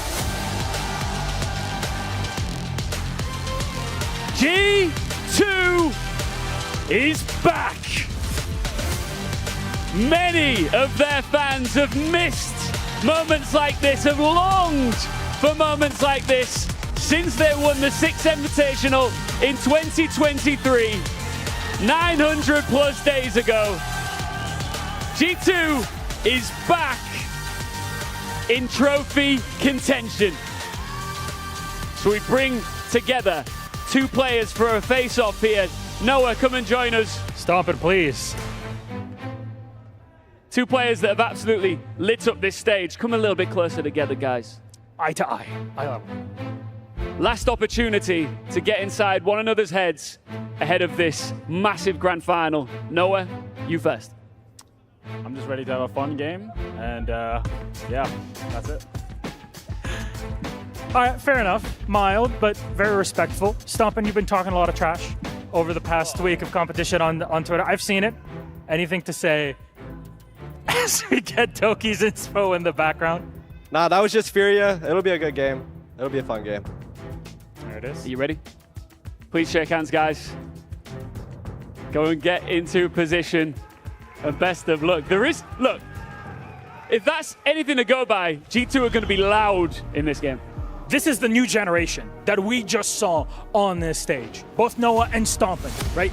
The new generation of top players that we'll get to see compete. Maybe they'll lift their first ever trophy here at the Esports World Cup. We're guaranteed one of them will. But yeah, we're going to get a lot of screams out of both of these squads, and especially a bit of G2. Ian, I think it's time for us to get it started. I think it's time indeed. It's our grand final. Team Secret versus G2. Let's kick it off. Today, one of these teams will return home with their heads raised as high as they possibly could. G2, as they celebrate their former wins and the legacy that has been forged by so many iterations of this roster before them. Two of these players raising a hammer 2 years ago in Montreal, Alamau and Doki. Now, it's time for the new generation to lead the way. It's time for players like Stompin to set the stage. And on the opposite side, Team Secret. What can we say about this team? They are Siege's best kept secret. Nobody had heard about these teams, these players. Nobody had expected they would make a grand final, and this is a debut onto the world stage for so many of these players. To go into a grand finals, looking to your left and looking to your right and not seeing anyone who has been in such a position before means who's going to lead the way? Who's going to be the captain, the calm, the peace? And guys, don't worry, we got this. Because there's a very big difference between G2 and Secret in terms of experience. The longer this BO5 goes on for, the bigger advantage I will give G2 because they have that experience. Secret, what they need today is to show us what they're made of as early as possible. Get in the server, hit the ground running, and show us they can take a map before it slips away. And Pengu, this match is a story of juxtapositions. The contrast between these two teams, the one thing they have in common is that both of these organizations have been in Siege for a very long time. The very first time we saw G2 and Secret meet was way back at G2's very first event at the 6 Major Paris in 2018, where you with G2, Pengu, knocked Secret out of that tournament. Now, many generations later, with none of the players remaining from those original rosters, we set the stage for a very new story, and one that has been back and forth, but G2 seemingly always getting the better of Secret. Hey, shout out to my boy Goga. Him and I did a 2v5 clutch against Secret on Bank CEO attack, by the way, back when it was like the LM, Schlacky, Meepy roster. Of course, this is a new generation, as we keep referring to. It's all aggressive players, also mechanically gifted. It's a very different Secret. And honestly, starting stage 1 of EML, I did not think they would be going this far into EWC, but they have proved everybody wrong. And there are so many stories for the players on this Secret roster as well. The oldest of the roster is actually Mowgli, who is regarded as the young gunner of his former roster of Wolves. Yeah. And he was with that team for such a long time. That team disbanded. The players went their different ways. And now the Frenchman has joined this very diverse European roster over 3 years into this career. He's joined at the same time as Noah, who we saw on stage a few moments ago, who himself has had quite a troublesome career. He's failed to break it into the big leagues until this moment. When he started in his first stage of EML, it was in TT9 Esports. He was the worst rated player the entire stage of everybody in Europe, and now he finds himself much improved, much more experienced, and much more confident in the server. And of course, the IGL of Team Secret, Savage, well, he's played for this team for more than 3 years and failed to make it past the top 4 that entire time. But just hold on, everybody, because legends rise and fall. Trophies have been lifted, hearts broken, and stars born. The dream that lingers in the eye of every pro player to take the stage, to build a legacy, to rise above, and to become a champion at the Esports World Cup. It's time for G2 and Secret. Asami, just gonna call it. All right, I love this from Team Secret right off the rip right now. They saw what happened in the G2 Furia matchup, where Furia, they banned the Castle and the Asami, and they were just exposing G2's weaknesses from the window repels. It was a massive struggle when G2 were on the defensive side of this exact map. And more than that, this map was picked by G2. That means Secret, they choose the starting side. And I know that some people argue that Cafe is kind of attacker favorite these days. This is a grand final. This is the one moment where starting on defense is ultra comfortable because you just sit back, play your strat, and see what happens next. You don't have any nerve to make the play, to be the hero, to be the initiator. Secret chose to start on the attacking side. They chose to target ban the Cancel and the Asami. They are well prepared for this first map. You could say it's a bit of an ego chow from G2 to go to Cafe when they just lost it to Furia, and it's even more an ego chow from Secret to pick the attacking side. But if you remember, Pengu, yesterday, that semi-final, G2 and Furia, my God, what an attacking-sided affair. Both of those teams so explosive and convincing on that attacking side, despite playing a fair few defensive-favored maps. So I see the vision here from Secret. Hold your horses, don't get too over ahead of yourselves, because everyone has underestimated Secret so far in this tournament. You can't afford to. You certainly cannot. D2, of course, starting downstairs in kitchen and service bomb side, most likely due to those operator bans being made on the assignment in the castle, because this is the least rappel-oriented bomb side. Secret, most likely going for a run clear, want that vertical control to ram and the bug. They want to play for execute. They want the 5v5 by the bomb side 2 minutes from now. G2, they have two options. Either you give them the net they desire, you give them the opportunity to execute, and you have a counterplay, denying that panda, for example, or lashing out right before they're ready. Second option, you try and disrupt Team Secret early with aggression and try and pick off just one of these 5 attacking operators. Every single operator is so vital for Secret's plan. We've seen G2 in the past play that early aggression. We saw a lot of it from Furia them, and G2 had a very similar interpretation of how to play that game. It was continue taking the fight so that you don't allow the late round executes with 5 attackers alive.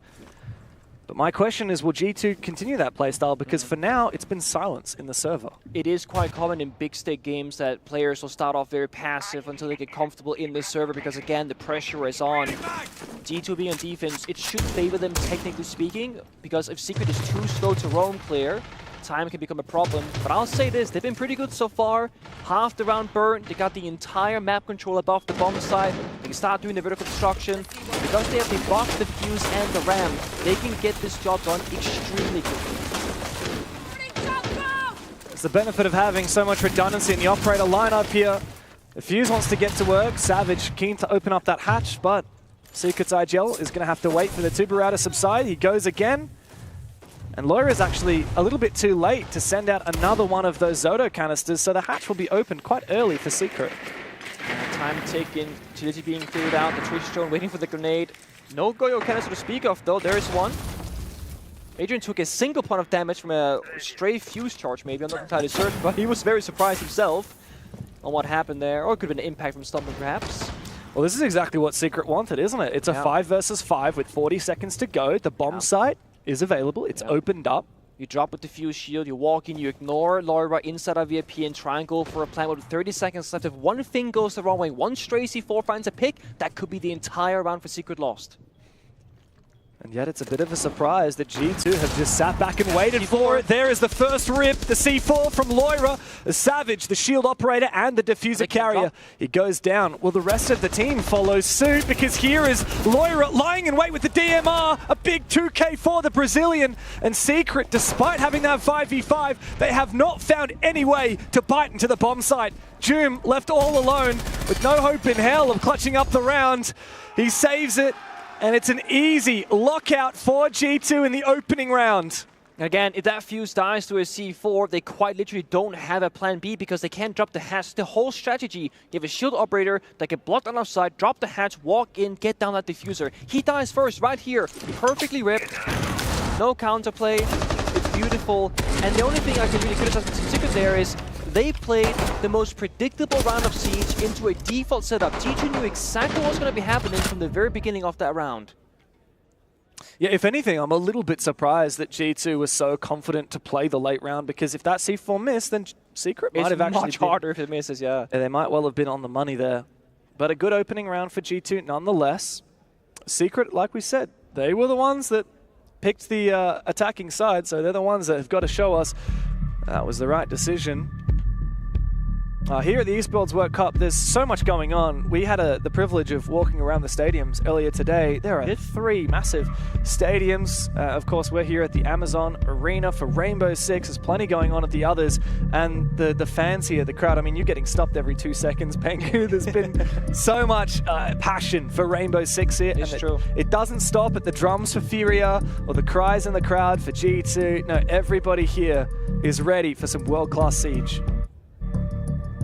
Player is getting ready, small take issue, I think on the side of Blast, looking at him missing the headset. I saw there's some fun bands in the chat. G2 were like typing in team chat, not all chat, so Secret were like, what's going on? Why are we pausing? They had no idea what was going on. It all got resolved. Now, your Secret, as I said, the biggest thing for them is to find your stride as early as possible. Of course, this is true for any team, that the earlier you start winning, the better.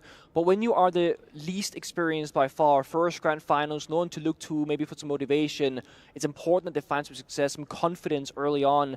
Stompen has shown us so much consistency and such a calm, cool, collected mind, even in big matches. And he said in the interview before this started, we've already beaten 2 better teams early this tournament. I assume he means Furia and FaZe in that case. Secret's just another team to us. And it's such a true statement. If you are a player on T2's side, you're the team to win. By every metric, by every realistic prediction. But if you underestimate Secret, give them a little bit too much respect in the server, they're going to take that gap. They're going to abuse it, like they did against Space Station. Because Secret, up against North Americans, they were smurfing. That was way too easy for them. And it was the same story when Secret came up against Weibo from APAC. They have had a clean sweep through this bracket. And while, yes, this is a David and Goliath matchup, and Secret are the underdogs, they don't even have a player in the top 5 highest rated players at the tournament so far. Meanwhile, they've, of course, got Loira from G2. But despite that, this Secret team has not dropped a single map across the tournament. Not something that G2 themselves can say. In fact, they were sent down to the lower bracket in the group stage by Shopify Rebellion. And of course, they had that match against NIP as well that they only barely won. They had a loss on Bank in that map. They also had a loss on Cafe against Furia just yesterday. Secret, in contrast, absolutely flawless. That again goes back to what if this becomes a long series. The most they've played is 2 maps in a row. G2 have at least gone 3 maps a couple of times. This can go 5. Let me tell you, a best of 3, that's one thing. A best of 5 is something that most players rarely ever get to experience. There are so many people who play a lot of years in tier 1 level competition of Siege and never personally play and participate in the best of 5.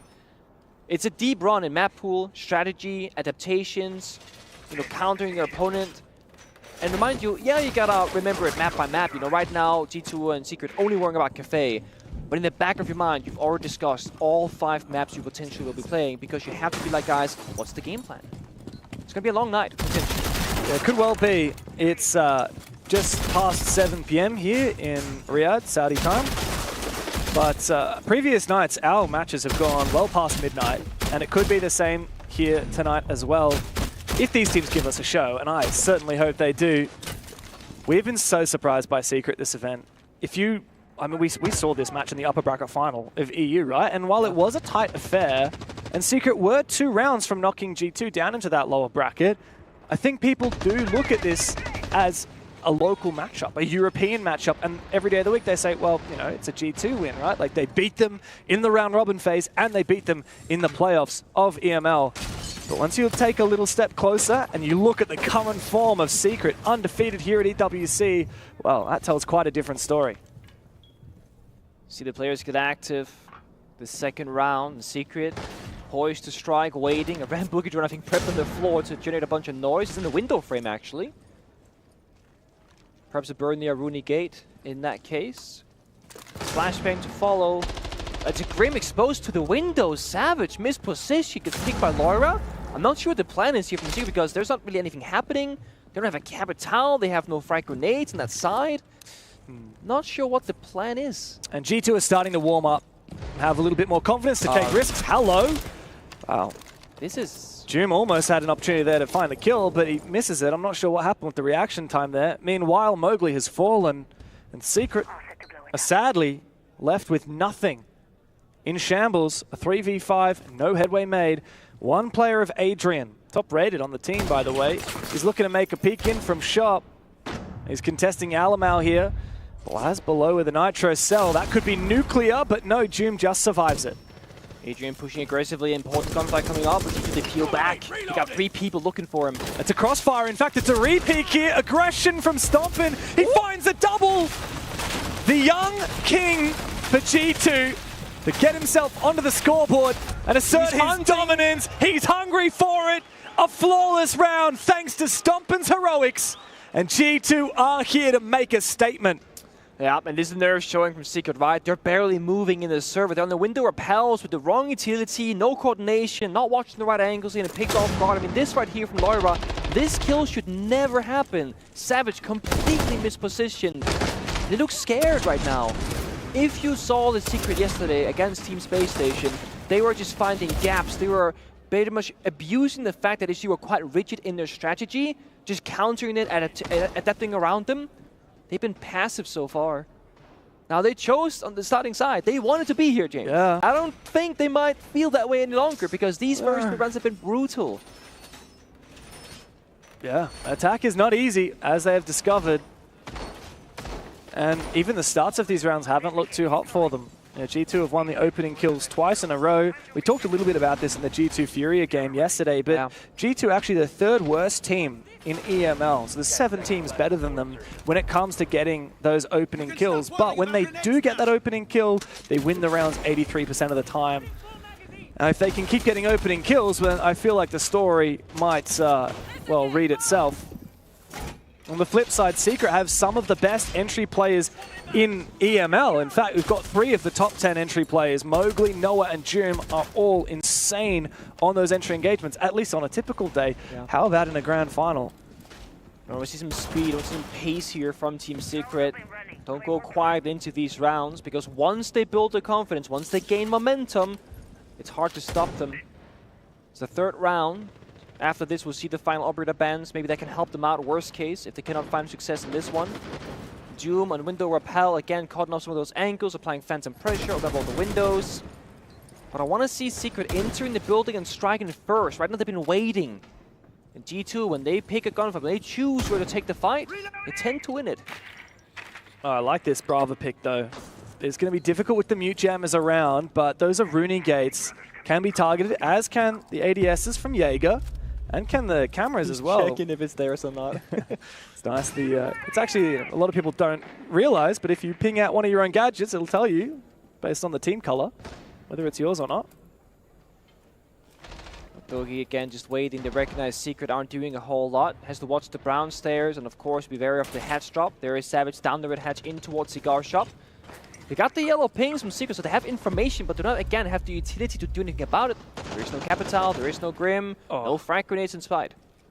Doki wants to make this play, but no, thinks better of it, and he retreats back. The Brava continuing to get active here with the drone, and Stompin might actually fall back. There are layers of this defense to hold on to, that mirror window being one of them. Out comes a concussion from the Zephyr, but a C4 from way downtown all the way from below through the holes in the floor to find the opening kill for Secret, or rather G2. Immediately though a trade as Alamau has fallen, and well, it looks like everyone from G2 has fallen back down. Not a ton of self-destruction here for Secret. No secondary soft breaching, just the primary of Sophia and the Ash. Again, yellow ping information constantly coming out here from Secret, so they have good knowledge. They gotta act on it. Get inside, get downstairs, take those fights, boys. Yeah, they've got info, and they've managed to wallbang Stompin down to low HP. Now, Doki has fallen. The angles are open, but Stompin still finds the kill. He's absolutely insane, but he is still taken low. And it's just him and Blaz to clutch up for G2 while Secret starts circling.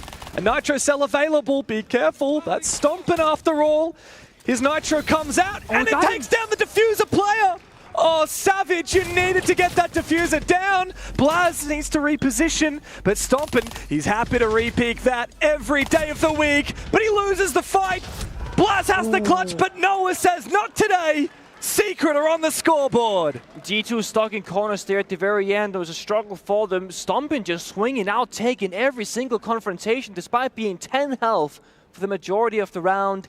Dogi said lucky bots in the in-game chat. I'm not sure that was luck, Dogi, because they had yellow ping information, and finally Secret, they said, guys, we know what they are, we have to just fight them. And they are jumping down from the skylight, taking the fights themselves, and actually taking control of the round.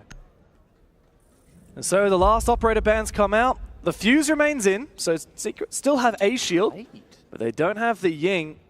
You mentioned that Kaid ban. I don't actually think we've seen the Kaid as of yet from G2, if I'm not wrong. I don't recall either myself. Oh, actually, it was brought one round, but it was a flawless round. Stubborn just hunted them all down. So they put the Kite Claws in reading bomb side to get the walls inside of Freezer upstairs facing Piano. And I mean, it's one of those Kite Claws that you literally need an EMP for it. I don't think it's going to be a massive issue, but with that being said, Secret struggles have not really been related to any particular operators. It's been themselves not, you know, getting in the building, not taking those fights, not feeling good enough about it. So I don't think Secret's situation will change too much based on what they would ban. You know, if they bring the mirror, you got the Ash, you got the Kite, you got the EMPs. But banning out the Kite does mean you get a little bit more operator flexibility. The same can be said if you ban out, for example, the Valkyrie, don't gotta bring the IQ. So it could just be a matter of simplifying your attacking lineup. Less things to punish them with. 5 seconds to insertion. Well, back downstairs we go for G2, and they're pretty much running the exact same lineup.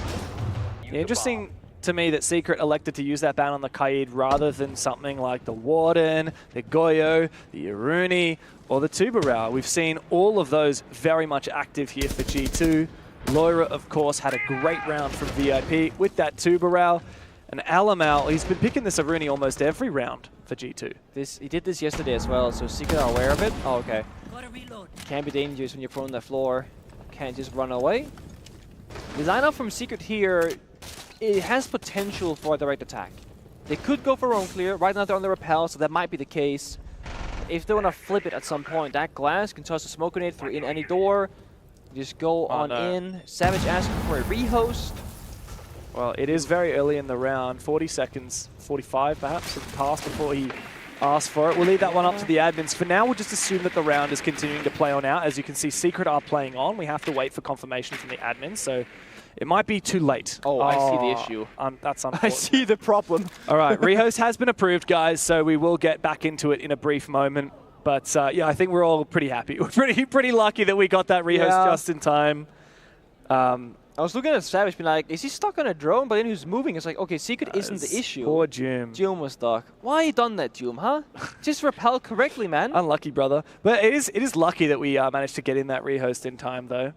Yeah, it sucks if that happens like 20 seconds later. Well, let's say there'd been a spawn peak or a bit of damage exchange, that probably wouldn't have been approved, right? So glad that we got that, and we'll get everyone back into the lobby. But of course, it does give, even though it's a technical pause, so the players aren't really meant to be talking strat, but we can. So we can strategize. So what do you reckon was the game plan there? We saw the Glads coming out. Yeah, so at first, honestly, thought it was going to be a direct attack, like Bakery, double door, use the smokes, use the Selma on the single wall to get a line of sight, maybe something like that, more like horizontal direct.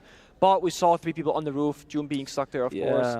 What the glass does give you is, as I said, you can flip the attack at any moment's notice, right? Drop the hatch, walk into a door, attack VIP and clear Laura this time, for example. That's a possibility. I think Noah's winning, but I can't seem to I think he's losing. I think he's finally won one. So yeah, for those who don't know, teams are not allowed to talk strategy during technical timeouts. It's not a tactical timeout. So that's why they spend their attention on more important matters like rock, paper, scissors. Instead of doing it with your teammate, you should look across the stage. Pick a target. I've seen... Lock eyes, you and me, buddy. Yeah, SSG were doing that in the group stage. That was very funny. And I can't remember who they were playing against, but they were not happy. They were not keen to play. Of course, different players, they approach this very differently. Some will just lock in their own head and try and think, okay, guys, what do I need to do this round? If you're an IGL, more of a leadership figure, you're going to try and think overall picture. What's been the problem so far? For example, if you're Moke or you're Doom, one thing that's important to mention maybe is that G2 have now 2 rounds in a row used the C4 through the piano floor into Cigar. The first time it tickled Doom, did like 1 damage. The second time it killed Mowgli. Had Doom communicated that C4 was used previously, there's a world where Mowgli is more aware of it and doesn't die to it. So these small mini games that you can pick up on individually has to be shared. Now is a good time to sit back and think, what can I share with my team now that I have this breathing room. Because mind you, when you're not in a tech pause or attack pause, you're always thinking about the current present moment. Of course. And, you know, it's not like there's anything uncounterable in Rainbow Six. Nope, everything you can react to, like a cheeky C4 well, like old that. Monty that was hip firing you maybe was a problem. But yeah, old Blackbeard might have been a problem. But besides that. 800 HP Blackbeard shield, okay, yes. But in this case, I'm talking about those little tricks, you know, that you would see in a Coconut Bra, latest tips and tricks video, or a little C4 like that. You know, the classic, like, you know, TikTok siege, right? Sure. Which is great. Like, so much of pro play is actually little tricks like that. Did you know this angle? Did you know that you can place a C4 here or this trick with this operator? And like, there are literally thousands of those little things. I had one of those moments actually during Combine Finals. So I got a humble brag here myself. Basically, we're attacking on Nighthaven Labs on top floor, right? And they've double reinforced the wall from, people call it like jungle or guard, not connect or whatever, in towards pillar. And it was Bandit or Kite, and I was like, we can't breach it, but I have a spare Selma. So I thought, okay, I'm going to pop it on the floor next to it, and it's going to make a feet line of sight. And I take down the Bandit on pillar position, and then we can push into the door, we win the round. And after winning, I was like, guys, I did the Selma trick that I haven't seen in ages. Because like, no one does it these days, because it hasn't really been a problem to deal with Kite and Bandit that way. You have verticality, you have heat, you have Maverick, whatever. And I was sitting there in the round, and this is my favorite part of being a player. People were like, we cannot get the Bandit Claw. And I thought, you're right, we can't. We have no EMPs, no verticality. And I was like, wait, but I know a way. This might still work, but I haven't tested it for years, right? And when you are a Pro League player currently active, there are so many moments where if you think hard enough, there will be a really niche solution to a problem that you think can't be solved. Yep. But if you really dig deep, it's there. Yep. And when it's something that you're worried about, someone might use a little trick on you, like a nifty C4 or a certain spawn pick, you have to keep all of those things in the back of your mind. It's not that like Mowgli didn't know that C4 existed. That C4 is as old as time. So much going on. But if Joom, like you said, had mentioned, oh, by the way, they might do the through-floor C4 from Piano, then Mowgli would be like, okay, register that, be more cautious of it. Priority list. Yeah, put that on the priority list, right? Because that is the thing when you're in the server. I mean, you got. It's hard to honestly put into words, but there's like genuinely 100 things that you're worrying about, and some of them will never happen, some might, and some will. And communication, and what the in-game sound, and what the plan is, what the plan's gonna be. Somebody dying, somebody asking for help. It's incredibly mentally taxing to play Rainbow Six Siege, much more than most games. Yeah, you need more RAM in your brain to deal with all the things going on. You can download some of that, though, thankfully, right? Download more RAM. Yeah. But of course, you know, in the current year of Rainbow Six, when we got, what, 50, 60 operators, however many it is these days? I'm going to say we have, like, closer to 70 at this point. 70? I'm going to fact check that. Please fact check me. It was 68. I remember what it was at year 2 or year 3 where Ubisoft said, we actually want to reach 100 operators. And I was like, oh my God, this is intense. It's crazy. And we have so many now. There's so many things you have to keep in mind. So many gadgets, more secondary gadgets than we ever had before as well. There's so much to keep in mind, and that's why the type of player that falls victim mostly to Capcan and Frost is actually your pro players, because they think about 1,000 other things. I was somewhat right or wrong. 74. 74? So no 70s. Yeah. Damn, I can't believe I was saying 50 or 60. 75 next season, by the way. Getting better in the game. Very exciting. Any spoilers, Nick? No. I know too much. I cannot speak. If I speak, I'm in big trouble. Tried that on you yesterday. But it's exciting. Exciting, I will say that. Can't wait. Oh, well, for now, we're back into the server. Thanks to our lovely admins for getting everything sorted. And Secret are ready to play. Joom is no longer stuck. They've changed the approach, actually. Joom is not on the roof. He's actually outside Bakery double door. It's a 3-2 take. So 3 people Bakery, 2 guys, I think, going top floor, droning on the roof right now. So they're applying pressure on Bakery, forcing out the C4, the toxic smoke, applying pressure. But action happening elsewhere. Stompin takes down Mowgli. Where? On the top floor. So there's Glass and Gridlock trying to roam clear for some reason, right? The 3 people below. Yeah. Sending Gridlock and Glass for roam clear duties is expensive, because if they die, value is lost, and Stompin he's floating right now. Yeah, he's got a license to go wherever he well pleases, and he's also got impacts. He might have just heard that player on the rappel. Now he certainly knows. Hello and goodbye, Adrian. If you make a mistake like that, you will be punished. He vaults. Almost finds another one. He likely heard Savage dropping down below. This is very dangerous now for Team Secret. They're just taking risk after risk, and Stompin is still at large. He's playing it smart. He's expecting them to come for him. So instead of him hunting for them, he's going to wait for them to approach first. He knows they're going to be wide staircase. They have to be. He saw them cross downstairs, and he's ready for it. Oh, and he peeks at the perfect time. Oh my God. Another kill for Stompin. It's a 4K!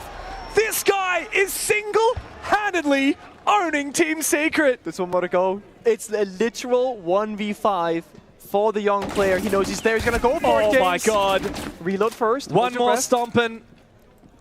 Joom, maybe don't fight him. Doki steals it. And yet, we still have to behold the might of the king. 18 years of age, his first ever professional tournament, and he's just running around the map, 1 versus 5ing the entire enemy team. The first kill was actually peeking outside up through the hatch. The second kill also peeking outside a player on rappel. He had the perfect read. I mean, nobody does it quite like this guy. Even Doki's kill was nasty as well. I mean, this is just disgusting. When you have Stumpin floating like this in the server, I think he's 8-1 or 9-1 at this point. I mean, you need to shut him down. You absolutely have to shut him down. He's going to steal the show completely. Like, he's not going to stop, Gene. That's the problem. That's the thing. I mean, he only gets warmer and warmer. We've seen it so far in the tournament. Team Secret taking their tactical timeout. You know what's funny? Stompin, he's actually got 90 kills so far in the tournament to 70 deaths, plus 20. Yeah. Unbelievable. 73% KOST rating. He is so effective, so consistent. He's got a clutch to his name and more multi-kills than I could possibly count. And you know what's crazy? What? He's not even the highest rated player on the team.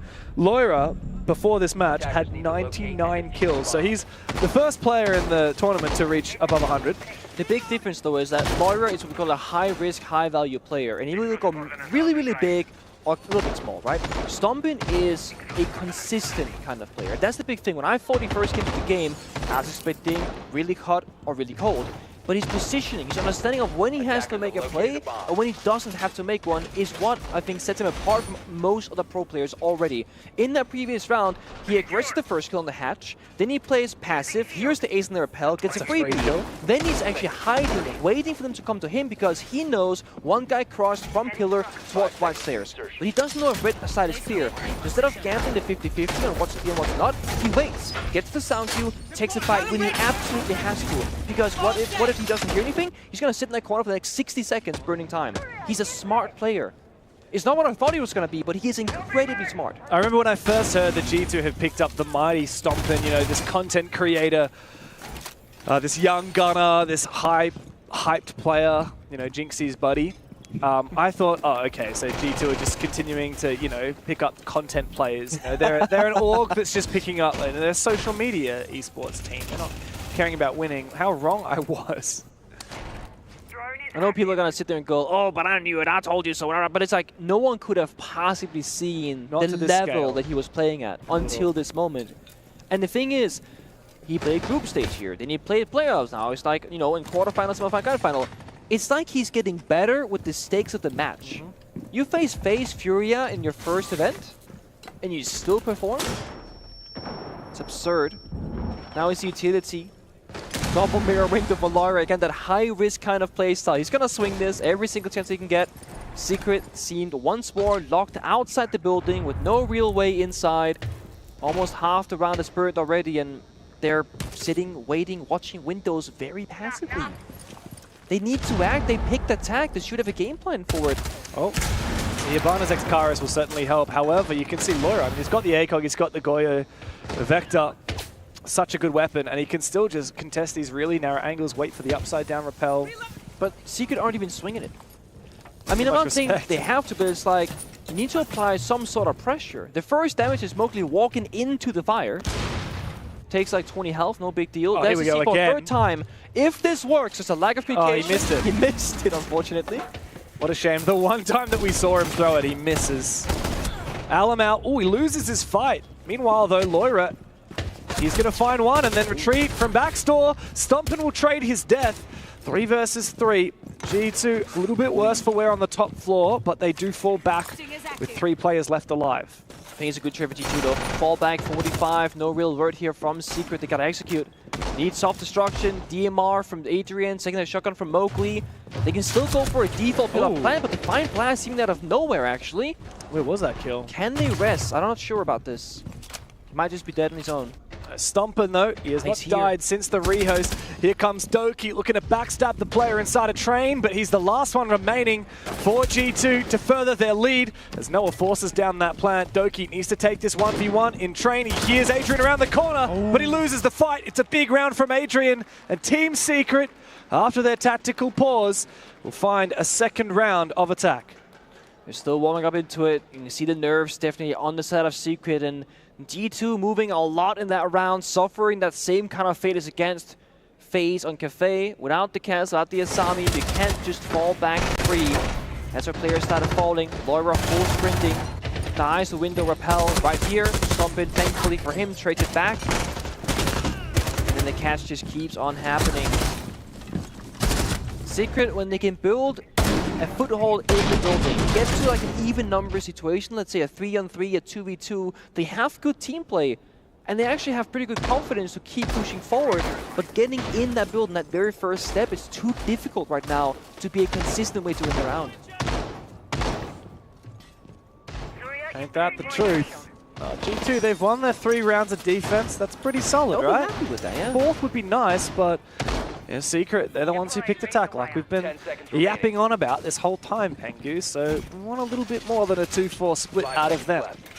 That second round of their tactical timeout, I mean, that's nice, but you really need to capitalize on that attack pause because you only get 1 in the whole game. And yes, while the coach can talk during the operator bans, I mean, that's not a lot of time, and you've got operator bans to talk about. You can't be doing a big mental reset when that happens. I'm actually a little bit surprised we've not seen Savage bring out the Blackbeard just yet. It's been a Monty and Blitz ban from the side of G2. Yeah. They played Diffuse twice. BB, though, he get the nades, which I think could have been very vital for them. Good bit of information, good primary weapons so to take fights with, unlike Diffuse Shield. What I will say, though, I do like Doom finally getting active on the demos to hunt down the individual players, target them, clear them. A lot of grenades being brought, 2, 4, 6, 8 frag grenades in this round, in fact. Combined with 4 flashbangs, any sort of burn that might need for our Runegates. That means if Secret can get the right positions, they can get maybe a kill or 2 just simply off utility. Oh, Mowgli gets in. He's got this holo. He wants to be taking close-range engagements. And he might find Doki in a brief moment, but Doki is in such a nifty little position. Out comes a nade, but Doki can stay put because he's not too contested as of yet. Another nade goes out. That's good. A little bit of damage, but Doki falls back and survives. It's good, though. It's Secret finally in the building, pushing G2 away. The shield player now. Stompin forced to fall back as well. But on the window repel, he is. Doom was waiting for that. G2 caught off guard. Yeah, that's perfect from Secret. Might have taken them 6 rounds, but finally we're seeing this perfect counter of the G2 playstyle. Mowgli's hungry for more. The Frenchman is in the building. He's found a big 2K. He's traded back again. But Doki and Blaz have a lot of work to do, and Noah has hit pedal to the metal. It's all up to Blaz now. 1v3. Noah hunts him down. Secret fire up. 3 rounds, and the score is once again even. That's the exact kind of performance Team Secret can pull out, and they did do against SSG just yesterday, but they've been scared till this very moment.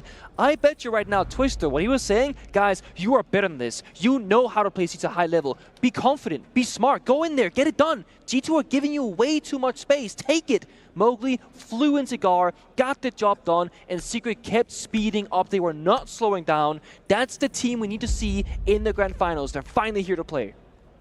And now we switch sides, and G2 have to attack. They're going to have to do it without the Capital. I think this is going to be a Castle Azami ban again, isn't it? Oh, Clash. Oh, man. So, yeah, Secret have left all the shields in for G2 to play around with. The tricky thing about the shield here is that it's been banned so often against G2 that they have barely played it. Most teams probably don't really know exactly what to expect if they were to bring it out. And you can also say, well, they've been playing out of the shields, they've been playing pretty darn well. What if they start crutching the shields and it doesn't work for them? Well, you know, they've got rid of the Clash, right? Yeah. So I do feel like there is a good world here where a shield comes out. There is a world. And it's smart, right? Because what G2 did, they ban Asami first. With the Asami ban, it tells you nothing about the game plan. It just tells you it's probably going to be Asami Castle, like I thought, where it often is. You can go Castle, you can go Kite, you can go Mirror, you can go Jaeger. It doesn't matter because G2 likes banning the Jaeger here. But if you see the enemy banning something like a Capital, you're like, okay, they can't do double shield ban now. So if we just go clash, they have to guess the Monty off the rip or the blitz. Yeah. And even if they do it, we have the other one open, plus clash is gone. Yeah. So the fact that G2 bans clash second here is everything. Yeah, it's cheeky when it comes to shields. G2 have certainly won the veto, and we are going to see Loira lock in that blitz. However, you mentioned quite a few other power operators on the defense that have been left open. We talked about the castle, the architect that changes how Cafe plays out, just like Azami does, just like Mira does, by the way, who's also been left 100%. In, and G2 use that to perfection. What can G2 do with this blitz when there's such a fortress to behold on the side? People might be saying, Pingo, why is Loira walking with the pistol in hand, no shield? You generate less noise as a shield operator if it's on your back. So that means that, audibly speaking, you might not hear that it's a shield player, as you generate very different amounts of noise. Whereas if you sprint towards the building with a shield, you go ding ding dong dong dong. Yeah, moves a bit faster as well, a little bit. I mean, he's slow walking, right? But here he comes. True. If he wants to, he can fly straight into this window. And again, because of the surprise of, hey, I'm a blitz, it might just work. Oh, he's tempted. He goes straight for it. The reinforcements are still going down. Flash. He doesn't get the flash successfully. He's being stared down. Stompin falls behind him. And it makes it awkward. Doom trying to bait him on out, but the flash is now regenerated. Savage has come to support. Team Secret have recomposed so well. A jump out also finds one for Noah. Blaz and Alamal to pick up what has been a tattered round for G2. Very clear sign, G2 showing confidence, but a small classic mistake that we see often at this level of play. Blitz using the flash from too far away. It's only a 5-meter radius, and if they turn their backs, it's even shorter than that. If he can close the gap more, he guarantees it. He took the 50-50. 1v5 now for Alamal. It's not happening. I mean, Alamal may have the most clutches on G2, but he's not going to win a 1 versus 5. The first round of defense for Secret is flawless, and they look very happy about that. We're seeing the energy out of Doom that we have seen before, the sinister look in his eye that we saw when he was crushing the dreams of his opponents throughout the rest of this bracket. And what a round from him as well. Savage coming into support was perfect, and a shotgun jump out from Noah. Everyone from Secret playing their part. It's an awkward situation for Loira to be in, because if you spend too much time chasing the recruit instead of train, backup will arrive. But if you start challenging him too early with the flash missing, you're going to lose the gunfight most likely. So it's really a matter of you got to find the perfect amount of aggression versus waiting. Yeah. And I'm not going to lie to you, they didn't have much time because Secret reacted so quickly to the push. They were there to strike with his team immediately. But June played it so well, just holding his position, not letting that blitz get that free kill. And then, of course, Savage coming in to support as well. He was reinforcing the wall. He's literally mid-reinforcement. Blitz jumps to the window and he's like, guys, I need help. A lesser player would cack their pants hearing that. They would make the wrong mistake, the wrong decision there, just die, and then the round is wide open for G2. 5 seconds left. I mean, let's say that was Secret from 3 rounds ago. They lose that round, 100%. But because they found the success after the tag timeout, because they showed up with confidence in server, they could play that round correctly. Had they played scared, that would not have worked. No. Dead right. There's the Monty. Yep. Blitz doesn't work. Well, we've got other shields in the bank we can bring on out. This time it's Alamal. It's been a big talking point for myself. I think the story for G2 since 2023, or even before that with Alamal, is that sometimes he shows up to lead the team and sometimes he's just there to bait his team.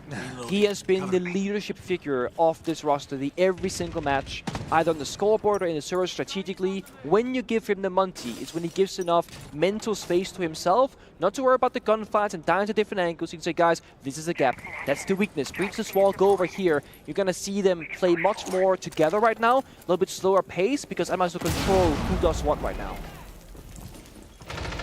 So G2 can slowly figure out how they're going to play this. The Monty to march on forward. It's Alamal, and he spots out the mute player. Out goes the Nitro Cell. Alamal actually takes a surprising amount of damage from that. But Mowgli on the retreat will fall to Loira. Beautiful long angle from the rappel. Perfect angle. So they're waiting for Alamal to say, hey guys, go on the window, cut him off, and they get the perfect setup again. So if you give G2 time to breathe, and without any counterplay, they will pick this apart step by step. The thing is, what can you do if you're Secret right now? There's one C4 in the pocket, the shield is now gone. Oh no! The grenade. Noah just full commits to the angle, doesn't pay off. Noah overstayed his welcome there as the nade went off. I like the idea. Oh, meanwhile, Joom, he has been the difference maker for Secret today. Big kill, however. At Monty marching on forward, he has a Nitro in pocket. He needs to take the fight first with Stompin, who cleans house. G2 fighting back on their attack. And another round for them means that we're once again even on the scoreboard. I mean, what kind of shot is this, right? It's like, just give Stompin red boxes. And I'm saying, hey, Stompin, there's a guy over here, guy over there. Beam bump boom cleans up easily. And you see the clear vision. Use the Ivana pellets on the mirror window. Okay, there's a guy in Pixel Shield. Let's grenade the Pixel Shield. Once you walk up, shatters the mirror window. It means that G2 have maybe 3 or 4 different ways to solve the same problem, and they'll always have a backup plan. That's why you ban the Monty. This is literally why almost every single team has done this against them. The funny thing about that Monty is you can just go back to first principles when you've got him available. You don't have to play all of the other aspects of the map. You don't have to say, okay, we simplify. Simplify. March on Alamau, call out for our teammates, and we will find those kills. We will cut off those players. It's simple Siege, and G2 know it well. And they can continue bouncing between these different shield operators. We haven't seen the Blackbeard, we haven't seen this Fuse. We may well.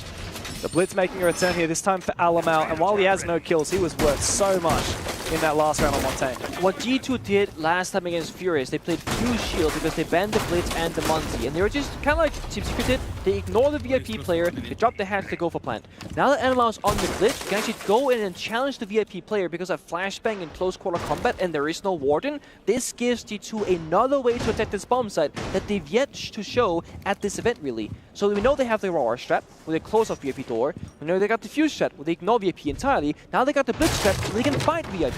Secret have to be very proactive in this round and communicate, guys, what operators do they have and what kind of strategies could they actually execute with. Because G2, they keep bringing so many different options. The same can be said here for Secret. There's no Brava pick from G2 coming up against the Maestro Echo combo. This is all about the late round here, Pengu. Yeah. Not only have we got those, we've got Smoke and Goyo. It's all about area denial, all about plant denial. If you can save both Dokkaebi calls from Blast for the execute, that's going to give you a significant advantage. And with Secret having 0 roaming presence, there's been no need to spend any of them for the roam clear. And I think this is one of the big mistakes that teams sometimes make. Guys, let's play passive operators, let's bunker up. They don't even try and fake the roam. If you just sprint up on 0 seconds and a drone sees you, guys, up white stairs, up red stairs, let's look for him. You spend more time roam clearing. G2 had good drone information.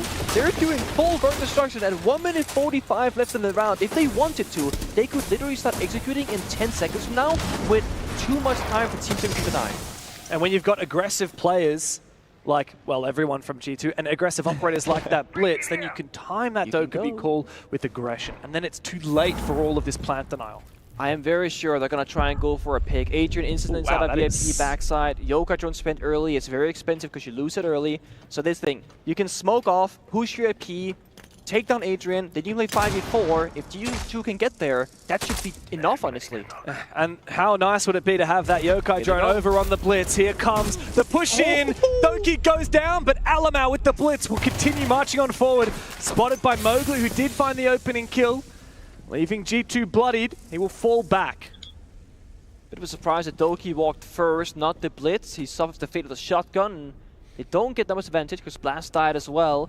And now that you lost Dokkaebi, I mean, now the util works against you. The Maestro Evil Eye's a problem, Yokai a problem. Secret, just don't overstep your limit. This guy might be in trouble. Ooh. No! Oh, the echo. How does Alamau get knocked back like that? It's the Yokai drone to support, and it comes in to secure a second kill here for Secret, leading just Loira, the last remaining player. He sees the Yokai drone. He's not able to shoot it as of yet. He has to fall back, worried about aggression from behind him.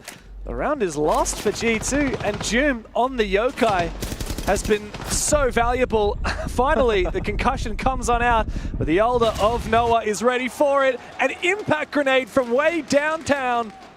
And Secret, once again, take the lead. There are 2 very small mistakes from G2 that sadly have a massive consequence in that round. Essentially, Blast dies early, Dokkaebi call doesn't go off. Secondly, the Blitz does not go in first, and of course Doki dies behind him. I'm not sure if Alamau was afraid of a Yokai drone stun and he was going to die in the Blitz and stuff like that, so therefore Doki baits it instead. I'm not sure what the plan was, but I do think other things could have been done there differently just to keep the players alive. Hey, do they get that kill cleanly onto Adrian? The rounds become so much easier. They can just go Freezer afterwards, go for a plant, Dokkaebi call for the plant deny. The round is over, strategically speaking. Monty being banned out, 0 surprise, honestly. If I wasn't busy yapping about something else, I would have said they should ban the Monty because it will be a problem for them. Yeah, and straight off the back of that Monty ban from Secret, G2 are going to call that tactical timeout. Time for Romalio to get around it. Once again, it's the story of the Brazilian coaches, by the way. Twister on the Secret side. I'm sure he's got plenty to say. The final ban coming out from G2 was that Castle, so we do end up seeing the Castle as army ban. Mira still in. What is Romalio calling for this upcoming round? So what happened last round, just check the SC. I was going to say Blast pretty much walks in main door and dies way before the execute is ready to go. And that right there is just disaster. Very, very small thing, but again, massive consequence in the round. I love the way that Jum aggressively used the Yokais as well. Noah's hunting for Pokemon with those impact grenades. And man, just look at the energy from Secret. It's not every day of the week that we get to see these guys on the main stage. But I am absolutely loving it. I mean, this team has been competing at the top level for a very long time. We've seen them at events before. You know, Montreal, they made it to the top 8. Even Manchester, they made it to the top 8. They failed to qualify for EWC last year. An early exit in Boston from 6 Invitational, getting first rounded, a very surprising one at that. And of course, that was what spurred them to bring on Mowgli and Noah, make those roster changes, get rid of long-running players such as Virtue. But this is the furthest they have ever gone for all of these players. Not a single one has made it to a semi-final, let alone a grand final before. 5 seconds to go. We finally see them in what we call peak form. Those first 3 rounds, they were hard to watch, James, because it's one of those cases where you get inexperienced players in a big final match and they're kind of just crumbling under the pressure. I mean, mind you, this means the world to these players. I mean, the idea of winning a trophy, everyone's got the dream. Very few get to reach that as reality. When you finally get there, are you ready for it? Because you're being tested. Are you good enough? It's the hard facts right now. You play with a lot of different players, Pengu, and I feel like there's something that we see as viewers, the difference between a player that is a great player and a player who's got it, who's got what it takes when it comes to a high-pressure environment. I mean, how many times have we seen insanely big players, even you know, those with a legacy like Shaiko, get into big grand finals and just shit the bed? The big thing is, I think everyone's allowed to shit the bed on like a single map, but if you shit the bed once, you don't mentally recover from it, and the entire final is gonna be like that, that's the brutal one. It's the ability to mentally reset and compose yourself when you're not having the best game of your career. I think it was Foltz in the podcast content earlier saying, I trust my teammates, we're all good and bad games, and it's true. But how you can play, how much value you bring, that's the big thing. Dogi finds value, opening onto Noah, Nate's going out and right out the counter. He doesn't see him, he missed him. He was right there. You're hungry for this, Savage. You've already gone for it 2 times. Mowgli punishes an over-aggressive Alamau who, for some reason, decided it was a good idea to swing inside. And Secret, well, they well and truly are controlling this round. G2, what is going on? Yeah, they're kind of playing offbeat right now if you're G2. That step-by-step action no longer is easy because the Monty has been banned away. No shields in this round. Bit of a TDM match. And Blast wins up that engagement. Back to even numbers with plenty of time to work for G2, but they got to slow it down now, play together, work the map. Secret mostly falling back. Actually, in fact, all of them falling back towards the bomb side of dining and mining. It's yellow ping diff right there, by the way, between Blaz and Doki. And it wasn't even off a drone, it was just off of a player as well. Oh. Easy ping, easy wall bang. Blaz has found another one. How does the Frenchman keep unlocking rounds like this? He's going for broke, he's looking for a little bit more. There's just 2 more players to find from Secret. Rounding that corner, it's Mowgli who aggresses into him and finds that kill. A big headshot.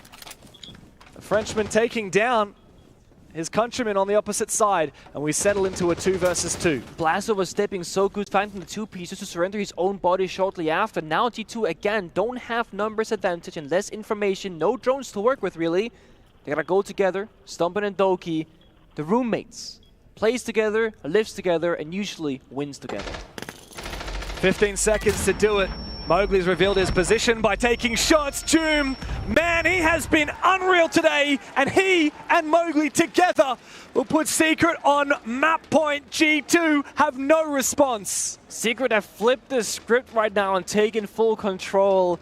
G2 trying to play fast pace, a little bit disrespectful, and it works out to start things off. Then it falls apart. Early nade from Elamau doesn't make sure nobody's in that room. He gets pushed on out, forced onto the window rappel, and then dies shortly after. Blast, great job on the first pick, great job here, then overheats. swings this hallway unnecessarily with nobody to help him, no trade, and you lose everything that you just gained with those earlier kills. Did he stare down the camera? It felt like it. Mowgli. Wow. G2 picked this map, by the way. That they did. That they did. I mean, to be fair, G2 have had what I would call mixed results in Cafe. Yeah, they've played it. They've done well. They've beaten all the Brazilians here. They sent all 3 Brazilian teams in playoffs home, in fact. But it wasn't a confidence-inspiring win against Furia and Cafe where I'm going like, yeah, they should pick it again. No, it really wasn't.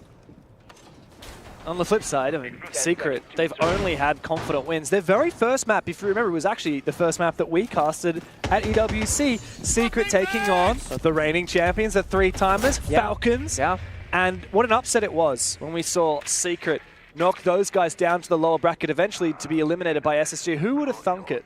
That they would make it all the way to the grand final. If I recall correctly, that was also a bit of a slow start from Secret. Being a bit scared, nervous in the server, but they found their stride, and in overtime they came out on top looking a lot better. Yeah. 8-6 if I could recall correctly. It was 8-6. In fact, it's the only overtime map that we've seen from Secret. It's the closest any team has been to beating Secret at this tournament, was Falcons in their very first match. Every single other game from Secret has been, well, for the most part, a convincing win. Yeah, definitely. A 7-2 W7M. They had a 7-3 on the first map against SSG. The closest any other team has gotten was SSG's 7-5 on Bank. And they started 6-1 or 6-2 as well, so Secret could have closed that earlier had they... could have. Oh, okay. Now we're going to win the skylight, Mowgli. Let's relax here for a second, bud. Mowgli does not believe in relaxing. Savage, I don't know where that Nitro Cell was from, but a big kill. Blaz also taken down, though, by, well, that C4. And Joom, of course, was found by G2. So... we end with even numbers, but I think Secret is still just oozing confidence. The C4 was from Laundry Room downstairs towards Cocktail Window Rappel. Of course, so it a nice little vertical angle there to cut off the rotation player on the Rappel. Half the round, the G2 now looking a little bit like Secret in their attacks, forced to struggle to enter the building. Oh.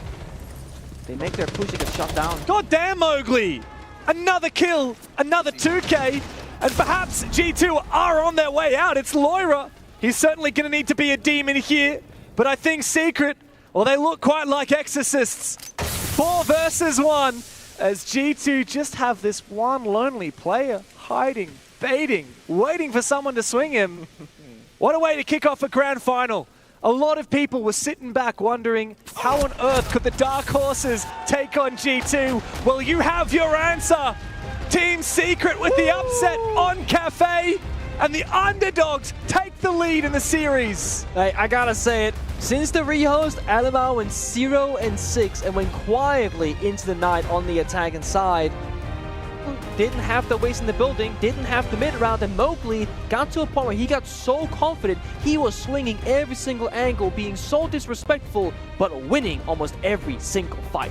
Another map goes by, and Team Secret are still undefeated at EWC. Nobody can take a map off of these underdogs. They are a dark horse like no other, and to think that they are the youngest roster at the tournament, they continue their reign even against an opponent as prestigious and a player as prodigious as Stompin'. G2 need to bounce back, but thankfully for them, this ain't a BO1. Nah, it ain't even a BO3. This is a best of 5, baby. They got all the time to work with. The next stop will be Clubhouse, a much more fundamentally sound map than 1-2-3, the ABC strategically. And I think Elamal will surely wake up for that one. Oh, he's going to have to. Thankfully, our analysts are well and wide awake and ready to break that down. We absolutely are more than wide awake. We were shooketh awake, if I do say so myself. This was G2's map pick. We had an expectation that they're going to hit the ground running. You're going to get your own map pick under your belt because of how the map veto went.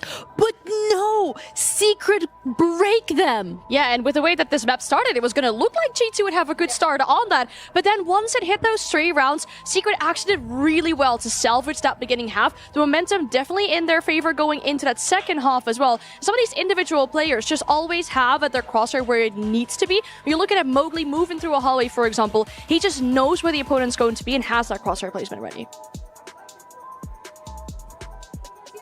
I can't hear you, so I'm going to keep talking while they fix that. Anne is the GOAT. Thank you for giving me a microphone.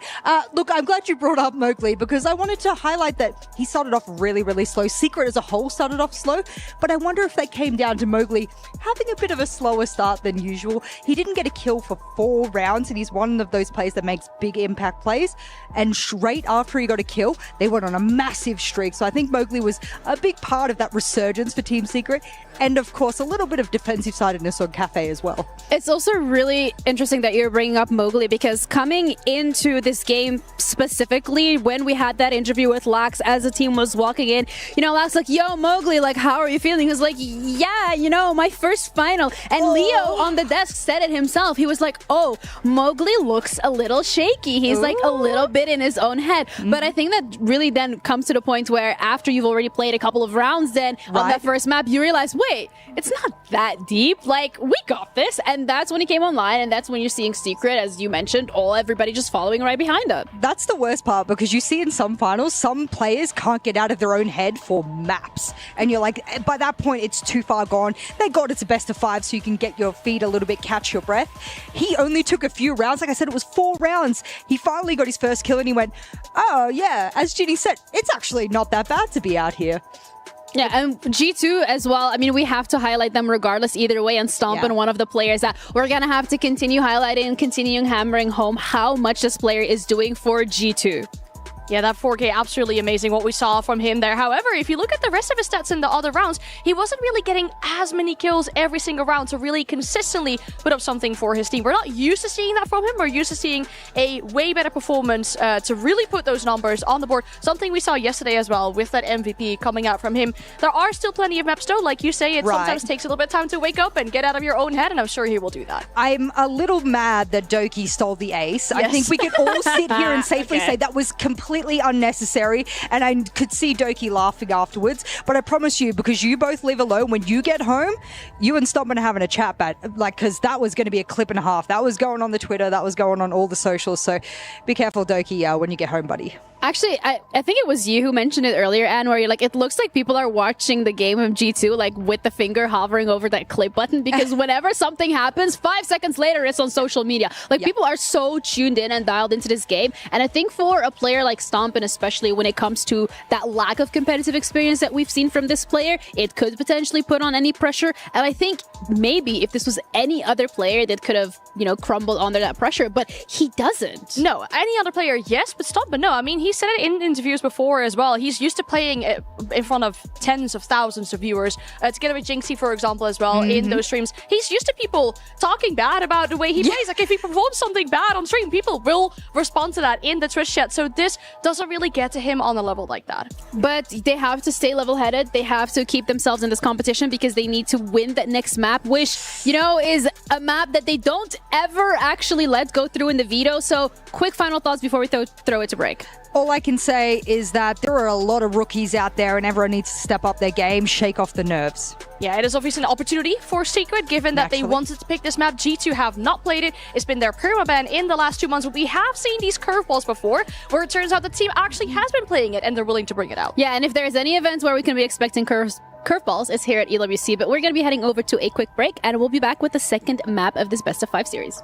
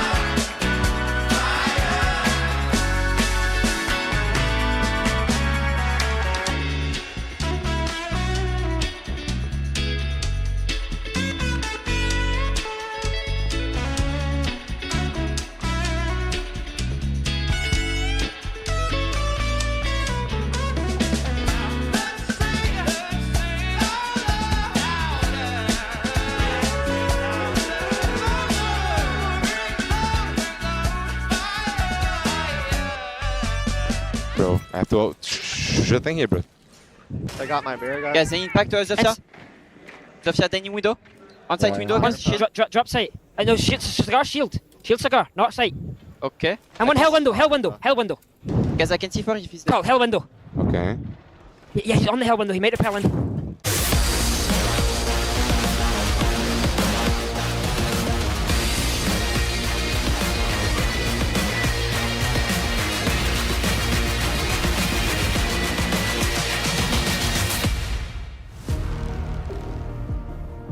That is your team's secrets. Undefeated as they continue what has been an unprecedented run here at the Esports World Cup. I'm Dev, and Pengu, my God. Yes, sir.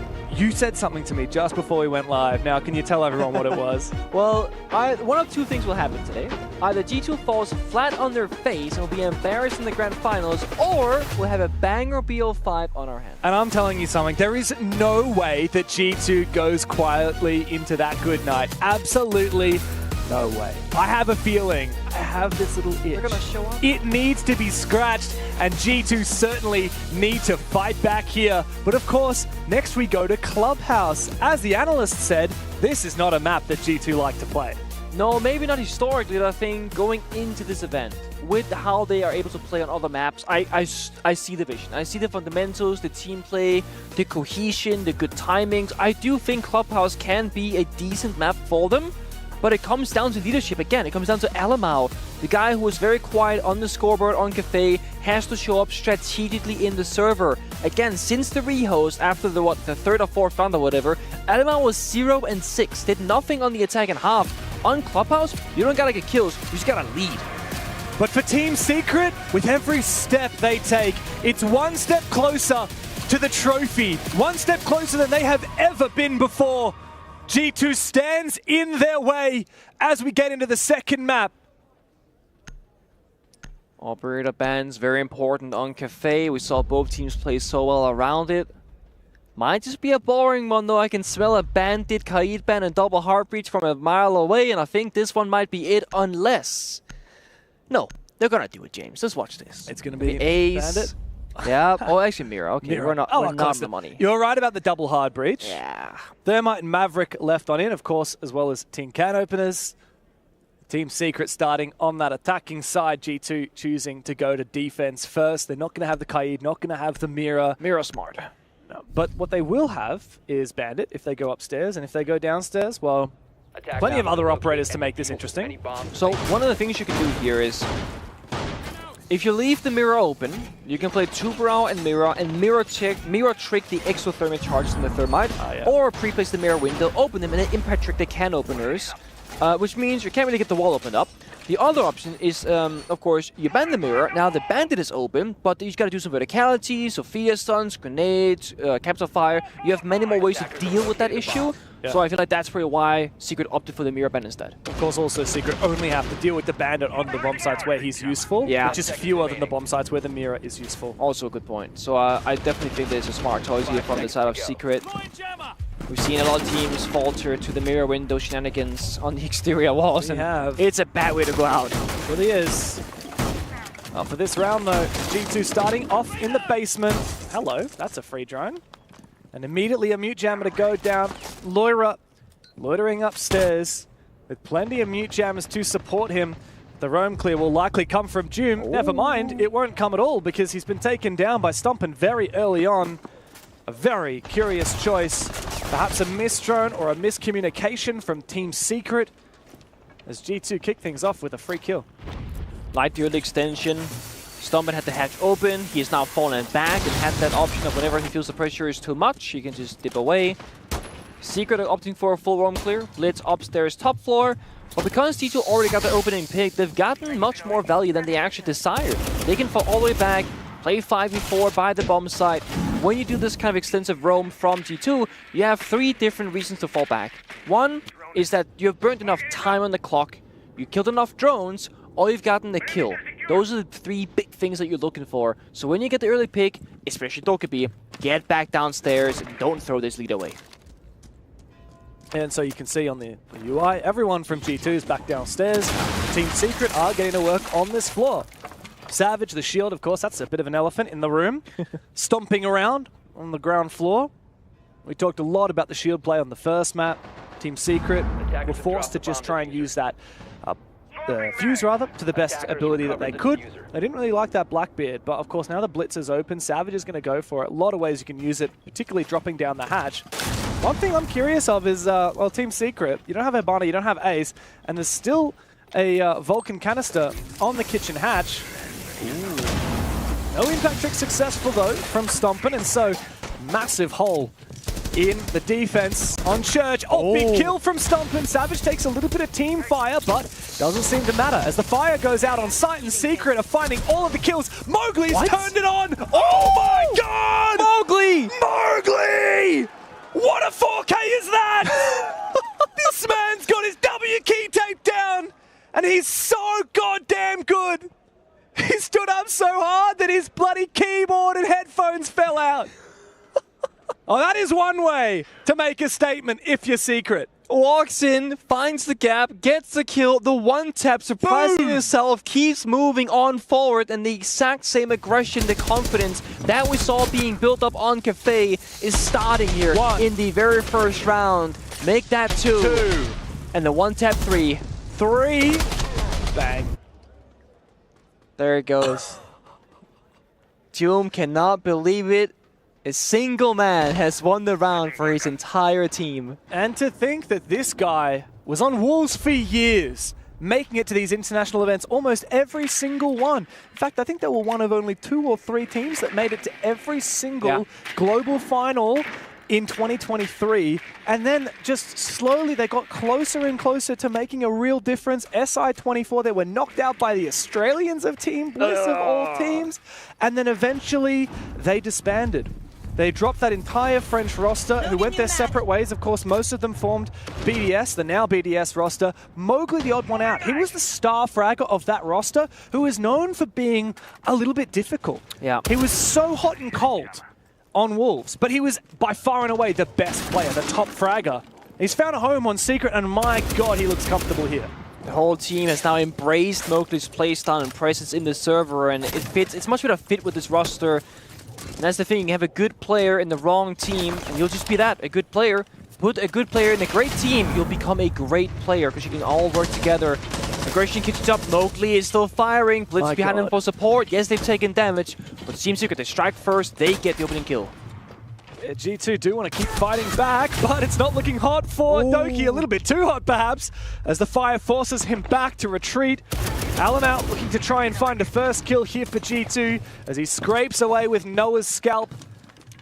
Secret quick to try and respond, but everyone from G2 has slunk back into the rafters and gone back downstairs into the basement. Team Secret won the previous round because it did the off-pace play. Basically, they attacked the bomb site before it made any logical sense for G2. They were not prepared for it. When that happens a single time, G2 will now keep that in mind. Guys, watch the gaps because Mowgli might just walk in because he's being a little bit silly. It shouldn't work a second time. And with both Doom and Mowgli low on HP, it won't be comfortable for them.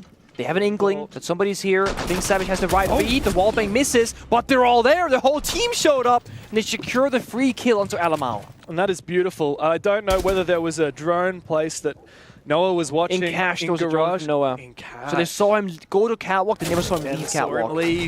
Yeah. That's good play, and I mean, even Noah falling early, worth his weight in gold. I like Have this. a look at this from Blaz.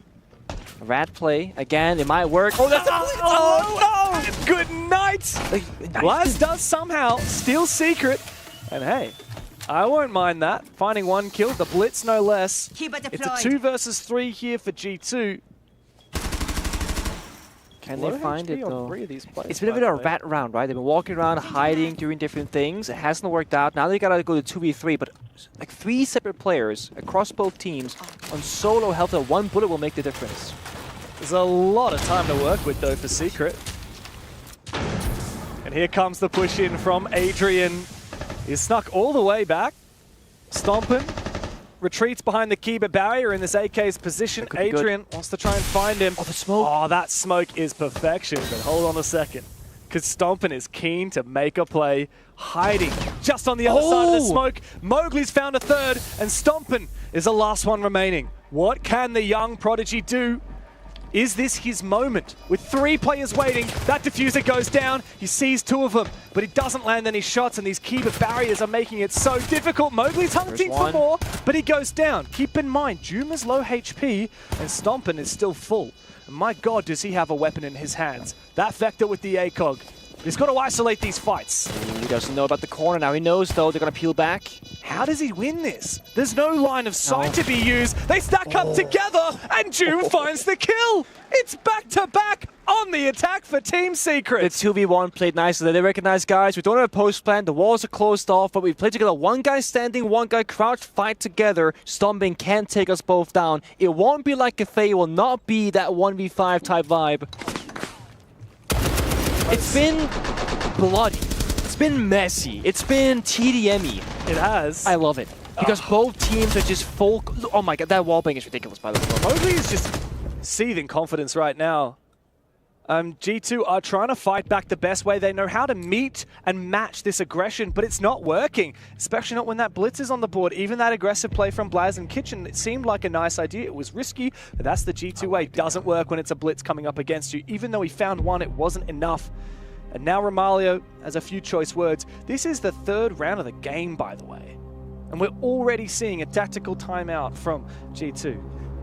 It's starting to feel a little bit like Space Station versus Team Secret, where once Secret figure out the tempo of the round, there's no coming back from it. G2 are trying their best, I think, to match the aggression of Secret right now, saying, you're going to go fast, we're going to go fast as well. You can't run, away from us. You can't keep up, essentially. It might be time to do the opposite. Play trap operator, say, okay, if you want to go fast, we're going to have these countermeasures. When you go past this door, this line in the sand, then we have an advantage, and we'll fight you there. Right now, G2 are taking any fight anywhere on the map. The manager starts saying, we'll fight them in this room, but not that room. Because they're taking 50-50 against Mowgli, who's 7-1. And he is literally in front of the blitz on the entry. Yeah. Not behind the blitz, in front of him. And I feel like with every game Secret plays, it calls into question everything that has subsided so far at EWC, right? We talked about that first match that they had in the group stage, 8-6 over Falcons. Falcons were the favorite team. Of course, Falcons knocked Secret out of the playoffs in EML to steal their spot in the grand final of that tournament. That was a big rematch, and Secret we were like, wow, this is revenge. This is what they've been looking for. And then the next map, 7-2 over W7M, the reigning major champions. Okay, it's a bit of an upset. Maybe W7M were off their day. And then 2-0ing Apex Best in Weibo. We're like, okay, well, maybe Weibo just, didn't look so good that game, even though they had already beat DZ. And then another 2-0 over SSG, who have been in peak form. At what point do we say, hold on, Secret, they are the real deal? It almost feels like Secret have flown under the radar because they've not played very many games, actually. G2 played much more, going lower bracket, playing more best of 3s, playing 3rd maps in those best of 3 series. Just flying through it, 2-0, 2-0, 2-0, flawlessly, no big deals here. We've seen so little from them, it feels like we can't fully judge them yet. And we're in the grand finals. And what we gotta judge them from right now is that they're pretty damn good. Yeah. But this is the first time we're seeing this really aggressive Secret. It's the first time we're seeing Mowgli just say, all right, guys, you know what I might do? I might just kill everybody. It's a staple of his, but again, doing it against the best of the best, that's the challenge. G2, they're sitting back, they're waiting for him to get to the right spots, then they strike first a C4, it clipped the ceiling, doesn't quite get out of there, but they got the Fenrir, they got gadgets, they got layers to this defense. Secret either gotta cut off the rotations or fall back, which they haven't. G2 at 1 minute 30 said, we don't care any longer, that's the timer, we're gonna fall back to the side and play that 5v5. Mujama taken down, it's been slow from Secret. Another drone spotted. Loira, though, has not been yet detected by Team Secret. And Doki's going to play aggressively to try and bait a little bit for his teammate. The fire, the shots to try and allow the aggression in from Loira. He goes and finds Mowgli. Busy on the drone for Flores. He's a fall victim of Loira, who still holds on to his position, by the way, and hungry for more. SMG 11 in hand, a flashbang to suppress him. Another one to follow here from Doom. Loira cannot see a damn thing, but he still hasn't been eliminated, and he finds another kill! Joom eventually puts him to rest, but the damage has well and truly been done. Yeah, a great play from Laura, but again, Secret a little bit too quick to get up those angles. They got the Goyo Fire, they got good positions. Again, Secret are going to be locked out of this one. Forced into offense, forced into crossfires. They got to hit some miracle shots in this one. And Joom gets that diffuser back again. This needs to be explosive, Pengu. They gotta G2 have the numbers advantage. Secret are going for broke, but Alamau with the fire and with the vector. G2 put the site on lock and find their first round of Clubhouse. Finally. And I mean, honestly, Secret there, they didn't have a chance. The fire is there, gotta sprint through it. You don't have time to wait because of what happened earlier. I really liked how they got into the 5v5 for both teams. G2, they said, okay, we don't care about the roam, we'll play the side. Secret recognized it, okay, let's take the map space for free, and then they barely breach the connector wall, start Flores droning, and leave Flores as the only guy there on drone. And Laura walks on him, gets the freebie. Had they waited 3-5 more seconds and Laura makes the play, Laura dies for nothing. Had they waited 3-5 more seconds and Laura doesn't make that play, it's a standstill, 5v5 still, anybody's round. So it comes down to the details again. Mowgli first round, created the gap, created space, won the round. Laura did the exact same thing in reverse there on defense. And yet how good is it, the way that G2, when they make those solo plays, they're actually not solo. No, that's the big thing. G2 would do this 6 months ago, they'd be trolling because there's no plan in motion. What we saw, I'm not sure it was Doki, but Operator. It was Doki on the Asami, it was so genius. On Master Door, walks in, supporting Laura. They make the play together. He walks up because he shoots it on. He falls back, saying, guys, we're not here. Laura makes the play. Laura's got to vault that rotate hole, right, from office, and that's going to make a hell of a lot of noise. So Doki is shooting, suppressive fire, it masks the sound, and then like you said, Doki runs away, they think, oh, it's clear. It's just, it's the subtlety of Siege. Yeah. Little moments like that are not to be underestimated. It's all about communication. I think a lot of people go, oh yeah, but every player would always do that. And as I can tell you right now, they wouldn't. A lot of people don't make that communication. You don't say, hey, bait for me, hey, make some sound. And whether it's Doki saying, hey, Laura, let's make a play, or Laura saying, Doki, make some noise, we'll never know, unless we ask the players. But the matter of fact is, someone said the right thing, and they did the right play. When you play a game like Siege, you don't have the time to communicate, oh, I'm going to do this, and you're going to do this, and then we're going to, no, you just have to say, make noise for me. Here we go, Loira, stomping. He's hungry for more. Oh, look at this from Alamau. He's shut down, but there's a second kill. No! Noah finds them both, supported by Savage on the blitz. It's a hammer and anvil. Oh no, Stompin gets the down, but not the kill confirmed. Is he able to find it from inside a garage? He can impact the wall and look for that kill. He wants it so bad. He goes for it with the impact grenade, worried about the blitz. The wall bang from Joom is perfection. It all comes down to Doki. Hang on a second, how is he still in stock? He finds one, a 1v2. Where are you going, Adrian? Joom, where are you going? He's got the diffuser. Savage needs to close the distance. Oh, he missed! He missed! And the pistol flash from Savage. A 1v1 that Secret will happily take. A calamitous round. Back and forth. What is going on? One of the most, I don't know, chaotic clubhouse I've seen in a very long time. From 2 Europeans nonetheless. Hipfire kills, flank dropping. The double push here is good because they're being pushed from bar from the blitz of Savage. So either you fight the Ying who has the gun, or you fight the blitz who has the flash. This is like pro players playing casual, where there's only 1 minute on the round and the defenders are just sending it. And they have no microphones. I mean, Adrian runs straight below Doki, where he killed his teammate, dies to a hipfire, misses the melee button, by the way. It's so chaotic that no one is really able to have a clean round because you gotta match the chaos. Yeah. If G2 aren't playing aggressively into this, they'll be overrun by Secret. They have to get a bit silly. And it could have been, it wasn't. It's exciting though, because Clubhouse, always spoken of as a, I'm not gonna say a baller map because it's my favorite one. Strategical, slow-paced, ABCs, the first, the second, the third. So it's very classic Rainbow Six-esque style. This has been anything but that. And it's not like the teams are not reinforcing the walls and setting up. There's a very clear vision from these defensive G2. The Goyo Fire, the castle barricades, etc. But they end up having to just fight it out in the server, 1-to-1. Yeah, also, first time both teams playing club at this event, I believe, which means there's not a lot of VOD to go from. No, not at all. I'm actually having a look back at the last time that G2 played Clubhouse, and I'm having to go really far back. It wasn't in the last 90 days, I can tell you that. Oh, really? So not with his roster at all, in fact? No, not since bringing in Stompin for Uno. Okay. The last time that we saw them play Clubhouse was 270 days ago. Really? Against Shopify Rebellion. 11th of November, that was last year. The last time they won it was even longer ago. It was against Wild last October in the EML. G2 are not fans of this map, and they haven't been for a very long time. Secret picked it, and now they're showing why. Best of 5, baby. If you got gaps in your maps, this is where they'll be found and exploited. I can't believe G2 picked Cafe first. I think it's been... I saw a tweet from a person called Hannibal B, a friend of mine. I know the guy. He said he felt like Cafe G2 was a fool me once, fool me twice, fool me thrice, and then all of a sudden you get exposed. They've overplayed it. They felt maybe so good because they've beaten great teams on it, but they played it so many times. They also lost to Furia yesterday, so it's pretty cocky to pick that as your first map of the BO5 here, because I wouldn't be too surprised at this rate to see a 2-0 lead in the best of 5 for Secret. You're giving it a lot of space to make the plays, that's for damn sure. The Clash doing the work, baiting once more for his team of Loira, teammate rather.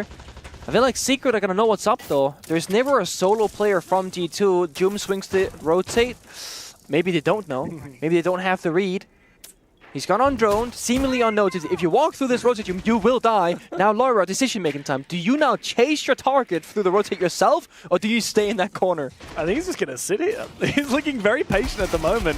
But if Monty walks in, no idea. I think Monty's There gonna it get is. killed from behind. Mowgli falls. Run. Loira's found his first. Stay? Looks for a little bit more, but he can't contest that Monty, so he falls on back. And this is Doki's chance to get aggressive, take the fight to that Montaigne. Very close room here, Connector and Cash, softball by the bomb side, and no real counterplay. Nomad's dead, no self-destruction. This Clash should be thriving. Oh, Loira. He's found Jim as well. He's so hungry for more here, aggressing these angles. Savage needs to get aggressive. In fact, he jumps straight on in to CCTV. Did they plant here? Looks for a potential plant with Noah covering and Blaz going down. Just maybe. It is possible. There are no nitro cells on the board, but Doki on that Clash is going to make things extremely awkward. We need to see aggression. In comes Noah. He's got the SMG in hand, but he's not likely to find the kill. He spots the Clash, finds one, traded back. It's chaos as Adrian is left in a 1v2. No diffuser planted. He needs to go deep, and Loira, he opens it and closes it for G2 as they reply and get one step closer to evening the score. Such a disgusting round from Loira. I mean, he is everywhere, fighting all the angles, the crossfires. He doesn't give a damn. I think Loira's recognized that he might just be the single player that can keep up with Mowgli right now in this server from the sheer ridiculousness of how to play these rounds. He is making all these mini plays happen, and it's Doki every single time that he's working around. Asami and Mute on gym defense. Now, Loira himself playing the castle of all operators with the Clash of Doki supporting. He's outside the building half the round. Like, what is this? I just love that from Loira. He's taking cover outside the building. I mean, that's just... testing a window. The value is so big in that round for him. Dude's 7 kills deep, by the way. He's caught up with Mowgli. Who's quiet? Yeah, he's got 7 kills in 2 rounds, by the way. Wow. After round 2, he was 7-1. And on the flip side, Mowgli was 7-1-1 after 2 rounds, and now 7-4-1. Has not even done enough damage to warrant an assist. You said hot and cold. That's it. If you get a really consistent, stable team in Noah, Jum, Savage, and Adrian, and then an occasional hot and cold from Mowgli, you are one of the best teams in the world. Yeah. But if you get an average or below average experience from the other 4 players and Mowgli doesn't go hot, you're gonna get probably not a winning team necessarily. And it's why consistency is so important, because consistency around those really crazy players can make or break a team. Sometimes you just need someone to go for broke, and the thing is, yeah, Secret have Mowgli, but G2 have so many players. You can name them all. Keep going. All of them. Yeah. Well, like that. The only person that I would say the job isn't like that is maybe Blaz and sometimes Alamao. Even then, Blaz, like last map, he was popping off. On the Lion, going for a lot of entries, playing aggressively. Everyone on G2 is capable. I think Blaz also had the match MVP in one of the recent matches as well. So he definitely has what it takes. And again, I always say this, Blaz does the job that goes unnoticed and underappreciated in the server. Thankless roll, no one really sees. And then it's, you know, Loira stumbling to steal the show and be like, oh, I can 1v5 my opponent, I'm the best player. And they kind of are, but they get help from the players like Doki, like Blaz, like Alamao. Oh, look at this angle from Loira. I mean, SMG11, and he's contesting that with the hollow side. A gun is just a gun to Loira. Doesn't matter which one it is. It's SMG11, a 416 carbine, a DMR. It's all the same. One-shot headshot. I will take the gunfight. We got to chat with Doki on the stage briefly, and he said the same thing about mice. Yeah.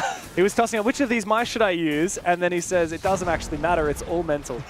All in here. He's like gaslighting himself. He was very like, he's like, I don't know. I do love that energy from G2. They're always having fun. Ooh. Except for when Joom is doing that to them. That's a very deep angle. And Doki, well, his mouse didn't save him there. His keeper barriers might have, but he was exposed. And now Secret inching closer to that bomb site. And they got a different win condition than last time. The Monty, there's two things you can do. Either you walk into office and take that backbone in control, or you walk into the bomb site door of master bedroom. You can just walk in and plant by the mattress, jump into window, plant by the weights. The walls are reinforced. They got options here for Secret to problem solve. They're just gonna run in the door. Hello? That's very aggressive. What? Why? Stomper puts a stop to it. Secret are now trailing by a player. How does Savage use this Monty? That's the question. We need the Montaigne to be the first one inside. Blaz still has a gas babe remaining. The final fires are subsiding here for G2. The Secret, as the Grim Bees go out, where is the push going to come from? Hang on, Blaz. Oh, the gnarly trade. shot. He goes down and finished off, but he's been worse so much. It's all up to Savage, and Stompin farms them all. G2 are back in the game.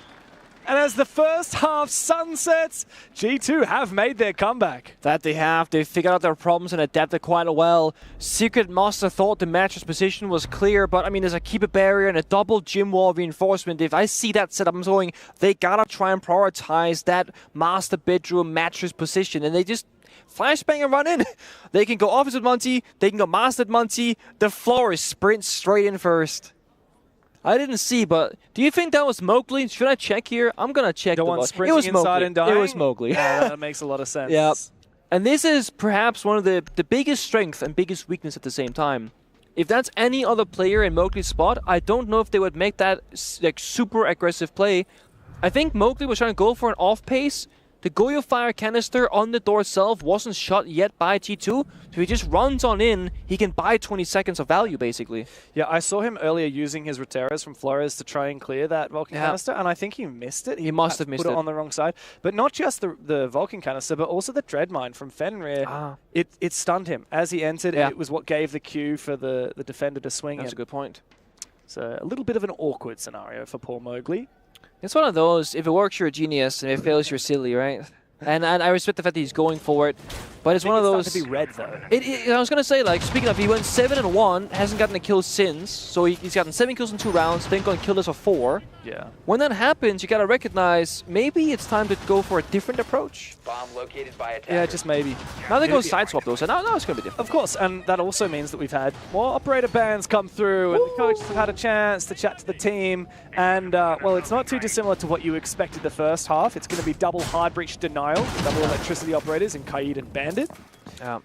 Secret are going to get rid of that Montaigne, but not the Blitz. No, they're going to leave that in. They're going to get rid of the Capitao instead, which I think is a good move. I like this a lot, actually. I think like Monty into Grim or Monty to Capitao would be like my leading picks, personally, because all 3 of those operators can be played on every single bomb site to very high success, and they play around these pivotal areas, right? Capitao for Catwalk Rafters and CCTV or Gym. Yeah.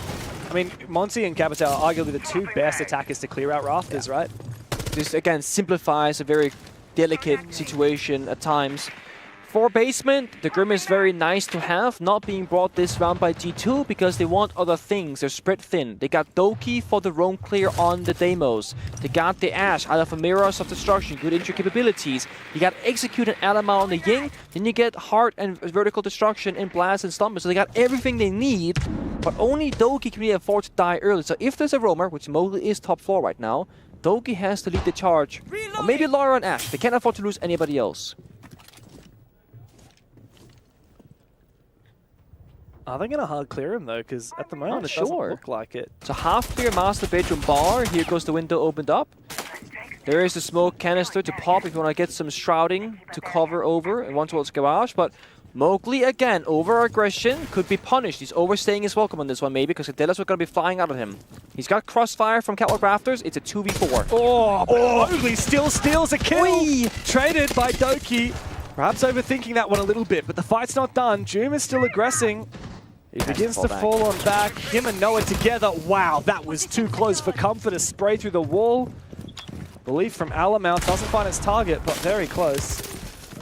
I think it's a decent trade though. You can always say if Mowgli doesn't swing the door with his C4 in his hand, maybe he stays alive, gets a second kill, whatever. But a 1-for-1 trade, burning as much time as they did, only 70 seconds left in the server, I think this is pretty good for Secret because they got the Going Fire, they got the Clash Shield.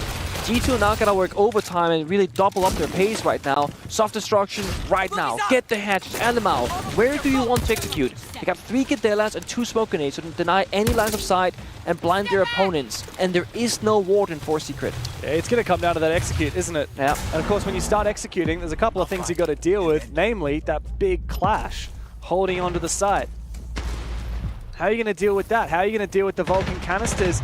How are you going to deal with the Keeper barriers? There might just be a gap, but it's being watched here. A solid position here from Noah. Oh, an impact goes begging. Another peek, though, as the flashes come through. Alamau needs to go big. He goes sprinting forward, but Noah puts him down. G2 might get the plant, but Secret are holding the fort. Stompin's got to cover the cross. As Blaz has confirmed that plan, a swing from Savage. Blaz makes it a 1v1. Jerem, this is your moment. Blaz is holding it down. Low HP as Jerem bides his time. He's got the red pings. He's got the yellow pings. Blaz has got itchy feet. Can't find anywhere safe to stand. Jerem has got to peek it, and he's got to peek it now. You can't push foot around this anymore. He's got to go deep. He finds the kill, and Jerem clutches the round for Secret. Incredibly important clutch for June, but he said, you see this check right there, he was shaking that server, not being confident. He had red pings, yellow ping formation, the exact location under lock for Blast, and still, he barely wins out with a pre-fire, doesn't even see the guy. Not the kind of clutch you want, but the one that you definitely need in that round. I thought we were gonna have finally have a classic Clubhouse simple round. It wasn't. You thought wrong. I thought wrong. The second the first Candela popped, it was chaos all the way through. I thought Stompin was going to have it on lock from the bottom of the main stairs. I didn't think Blaz would be able to clutch it in the 1v2, and yet he still makes it that 1v1. Joom, though, the energy we've seen from him today, the energy from Savage as well. Secret, they've been on the main stage, but not nearly as much as G2. And for a lot of this roster, this is unfamiliar territory. No player has made it into the top 4 before, and here they are in a grand final. And yet they still have the energy that we expect from a team like G2. Secret are the louder of the two teams here today. I like this little cheekiness from Secret. They're force picking the Clash every single round so far. Like they turn to force, you say, hey, we're gonna ban it. That's when the real strat comes into effect. And when you're Team Secret, you can do a couple different things. For example, what you can do here, ban the Brava, play the Maestro. Those kind of like cheeky things you can do, because almost with 100% certainty, if you keep bringing the Clash and keep winning, G2 has to respect it and take it away. So I'm expecting Secret with a long-term plan for this one. And because they already got the first round victory on the side switch, they have the 4-3. That means they can now, regardless of the result here, still see that long-term plan come to fruition, as they won't lose quickly. It'll be a long Clubhouse game, most likely with how these rounds are playing out. Got the mirror, a C4, I can hear it. I don't know where it is, Adrian, but it's somewhere. They're just waiting right now, watching this breach very carefully. Rawar gate off, Sense Wall, injured from Stompin. What's happening? They're planting as well, they're all dying though. This is a cook here, a rush. As Alamau's forcing that plant down, there's still no way to open up that barrier on the wall, and perhaps there might be a ninja defuse here. 1v5. Azami needs to lock this up. Everyone's throwing bodies! Donkey cannot hold the post plant. It was a nice rush from G2, but Secret, they're happy to play it slow. They're happy to play the retake. A monstrous one from them. And they're just 2 rounds away from yet another map in the grand final. I think this is another great example of Mowgli's value in a team. This guy is usually what I will call overly aggressive. If I was a teammate of Mowgli, I would be stressed because fall back please, don't keep swinging the window, right? Mowgli was so aggressive in Cache and Garage, swinging the windows, checking for angles. He knew there was 0 presence from G2 on that side of the map. And what you can come to the conclusion of with that information is, guys, they're gonna go for a direct bomb set rush. It's why Adrian was a hawk on the mirror window with a pre-placed C4, because they know they have to go for the bomb site. If it was a different player than Mowgli playing on that extension on Cache, who doesn't check those deep angles and goes, oh, they might be in garage, I don't know, I haven't checked it. Because he checks it, because he's so overconfident, he gets information. By knowing what is clear, you know what isn't. Because if no one's in master bedroom side, or if nobody's castle rather, there will be master bedroom side. 10 seconds remaining. Well, this is not at all what I had on my bingo card for today, Pengu. This is This is not G2 just laying down and playing terribly. No, not at all. It's Secret stepping up to the challenge. Secret are playing the best Siege we have seen from them. And I'm not just talking here at the tournament, I'm talking EML, I'm talking historically. I'm saying that the roster changes, bringing on Noah and Mowgli just a couple of months ago, wow, that has proven to be successful. Adrian's gone down. I mean, G2 need that. Just quite frankly, G2 need that not just to keep themselves alive here, but to just earn a bit of respect back. We know you guys are good. That's the best G2 we've seen in years. You can't fold now to Secret, who you've beaten every single time that you've versed in the last, well, all year long. Every single time they played in 2025, G2 have had Secret's number up until now. You can see G2 respecting the aggression a lot more as well from Secret, expecting Mowgli to go crazy somewhere on the map, holding angles on the windows, applying phantom pressure, opening barricades, and just kind of boxing in Team Secret everywhere they can. For Secret, they've had a mostly linear road to success, right? It's been that aggression, it's been the confidence. If G2 starts shutting that down, they gotta find a different angle, strategically, whether it's operator bans, operator selection, bomb site choices. If you can't win your gunfight, you gotta start playing more together, because there has been a lot of individual heroics from Secret. But you can see right now on the bomb side, it's not very comfortable. Adrian died early, Noah low on health. You're pretty much relying on Doom, on Clash, to be in the exact right position regarding the push from G2. If they go for connector, Clash has to be there. If they go catwalk, Clash might rotate over. When you play a 4v5 though, you are outnumbered by the attackers. They can effectively be in 5 different spots, Clash can only be in one position. So G2 are just figuring out where are these players. Savage is still holding his position. He looks to go to red.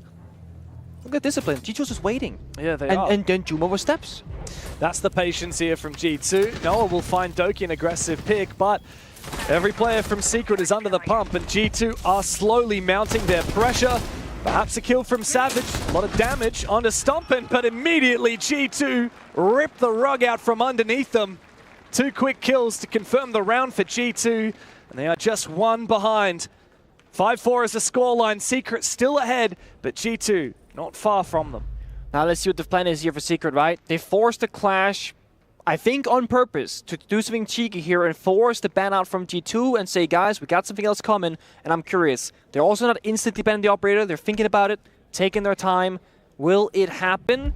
G2 says Clash, and then out comes the Thermite of all operators. Okay. Interesting. We don't have any hard breaches banned by Secret before. No. It was the Monty and the Capita. I mean, what's the plan with the Thermite ban? You've still got the Ace and the Hibana. It enables the mute on all the bomb sets, because now mute jammers can single-handedly stop the Ace, the can opener, and the Hibana pellets as well. That means that if you're basement and you're roaming, the CC wall, the Jacuzzi wall, that's going to slow you down. When you play top of bomb site, same story. You can clear the damage with a single EMP from some of the windows, grenades. I wonder if it's about the mirror pick as well. I mean, the impacts, you can impact trick a little bit better. Also true. I don't know. It's not what I thought was going to happen, I'll be honest with you. I thought there was going to be a big cook where they go, okay, we got you. This doesn't feel like I got you moment. Not a gotcha moment. No, it's not. Not at all. On either side. Now, Secret go back downstairs. They don't have the Clash this time around, but they've got that mirror, which they didn't pick last time. They've really centered around fortifying their positions with the Kiba barriers, with locking in really solid holds for them. Mute jammers, Warden, very difficult operators to displace. Of course, a little bit of a roam game as well. That's largely been Mowgli. Last time he found one and then was taken down. Yeah. Normally he has one person supporting him. That's Doom this round, as there was previously as well. In D2, I would not be surprised if they're going to keep playing that slower style pace. Loira's on main stairs. He's speeding up, actually, and he's found a gap in the middle of the building. Mira runs away. The jig is up. Both teams know. But Loira buys valuable time. Map presence. Gets the bar default cam. The centerpiece of Secret's defense round here has been cut down the middle. And because of that, the players of Secret are falling back. They've surrendered top floor. They've surrendered main stairs. And they've given up everything besides blue and basement control. So Loira's individual play has gotten them full roam clear. Secret maybe over-respecting it, thinking Laura wouldn't be alone. Well, he was. Impact pick gonna come through? Perhaps not. Noah does have impacts in pocket. It's not to be. G2 are baiting aggression here. Loira is hard flank watch, waiting for Noah, who's still in Secret, ironically. Yeah, some people call it Lou's Secret. Adam is an OG one as well. That's a classic. Nobody here listening is gonna know who Adam is probably. OG pro player in North America. From the server would remember It's Adam. before the clubhouse rework, that's how ancient that is. But he was sneaking, or like prone hiding in Adam, made a huge flank play, and people called this spot Adam before the rework when he looked different. But yeah, that's an OG one. Secret are getting to work now. Hatches are open. Time to isolate these positions. There's a lot of util to clear. Vert is now being opened as well by the Ram. Yeah, of course, downside of playing a very passive attacking round is that time will tick down a little bit further. Triple C4, Goyo Fire. This is one of those rounds, kind of like on Cafe. If G2 have one thing go the wrong way, a C4 that gets a kill, something like that, they can disrupt the entire plan. Drone spots him out, doesn't reinforce the wall. This is really good for G2 though, because the mirror look is cleared out. That can be tricky, but it's pretty simple, this one. Still 2 C4s remain here for Secret, but Joom has lost his, so he's not able to throw a Nitro Cell over to the main stairs, where Loira is holding on to this long ankle. He's keen to take a fight, but Savage, he holds the fort down as Blaz drops below. Loira finds his opening, immediately traded. Back B. Adrian deep into the side. Savage as well. He tucked away in the corner. He finds one, and he might even be good for a second. Stop and put to shreds. Alamau, the last remaining. And I think this Nitro Cell could seal the deal. Alamau so low on HP. He might find one, but the shotgun from Savage. Secret are 1 round away from a second map in the grand final. Once again, not necessarily what we expected, but this is reality. Secret are here to play, and G2 do not have the solutions for these rounds. Again, Secret are being very, very good with their foresight. Understand, okay, if they drop the hatchet bar, I'm gonna play by the jukebox. He's forced into hipfire. That's a free pick. Then there's no one in the kitchen bird. I'm gonna go back B bomb set and watch the short hallway where they're gonna push as well. It feels like G2 are always missing one thing in these rounds. One position that's not covered. One gap that's being, again, exploited by Secret. And I'm going to always talk about this. Like, Alamau on the scoreboard was very, very cold on Cafe. That 0-6 scoreline, it's still stuck in my mind. Right now, he's 6-7. Scoreboard-wise, he's fine. I'm not seeing that frontline leadership where he's all the pieces are together. That's covered. I'm gonna plant here. You do that. I do this. Even on the bomb site rush we saw in gym earlier, the blitz plant, the sense wall, the Aura door, they all died immediately. Like, they weren't ready on the timings. And G2 are falling victim to these little cheeky things. They like are. Savage hiding in a corner, waiting, biding his time for someone to drop down a hatch, or he's just simply watching that angle, ready to swing. Yeah. I will say for G2, it's a good look that they're slowing things down because they get the 5v5 execute. But then, when it comes to the execute, it's not clean enough for it to be worth it. It's almost better if they go fast and chaotic because then you kill 2 players of Secret, you die 2 people of your own, now you're in a 3v3. Now it's kind of scrappy siege, but they can play scrappy. G2 are trying to play that perfect style without being perfect. This is exactly what you called before. The jammer is going to make things a little bit slower. We're going to need Ace to have some support from the EMPs, which is brought. That's the effect of the thermite ban there. Yeah. More util needed on this clear. Remember, bomb site over in gym bedroom. This cache extension is just that, an extension. Yeah. For people that don't necessarily know what the thermite thing is, you can rappel on those exterior walls and put the thermite charge outside the mute jammer range and just pop it wide open. So you can circumvent the mute entirely, and because you banned the Kite and the Bandit, nothing can stop the thermite whatsoever. So that's exactly why the mute jammers are so strong now compared to previously. Got EMPs from Alamau, 1 spare in pocket, got Laura downstairs also with grenades, so they can clear this, but you see Mowgli, he's got the jammer, so the Grim Beast won't spot him, the wall won't be broken open either. They need to find this jammer first to continue forward here on the attack. There's not a lot of value that you're getting out of the Deimos when that mute jammer is still alive. And Joom is the player at top red anyway. Savage, though, meanwhile, finds Loira down below. How did he find that kill? He went downstairs, he went, and the hunter became the hunted. Mowgli is so keen! He's so aggressive! 1 pop! He's gonna keep going! 3 kills for Mowgli! He is on a tear! And how many giants will Secret slay before we finally believe that these humble 5 could make history? 2-0 over G2. The very first attack, the very first round was Mowgli downstairs in basement finding a beautiful 4K to start off this banger map of Clubhouse. The very final round that we just witnessed was the exact same thing. He says, I am gonna have my moment right here and I'm gonna keep pushing forward. And in this best of 5, Secret assert themselves as the favorites with a 2-0 lead. And this is going to be a Mowgli highlight reel, to say the least. Look at him go. The aggression, the celebration, and the perfection from Secret. Loira is not happy. G2 are not happy. The best team in the world, some people thought, but they are in shambles. And the only way forward is to replicate a reverse sweep that we've seen very few teams in this world do. There's plenty to break down, so we'll toss it over to the analysts. Secret is online, and I wish I could say the same about G2. This was a map that we had a lot of worries about from the side of G2. How are they going to perform on something that has been permabanned? Well, ladies and gentlemen, we have our answer. Not very hot. No, this is incredible from the side of Secret. And Clubhouse is a map that we always talk about, like, it's in everyone's map pool. You gotta know how to play it. But Secret did definitely show G2 today how to play a map like Clubhouse. I am just so happy to see a Team Secret play like their life depends on it. They're not scared to peek things, they're not scared to push things, and I'm really glad to see that because it shows how much confidence and momentum they've got going in this That 4K that we just saw from Savage, the kills here every time, what do you notice? You notice that it's one player getting a triple or a quadruple kill inside site in defense, but also in attack, lurking around because there is a gap, there is a mistake, there is a critical blind spot to every single attack or defense on the side of G2, and Secret punishes that almost every round. That's the biggest difference between these two teams right now. What did we see in reaction from Loira as soon as the match was finished, as soon as the map was down? He threw away his headset right now. He's pissed. He's angry. He needs a reaction. And that's in these kind of moments that you know if it's a champion mentality or not. Do they bring it back?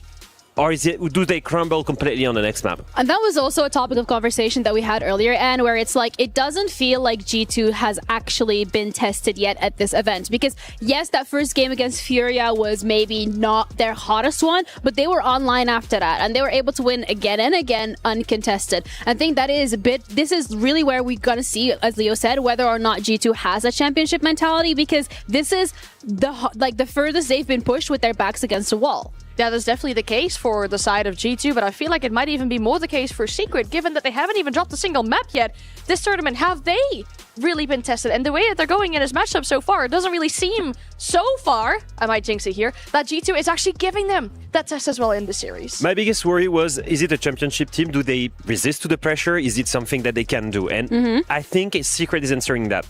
Not only because they deal with the pressure, but also because they feel less pressure than G2. I think also, like, whether or not the coach is gonna, like, slap them a little. Okay, maybe don't actually, but like, you know, like bring them back to reality, because this is where they had to stay. And I think a really good example of how far gone G2 was when we saw that 4K come through. We're like, what's going on here? But how do you come back from that? Because that's a little bit humiliating. First kill here, then he swings to Church, gets that kill, and now everyone pay attention to that headshot. That is beautiful, and then goes into the 4K. Look at Mowgli's face. Look at his reaction. He stands up, throws away the in-ears. Look at the reaction from Juma as well next to him, that cannot believe what just happened. Every single player on the side of Secret has an incredible momentum right now. Yeah, we had round 8 as well, specifically, that we wanted to highlight when it came to how this goes. I see you laughing already because we all know what's coming up next, but what's going on? Yeah, this was an insane round. I mean, that swing there on the hot tip block, there's a whole plan going on behind that Aurora barricade, by the way, and then this to come pushing back in. The incredible team play that we're seeing from Secret, this aggression as well to force themselves back in this position,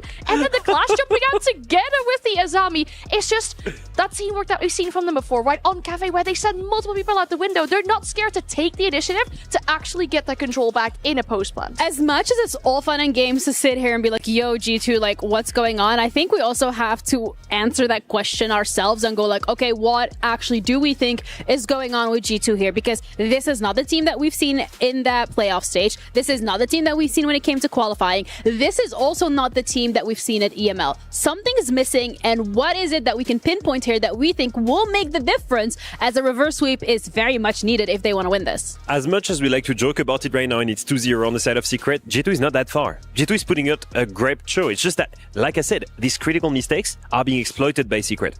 Go back to fundamentals, go back to basics, go back to simple, not complex attack. Go together as a squad and abuse the man advantage when you can create it. That's my biggest thing. Right now they're letting holes be exploited by Secret because they're going for really spread attacks or really spread defenses. Go back to basics, stay close to each other, gain a little bit of momentum, then we can go back to more complex stuff. The fact that Stompin, by the way, is still running a 91% cost despite losing this map, being so efficient for his team. He's the only one that's that consistent on the side of G2. First map, second map, both times. The rookie, first ever grand final, is the most consistent player on the side of G2 right now. Which is a concerning situation to be in, because you have those two players that have been in grand finals before. Damn, they've won the hammer before. So this is not a performance that you're expecting from them. But we've already covered Cafe. We've covered Club. We now have Labs, Bank, and Sky remaining. So I want to really hone in on this Labs because this is G2's pick. So if anything, it should be a territory that they are more comfortable with. It is G2's pick and it should be their home. They beat FaZe, the current world champions, on that map really comfortably.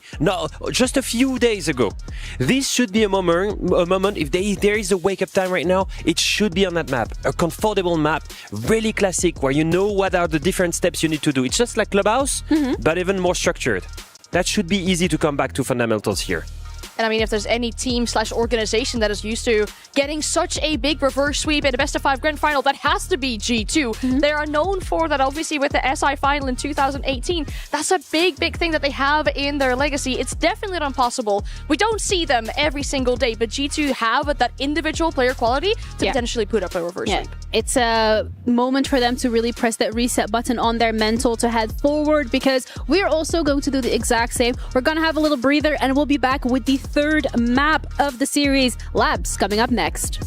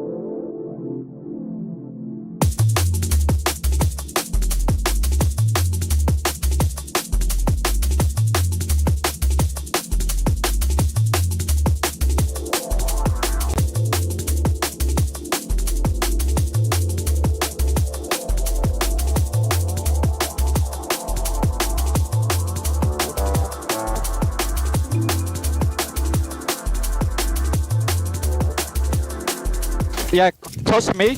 I'm picking.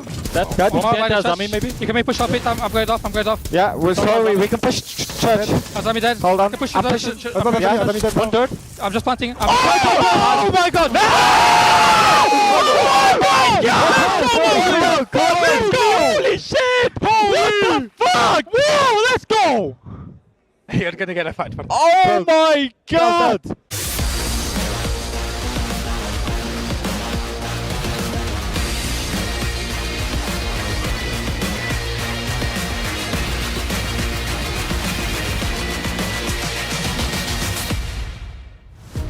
We've been saying every single chance that we get to expect the unexpected with this tournament, as every single man you see sitting in front of me here is just one map away from greatness. On the other side, this conversation does not get any more or any less really difficult. In the case, backs against the wall for G2 heading into Nighthaven Labs. And we got both a mix of world champions and new blood on the roster.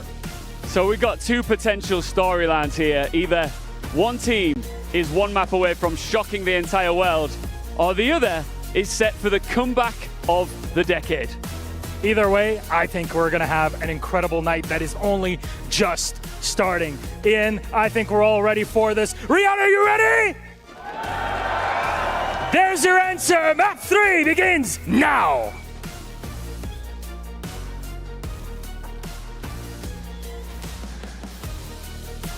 And we were so ready for a grand final of the ages. We were so ready for G2 to once again claim their place on the Pantheon. And yet somebody stood in their way. And somebody still stands in their way. What is going on today? Maybe we have counted out their opponents a little bit too early in Team Secret. The story was writing itself a little bit too easily for G2, and the desk spoke about it. Have G2 truly been tested this tournament? And I kind of want to say yes. I don't feel like on paper that Secret should be any more difficult than their previous opponents, but their playstyle has been troublesome. Well, the stage is set for the world to watch as Europe sets its eye on the silverware, but only one will rise to the occasion. Only one will raise the trophy. G2 need to come back. Backs against the wall. Team Secret on the verge of greatness here at EWC. Out goes the operator bands, Kaid and the Hibana, followed by the Bandit and the Thermite. So this will be that stable old double Heartbreach, double wall deny situation, ensuring that the first step will always be achieved with ease. And here comes the one counter, perhaps the mirror being brought out the very first round from Team Secret. We kind of talked about it briefly on Clubhouse. When you get these operator bands, you can put the mirror window on the exterior wall and C4/impact trick through it and still make it complicated for the attackers. G2 need to show us a couple of things. The first one is that they can just play a stable run of siege without making those glaring mistakes, those massive gaps that Secret used to exploit. The second one is the individual performances in the server. Now, Stumpin, phenomenal player. Insane debut, phenomenal individual. He has been the most consistent and best statistical performing player from G2 in this grand final. And that's great, but that's also concerning. It shouldn't be up to Stumpin to play the best when he's with veterans like Doki, like Laura, like Glass, like Alamau. It should be a full team effort where Stumpin fits into that system and he can play his own game, not having to carry out right. Somebody, please help this man on this third map. I mean, he's already broken 20 kills. On Cafe, he went 12-6, Clubhouse 9-5. He's the only positive player for G2 right now. We need everyone to step up, not just the Golden Boy. And so Alamai, you've said he needs to lead from the front. Here he is on the Ash, the tip of the spear. As G2 begin to open up breaches on a connector, forcing Mowgli back into electrical.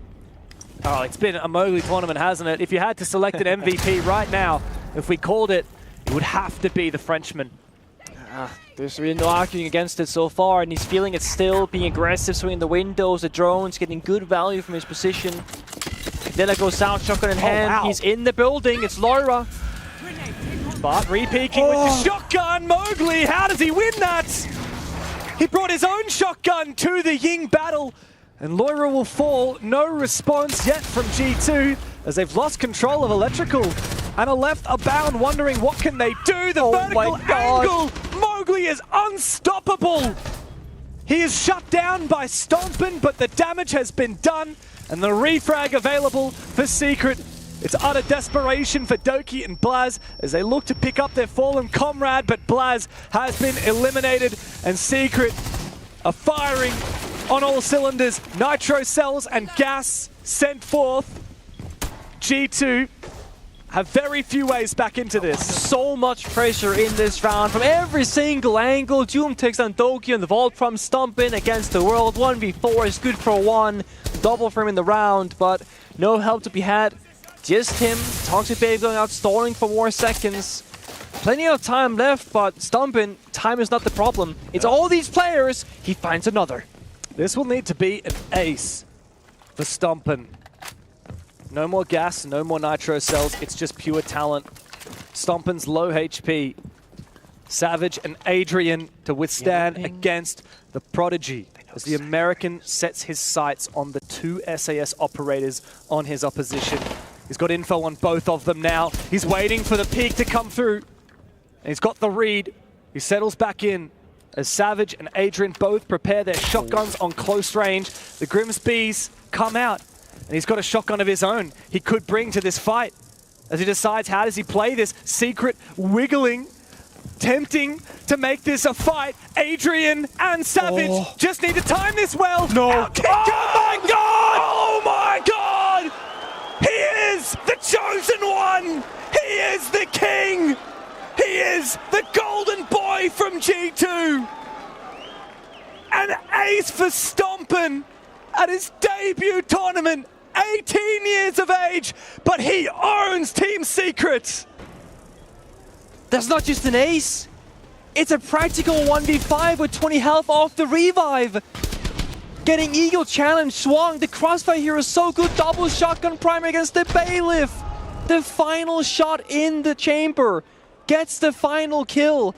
Loira can't even believe it. It's unbelievable. This doesn't happen. This may be... that could be one of the best clutches I've ever seen. Most unlikely clutches, that's for damn sure. How do you win with the Bailiff? He had one shell remaining. One shell against the M590, one of the best shotguns in the game. Two of them. My God. There's no universe where Stumpin is meant to win that, and yet he does. He puts the team on his back like he has had this whole series long. He's the only player from G2 who has showed up, and he gives them a round, a 1 versus 5. I'll go back to the point I made a few minutes ago. Somebody please help this man in the server. Yes, the clutch is absolutely ridiculous. That is the worst way for G2 to win a round, however, because every single thing failed before the clutch happened. Now, if we go the distance, if there's one round to look back upon for Secret, if they lose this map, that's gonna be the round. For G2, this is a sigh of relief that, oh my God, starting off like this, shutting down Team Secret's aggression, this could actually become a tilting factor for their opponent. And we've seen some rising stars make their debuts and make a splash. What comes to mind is Spoit in his first season as an 18-year-old for Team Rogue at the Berlin Major. He raised the trophy there, and he was the MVP. But I don't think anyone has done quite what Stumpin is doing right now, not with highlights in his reel like that. The only thing he needs is to actually win this goddamn tournament, and right now G2 are so far from that reality. Secret destroyed them on the first 2 maps, and as we move into the third, Secret could get this done so swiftly. Doki just off. He had the yellow ping. It deals a pitiful amount of damage to Savage, who will retreat. Mowgli keeps the aggression and takes down Loira. I almost want to say Mowgli was so great last round until he overswung the third player, then died. It's one of those moments where if you can punish Secret's individual decision making, that's the easiest path forward. But the consistency on Mowgli, we gotta keep bringing it up. It's every damn round. Doom's been spotted, yellow paint, and moves around and dies to Blan's holding his cutoff. Great teamwork from G2, working together with information and the cuts. That evens back the numbers to a 4v4, but there's only 60 seconds left. G2, I didn't realize this, but the time is slipping away from them. The Goyo's on the board, the mirror windows, a lot of obstacles to deal with. Maybe the saving grace is the fact that there is a blitz from LMAO to simplify the approach to the bomb site once they get down those staircases. After too many players falling early in that last round, perhaps G2 felt the need to slow things down. I mean, it was a disaster of a round, but they won it. Yeah. Well, how do they cook on this attack? Alamal walking into so many of these goo mines. He's taken a hell of a lot of damage, but he doesn't want to expose himself as he pulls it out. It's the right call because the secret player on the other side did go for a swing just as he pulled it out. Stompin on the ace. Now he's got a serious weapon in his hands. The AK ready with the diffuser as well as Mowgli gets aggressive but doesn't find his mark. Alamal from behind saves his teammate, but Noah springs into action as well. It's a 3v3 as Adrian gets active with the last bullet, finds one. A Nitro Cell finds Stompin. It's a highlight reel for Secret's own young gunner. Adrian a 3K to close the round and open the equation for Team Secret. The final bullet one tap on a blitz that the AD is staring it down and ready for a fight is just spectacular. This has been ridiculous Clubhouse into an absurd start to Nighthaven Labs. Mowgli was like, I'm out of here. I don't want the smoke from the blitz. Does not escape though as all of the players are ready for him. Literally. Oh, there was technically a 2. Looked like a 1, the high fire, but still, that's a 1 tap, my friend. A battle of clutches, a battle of individual heroics. At this point, it comes down to who's going to pop off the most. We talked a lot about the young gunner on G2, but I mean, that was a big play from Adrian. I mean, this guy is just 19 years old. A young player who made his fame actually by dethroning G2 for the team G Who. A lot of people remember that roster. Oh boy. A lot of people remember what they achieved in 2023 right after G2 had won their own SI. G2 had some, G Who rather, had some very historic wins over that roster. Ridiculous. And that was actually the only team he played on before Team Secret. He's really only had a professional career of about a year and a half. And here he is in his first grand final, only overshadowed by how much of a rookie Stompin is. Yeah. Otherwise, I think we'd be talking a hell of a lot more about this young 19-year-old Adrian. I remember him and Creed coming up with the scene together. We played rank with those guys in the UK rank stacks. And sometimes you play with people in rank and you're like, you know what? If you put in the effort and you grind and you're disciplined, I can see you go somewhere. I could see it. I think to a lot of people, Noah was the same character, Doom was the same character, Savage as well. I mean, the whole roster actually is like young. I want to say protege because that's not the level they're at necessarily, but high potential people that are also well connected in the community, grinding ranked, grinding tier 3, grinding tier 2. I mean, Doom won R6 Combine last year, I believe, then basically went on to do better things over here. Yeah, some people win the Combine and then do great things. Some people, the Combine is like their peter out tournament. Don't know who I'm talking about there, thank you. Yep. We all have our paths. Alamal on the front lines, looking good, takes down Noah and says, your path is the grave for now. Just need to keep up the pressure. Now they gotta slow things down because again, we should be expecting aggression from Secret because Mowgli's still alive. They're gonna be looking for a fight somewhere. And G just kinda buying time. There it is, the swings. The air jab's pre-placed now, so they can't re-aggress too offensively. Laura's ready for a strike if that air jab triggers. Yeah, can I just point out, Savage and Adrian have an awful lot of faith in those M590s despite what happened in that just 2 rounds ago. Oh yeah. That's why I don't play this shotgun myself. It's too scary, man. It's one of those guns, if you believe in it, it'll reward you. I mean, we saw it from the Bailiff with Stompin. Oh, he believed. Did not doubt for a second. Mowgli and Savage have already used their Nitro Cells. Would have been nice in a situation like this. Adrian goes down. Mowgli holding his position, but he's got to worry about 2 angles now as the door and the breach open behind him. He's actually got to worry about a 3rd because Loira has come to life. 3 big kills for him. Joom left alone, and he needs to get back to sight. A narrow angle as he vaults over. He times it well. Loira's been on fire. A 4K for the Brazilian. It's been a quiet few rounds from him, but he gets back into it, and G2 take the lead on Nighthaven Labs.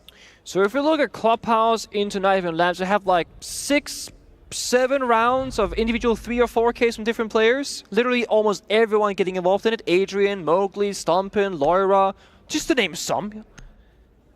It's a matter of, again, who is popping off. Alamal got the opening pick, and that's of course going to make it a bit more complicated for Secret. We saw Joom, last defender alive on the clash, was locking down the flank, the backstab from meeting. That wasn't where G2 were attacking from though, so the clash goes completely wasted in that round. And because clash has not been a major issue for G2's attack, they opt to bend the mirror instead. Now this is the thing that happened on Clubhouse.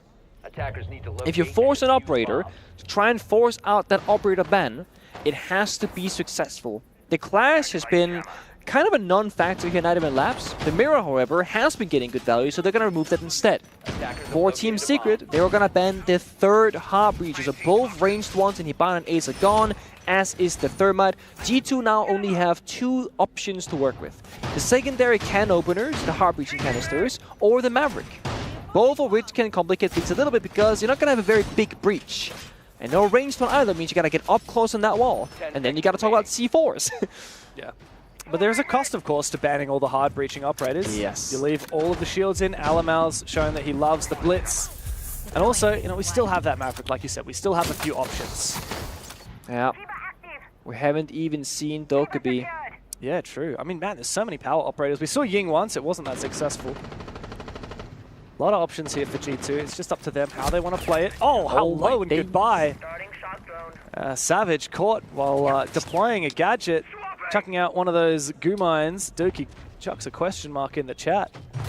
Before this map started, we have a look at the stats. I said, somebody help Stumpin, please. What I was referencing is that he is on 24 and 13, so plus 11 on the scoreboard. Yeah. The second highest rated player is -1 at 15-16 Loira.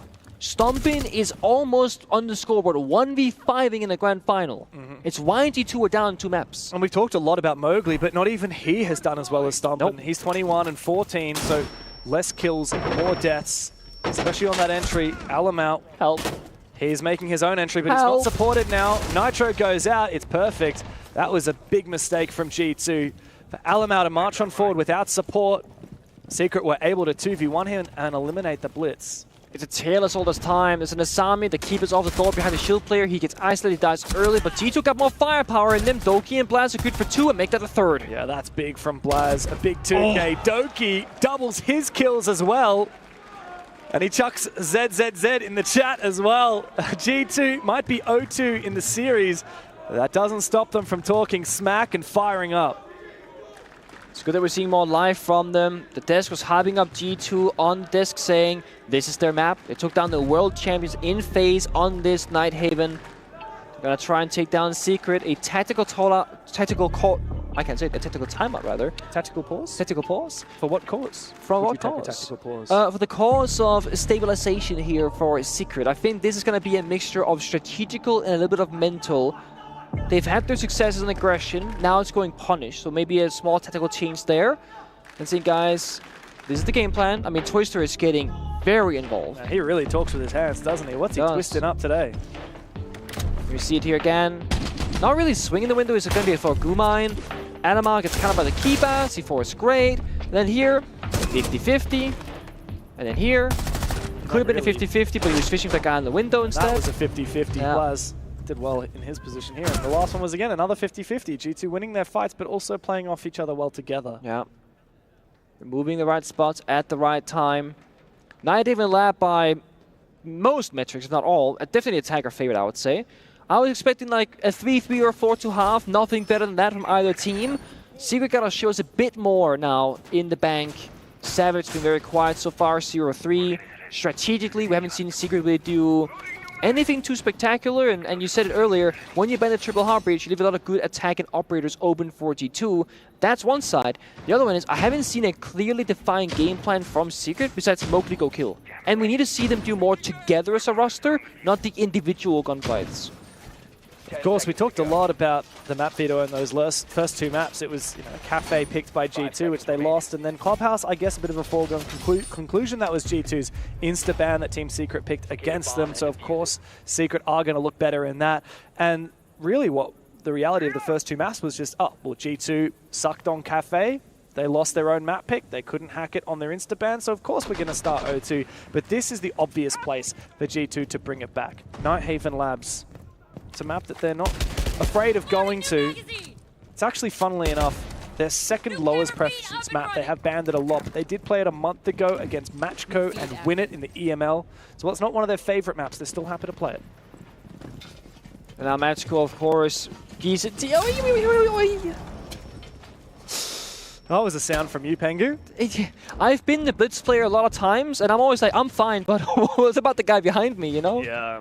Doki fell, so no more hunting those Valkyrie cameras. I think he'd already found a couple at least. Perhaps pinged them or got an inkling of where they might be, can call out to his team. Now he just sits on flank watch drones. That blitz, though, is still alive, thankfully. There's a lot of work to be done, though, for G2. A lot of vertical Oh, good guy moving the drone. Nice. Doesn't want to get his drone destroyed by that ram. That's a late reinforcement of a hatch, by the way. Oh, I like me some Nuke action. The timing. Surely not. He's been spotted out, though, in the hallway. They know. It's 3 players. What a shot. Almost a second for Stompin. A third player contests him. It's Noah, but Stompin decides to fall on back. Noah is going hunting and does find that kill. The blitz, though, luckily coming Noah's way very shortly. Alamau and Blaz have to decide, do they hunt him down or do they leave him be? I think going for the pick would be great for them, but at the same time, they don't have any real information. Just the blitz who's low on HP, so challenging is complicated. Noah has an impact grenade either for a flank or for a counter, but they're on the side out of nowhere, actually. Oh. And Secret, they gotta play retake. I'm not sure Secret are aware of this. Nope. Savage seems to be. Shield shows. As he rounds the corner, he spots the shield, and that reveals Alamau's position, so it's an easy headshot for Savage. Blaz and Loira now making their way downstairs. Loira is still above in vending, but Blaz has made his way deep. Adrian is hunting for him. As Blaz waits in Animus, that diffuser still on Alamau's body. Loira wants to make his way to try and support his teammate, but Blaz has gone back outside to the breach. He's going to walk into a crossfire here. And Noah, meanwhile, has come back to site, so this is pretty much unwinnable for G2. It's a freebie for Savage, who has really held the fort down on this site, taking down the Blitz, now taking down Blaz. All up to Loira in his 1 versus 3. We haven't quite seen the Loira magic, but that's the start of it. 1 kill. They should have info on Savage's position. So how does he go for it? The shoulder peek, the bait. Oh no. Goyo fire. Savage is just holding on, and he just pops up, takes him down. Like you said, the Goyo fire was still available. But the Portuguese player is the one to find the final kill and really save that round for Secret. I hate to be too... Oh, that was such a good C4. Too negative on one player specifically, but Alamau is just kind of disappointing me this game. I've been praising him so much the last couple of days. This right here, ADSing close on the door with the shield means that you're going to expose yourself before you see the enemy. Either you can do 2 things with Alamau. Either back up so you're up against the back wall, your shield won't show, or just sit there, close on the door, not ADS, and just go for a flash as the enemy gets close to you. Doing what Alamau did is like the worst possible play of the 3 options that you have, basically. I understand that he's desperate for a kill and has to find it, but I just think the approach is incorrect, and it goes to show that he has been making some pretty big blunders, I would say, in this final so far. Yeah, and it doesn't feel like that Blitz has had the most value. I'm actually wondering if the Monzi would have been a better pick. Now, Alamau's dying because he's taking risks on that Blitz. If he was a Monty, he probably would have survived when he solo pushed the top round as well. Remember that when he died to that C4? Another example of a mistake from Alamau. I think if you want to bring the shield, I'm okay with it. But bring that Monty instead. Maybe even the Blackbeard, I wouldn't mind. Yeah, I'm surprised by the lack of Blackbeard. Also on Cafe, because it was left open. And it comes down to, I mean, they can play whatever they want, but if I'm not seeing any value in the operator pick and they're not winning the rounds, I'm like, well, maybe try something else, different approach. Yeah, Blitz is not it. And the big thing is, the big praising points that I've been making for G2 when I've been casting them is that they've been so adaptable, so flexible, good at fixing their problems and reading their opponents. This has not been the case against Secret, and it seemed like SSG yesterday had the exact same problem. You look at them and go, what do we do to counter their game plan? And it's like, you can't just get a win. Your gunfights play close together, you know, whatever. It doesn't seem like Secret ever let you breathe in the server, and it's so hard to deal with mentally. Yeah, Secret have been looking so good. And while G2 are in the lead, the form is still here for Secret. They fall back. Keep in mind that if it wasn't for the 1 versus 5 for that ace from Stompin, this would be Secret in the lead right now. G2 are not out of the woods. In fact, they're barely out of the muck. 2-0 in the series for Secret in the grand final, where we expected G2 to be the Goliath. Long way to go. And there you have a bit of fire. Again, the aggression, it just keeps happening. And they're on the roof waiting for it despite the air tip. Like, they know what's happening now. Yeah, good read here from G2. Secret have realized, oh, okay, that's how they're going to play. They're going to fall back. They're going to be really ready to counter our aggression. Same story here for Adrian, or people watching his position. As a drone goes on through, Adrian Is he going to get baited? Doki is waiting for it. There comes the clash. But of course, that means that there's a lot of attention from Secret. Yeah. Bit of an act of desperation, and rightfully so. It's 3v5 time. You don't want to be in that spot. D2 primed for an execute, and they're all ready for it. There's a nade. This puts him in a very awkward position, but Doki just jumps on over. Force aside. Savage has to hold on to his position. He's looked really hot, but he gets traded by Blaz. Stompin goes big as well. All up to Doom. A little bit of damage done. The plant could go down on Doki, but Stompin says, never mind that. I'm going for kills. And G2 lock in the 4-2. It's another round on Doom Clash where I just don't see the real value happening again. They know no one's Aqua, they're on the Calc rafters, and yet they get surprised that they overwhelm the bomb site. Great flexibility here downstairs with the Verticality, shuts down the reinforcement. They catch Mowgli on the expected aggression on the main breach.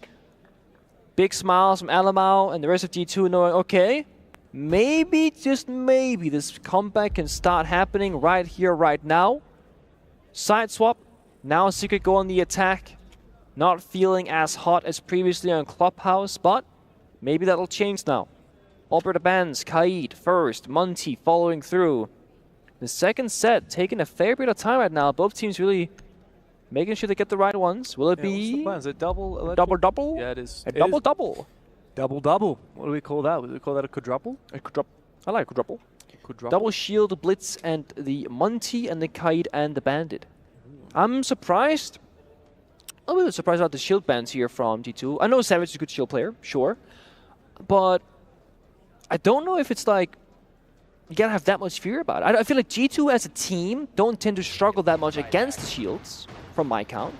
Yeah, perhaps they just really don't want to deal with the specific, Monty or Blitz. I mean, it sucks to deal with, right? It does. Sure. I mean, Savage is not as wants to play the Blackbeard. Neither of these teams are, funnily enough. In fact, we've seen more Fuse from Savage than we have the Blackbeard. So I think G2, it's good. Like, if Secret want to play a shield, they have to play the worst one in that Fuse.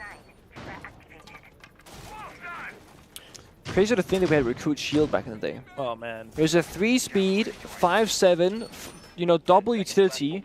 Pretty crazy stuff. So good. And you would have been playing Pro League when that was actually meta. Yep, it was to make rules about how many shields you could have because the That's true. Was so meta. Oh my god, that's true. I forgot about the shield ban. Yeah. So Blackbeard counted as shield as well, obviously, despite not having the shame. He has a face shield, not a body shield. Yeah. So we literally had a 2-shield rule in pro play for a long time to counteract it. Yeah, and people would run that Recruit shield all day. Oh my god. Yeah, so Recruit was meta. You had iron sights on every weapon, so... Yeah, you couldn't change your attachments. Yeah, you had set loadouts with no attachments, and it was brutal. My favorite quick match strat was always the M870 Recruit. No one could touch it. M870 Rush. That is a classic. Back when Bandit had 3 barbed wires, back when Sophia could self-revive, all these small hidden things in the game, which some people are going to love that are gone and some people are going to dislike it for all their different reasons. It's nice to have a bit of a nostalgia. I think, us 2 old men, we do that a little bit too much. Too much? Oh, Stompin' stomps Mowgli out. Another big swing, SMG 12. Doom will trade. He just looks so easy. Yeah, he really does. I mean, that gun kicks like a mule. It's because he's a console player. On console, that gun's the best in the game, but on PC, it's pretty awful. Stomping because he's a heat up. Shotgun to the floor, finds Doom as well. This guy, he just doesn't know when to quit. He's hungry for more. He does take a little bit of damage. Doki getting lippy in the all chat. I love that Doki doesn't really care. He treats this like it's a ranked game. The way he talks smack in the all chat. That Nitro cell from Stompin', not looking too good. He wants to try and escape, but he is being watched. He's holding here with the shotgun, just waiting to be swung. Obviously, he's not vulnerable to those flashes while the glasses are active, but now they're recharging. No flashes to go. Out he goes. Noah falls. Surely not. No shell. Adrian will trade. Blaz now hungry. He's got that same shotgun, and he's keen to try and finish what Stompin' started. Tough decision of Stompin'. Do you confirm the kill and take the 1-for-1 trade, or do you save that final shell for the second player? High risk, high reward, but Blast retakes the spot. Toxic Babes goes out. Good gas. Blast on very low HP, the Laura and Elamar got to the heavy lifting. Yeah, and you can see how G2 are just hiding. Moira just needs to not expose himself. They have numbers advantage. They got shotguns for these close range engagements. Alamau can continue to burn time. One more gas in pocket to prevent any peeking.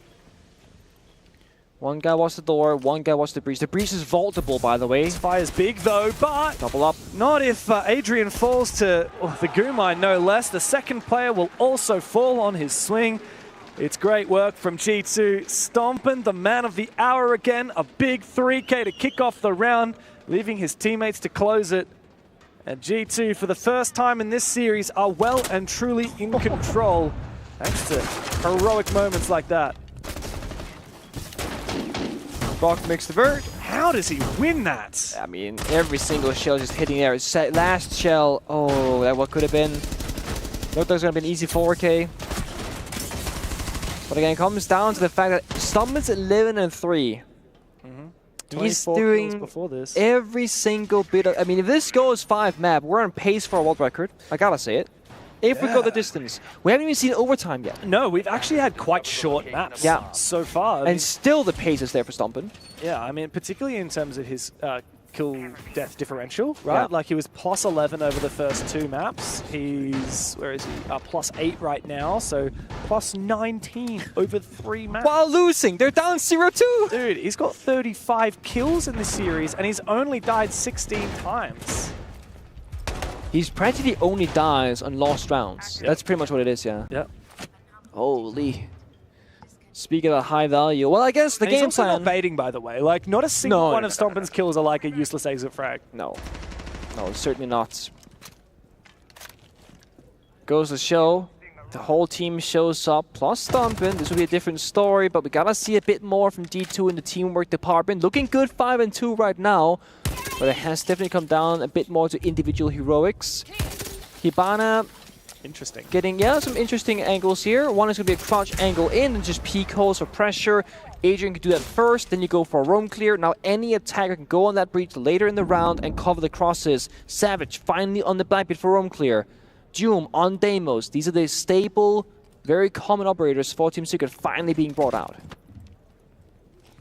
There's still a roam game on that top floor, though, as we see Mowgli starting to make his way forward.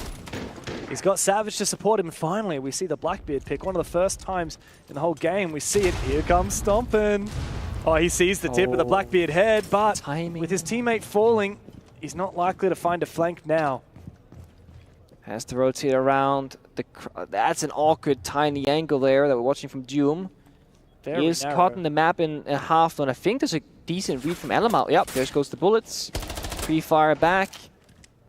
Does mean that G2 have limited map control in the roam game, but it's fine because time is taken away very quickly, and Stompin seemingly can just fall back for free here.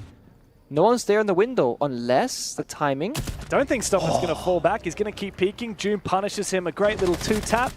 And Mowgli making this all but a completed affair here for Secret. And now the track can come out onto Doki, but I think for a brief moment, June might have heard Alamau seeing him. So Doki gets spotted. But there is suspicion here from Doom. Alamau is just around that corner, sees him, damage dealt. There'll be a frag here, no doubt about it from Doom. And Noah as well.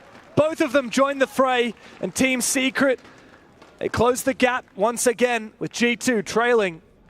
2 rounds the difference between them. G2 still within reach of that map win, that oh so elusive advantage. A lot of this seems to come down to opening picks. Of course, always important, but right now, with G2 spreading out so thin in the roam, it means that the network is kind of falling apart. Once the first roamer dies, the other ones is just left in a really bad spot. Mowgli keeps brute forcing these angles, just rushing down the staircase and says, I'm going to attack the bomb site because we got a 5v2. I can fall early. So when you give Secret a little bit of space, a little bit of comfort, they're going to go the whole distance. It's early shut them down, or they will shut you up. Yeah, very much. So perfect from Jim with those cutoffs. Secret finally have their first attack round on the board. Now, G2, what are you going to do to reply? Of course, there's a whole lot of bomb sites they can choose from. They're going to go control room here. Now, this bomb site really largely comes down to that roam clear on that top floor. We so often see like late round 2v2s, 1v1s. And often it hinges on plant denial. We've got 3 nitro cells here for G2. That's it. The IQ picked by Noah as well to hunt down any of those Valkyrie cameras. A lot of pro teams will take one person in the basement, often IQ, to look for those C4s and verticality. You get the main breach upstairs in IT from the ace, and then from the breach you see the vert above. The IQ below then has the vert as well. Then you can kind of hit the bomb site directly if you deal with that one anchor player. The issue is that one anchor player is stomping on Warden, which seems almost impossible to get rid of. Yeah, good luck. So it might just have to be a roam clear angle for Team Secret, unless Stompin somehow dies. I mean, putting your face in the window is one way to go down, but there's no one there, so he's fine.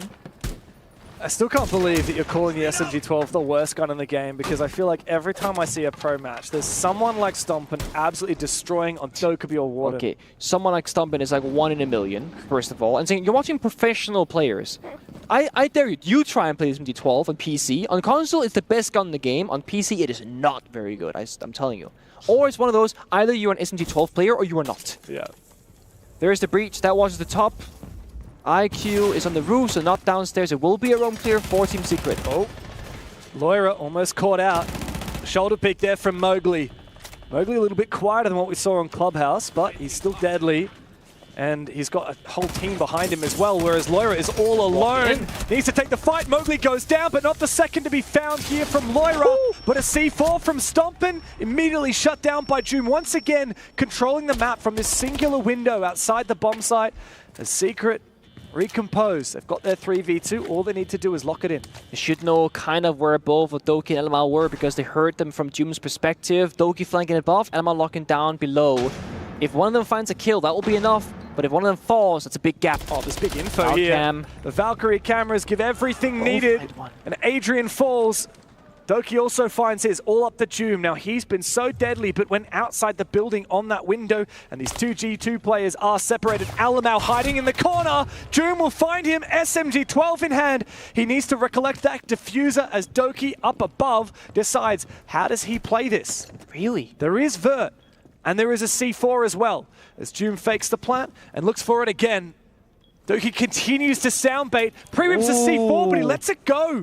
That was likely a mistake, and it might cost him. Joom is ready, waiting for his moment as he baits it again. He's got the cover if Doki swings this. But Doki hears that plant. Off again. He's also picked up his C4, has Doki. Joom needs to go for the kill now. Time is of the essence. He falls back, goes straight back behind that cover. A C4 rip, again baiting. Doki is a genius. Joom has no choice but to take the fight. Shotgun in hand. Doki clutches for G2. Map point, finally. Finally map point for G2. Team Secret, there was one thing they did not account for. The Valkyrie cameras, Ace walks in bottom garage, yellow ping, red ping, flank gets the kill. And just like that, the round turns around completely. They had the Dokkaebi, they never hacked the cameras. Too much action in the server. They got free picks up top floor. They had free reign for the Dokkaebi to hack every single piece of utility, but they skipped the step. They went straight for execute. They had plenty of time to work with. With Secret, they usually just have one button. Let's go, go, go. They gotta start slowing down when it's needed and reset the round. They had the 3v2. They had time. They didn't have to just keep going like that. And so the bans come out. The final bans of the half is going to be Azami and Buck. As we look back on what happened last round, I mean, SMG-12, again, I guess it doesn't beat the M590 though. Oh, come on. That's the energy we need, Alamau. Yeah. That's what we need from G2. Like we've said, every player on this roster is capable of having a massive round. Everyone is capable of having a clutch, and that was Doki's. Stompin, well, his gameplay has spoken volumes about the caliber of player that he is, and he's single-handedly kept G2 in this. We need the rest of them to show up. Loira's had his moments this map. Alamau is that one that we're still waiting for activation. I love the block ban by G2. It unlocks a lot of different playable spots on the bomb side, but Team Secret takes away the Asami, which kind of equalizes that by my books. Of course, you can play Demos downstairs with a new Jammers counter. Now the team bringing either of those operators. Actually, Joe might repick it. Yeah, no mute though, and no Tubarel means that there's not. That might be why he's going for it. He sees it. So that's the thing. We kind of rely again on Doom to do the vertical damage right now, because G2 from a horizontal plane just upstairs, they like their corners, they like their spots. They got Doki on the class, they got Alamau on the Valkyrie, so plenty of info. Secret again, slow down, enable Doom downstairs, cover his flank, use the IQ to find the Valkyrie cameras, and don't overstay your welcome if you get that early lead. That's the game plan for Secret in this round. It has to be.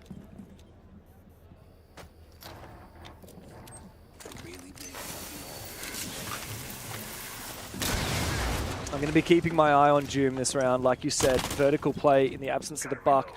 The main target is going to be Doki on that clash. Pre-placed C4. Where is that? It's in the basement, and it's in middle of games, which is where the Doom went last time into the Buck vertical. Smart. And then a Valcam, right? So it's right there on the pity opening. That's where it is. So right now, Mowgli, if he doesn't get into range of the C4 or sees the Valcam, that could be an easy pick for them. And if Doom dies below, that's one of their major win conditions that'll be gone. Deimos gets his first spot. That's a very aggressive C4 from Stompen, and it does get very close to taking Adrian out. The Deathmark fails, or is cancelled seemingly. And here comes... I mean, he's got so much info. He's got spots on 5 players, and he's inching closer towards that Nitro cell that he has no idea about. Yeah, I think it's still there. I don't think it's been cleared out. It hasn't been popped, that's for sure. Ooh, there is a drone down below that might have heard it. Well, it is completely possible. Of course, Mowgli's got the scanner out now, so maybe they got the right read. But look at the timer. So much time burned, not much being given or gained really here for Secret. Well, here comes the Capital, likely to come to life. Meanwhile, the clash opens up an option for Doki to swing that player on the breach. Loira holding on. He's been spotted by the Deimos. Alamau does not survive. He does not get out safely. And Loira falls as well. It's a collapse. As Secret find all their kills. G2, it's just Blaz and Doki left. And that Nitro cell never detonated. Never found the kill that it was looking for. And Mowgli has made this. Oh, I mean, Noah joins the fray. It's a simply completed affair for Secret. A flawless round as they get step by step closer to tying the score and pushing us into overtime. So far, there's been 4 attacking rounds on the side of Secret. 2 of them flawless. The first basement one, the final close a trade, but in my book, that's not flawless, right? It's a 5v1. Then this one. The setup was beautiful. This is the thing that Secret, they've been doing better than G2, in my opinion. G2 and Clubhouse always had some piece missing on their attack specifically. In this round, everything is perfect. Fire goes out, Mowgli goes in below bottom garage. Person on the breach outside cuts the cross as well. There is 0 chance that Laura on playing Catwalk Rafters can get out with his life intact, because there are 3 separate safe measures in play if anything goes the wrong way. G2 calls a tactical pause, which gives Twist to the same privilege of speaking to his team. And last time he got involved, things started going better for the squad of Secret. Yeah, and there's 2 more match points here for G2. Yeah. But also only 2 rounds that Secret have to go back-to-back to keep that undefeated streak alive. Here at EWC, crazy to think they have not even dropped a map. Only one of their games has gone into overtime, and that was their very first one against Falcons, when they sent the reigning champs packing. Now a chance for G2 to break their streak. When you're in these positions as G2, sitting at that 6-3 in the last round, things are feeling pretty nice. You're laughing, you're smiling, and not too many worries. But round by round, they should keep losing, and the score tally gets closer and closer. Some players' mental will change. Risk assessment is the biggest factor. When it's 0-0, you can make any play in the world, take any risk, go for any gunfight, because there's no consequences if you lose. When you're on 6-4, if you make the wrong decision, if you make a mistake right now, then it's 6-5, then it's 6-6. Then, oh guys, went from winning this map convincingly to throwing a significant lead. The G2 cannot let that affect them right now. The way they've been winning against Team Secret is by staying strong in the server, fighting back, taking chances, playing together, and still being cheeky. Stompen has been keeping up this aggression. He's been enabled. There's a 4+1 strat, but Mowgli has the perfect read. The pre-fire on the barricade. When you do the 4+1, it means 4 people playing together and 1 wildcard. Well, the wildcard is gone, and the top fragger for the entire team in the final for G2 is dead. And Stompen has been the shining light for G2. He has been their savior. To take him down early is elation for Secret. It's time for plan B, which is Stompen, tell us what to do from the grave, watch the cameras and lead us forward. But it might be like leading the blind. Because G2 so far, besides him, has not been too sharp in the server. And once more, I'm going to look for Elamau. He has to show up. He's 3-9. The attacks have not been clean. If there was a time for him to say, I'm going to carry my team in one specific round, this is it. Runs on batteries, I see it. Bomb spotted. That's actually pretty smart. You can destroy so many gadgets. Yeah, you can. I mean, a hell of a lot of util from IQ cleared on out. And G2 now really vulnerable to that Deimos. The point of those mute jammers, for the most part, were to prevent these tracks. And now it forces Doka to keep on running around. Cancellation of that Deimos death mark. And the nades come through, not successful. That was cheeky. 2 nades at the same time in different places to try and catch the player. They don't find the damage they're looking for. And again, the death mark comes out. Doki falls. This time around, Savage, he's got that black bit, but he is low HP. He doesn't want to take a fight needlessly. He's peeking for info. The Deimos has been getting insane value from downstairs, forcing everyone back. And they try and retake Elamau. Again, as I said, 3-9 has 3 toxic babes, a great gun there on the smoke, has to go big. There's 60 seconds left. Secret, waiting for the final death tracker. A shotgun swing and a flashbang. Adrian gets the kill. But Elamau does reply. Loira springs into action. He remains the last one left, and Mowgli finds them all. Another step closer for Secret. One more round to push us into overtime. One more. G2 just needs one round, but as I keep saying, as they keep losing these, the mental shifts. They are aggressive, they get punished. If they're passive, they get punished. The way to win, I don't know. And Mowgli, he circled the entire barricade. Bottom left, top right, back to bottom left. Finds the kill at the very end of it. He must have known exactly what Stumble was thinking and what he was going to do. The problem here is you ban the Buck, they play the Deimos.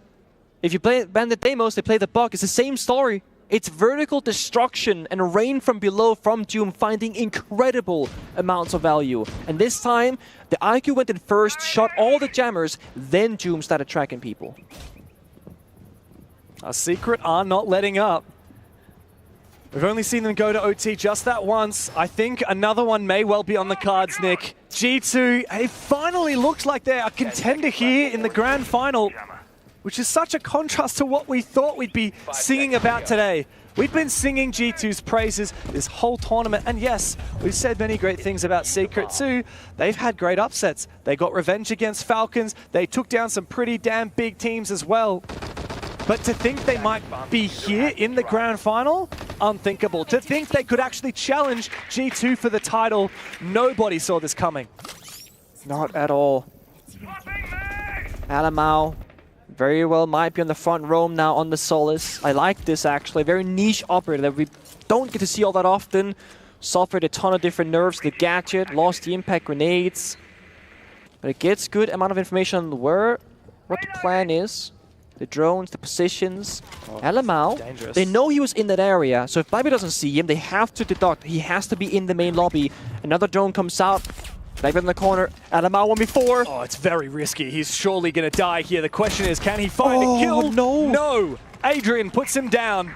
And Secret find the advantage. G2, is there any way they can get back into it? They left a huge gap. Nobody was playing Kitchen. No. They sell him short. Laura falls. Where's the teamwork? Where's the network in the server? It's one by one they fall. No support. Stumpin on the bomb side, feeling a lot of pressure. Has to move away. I mean, this is not a team from G2.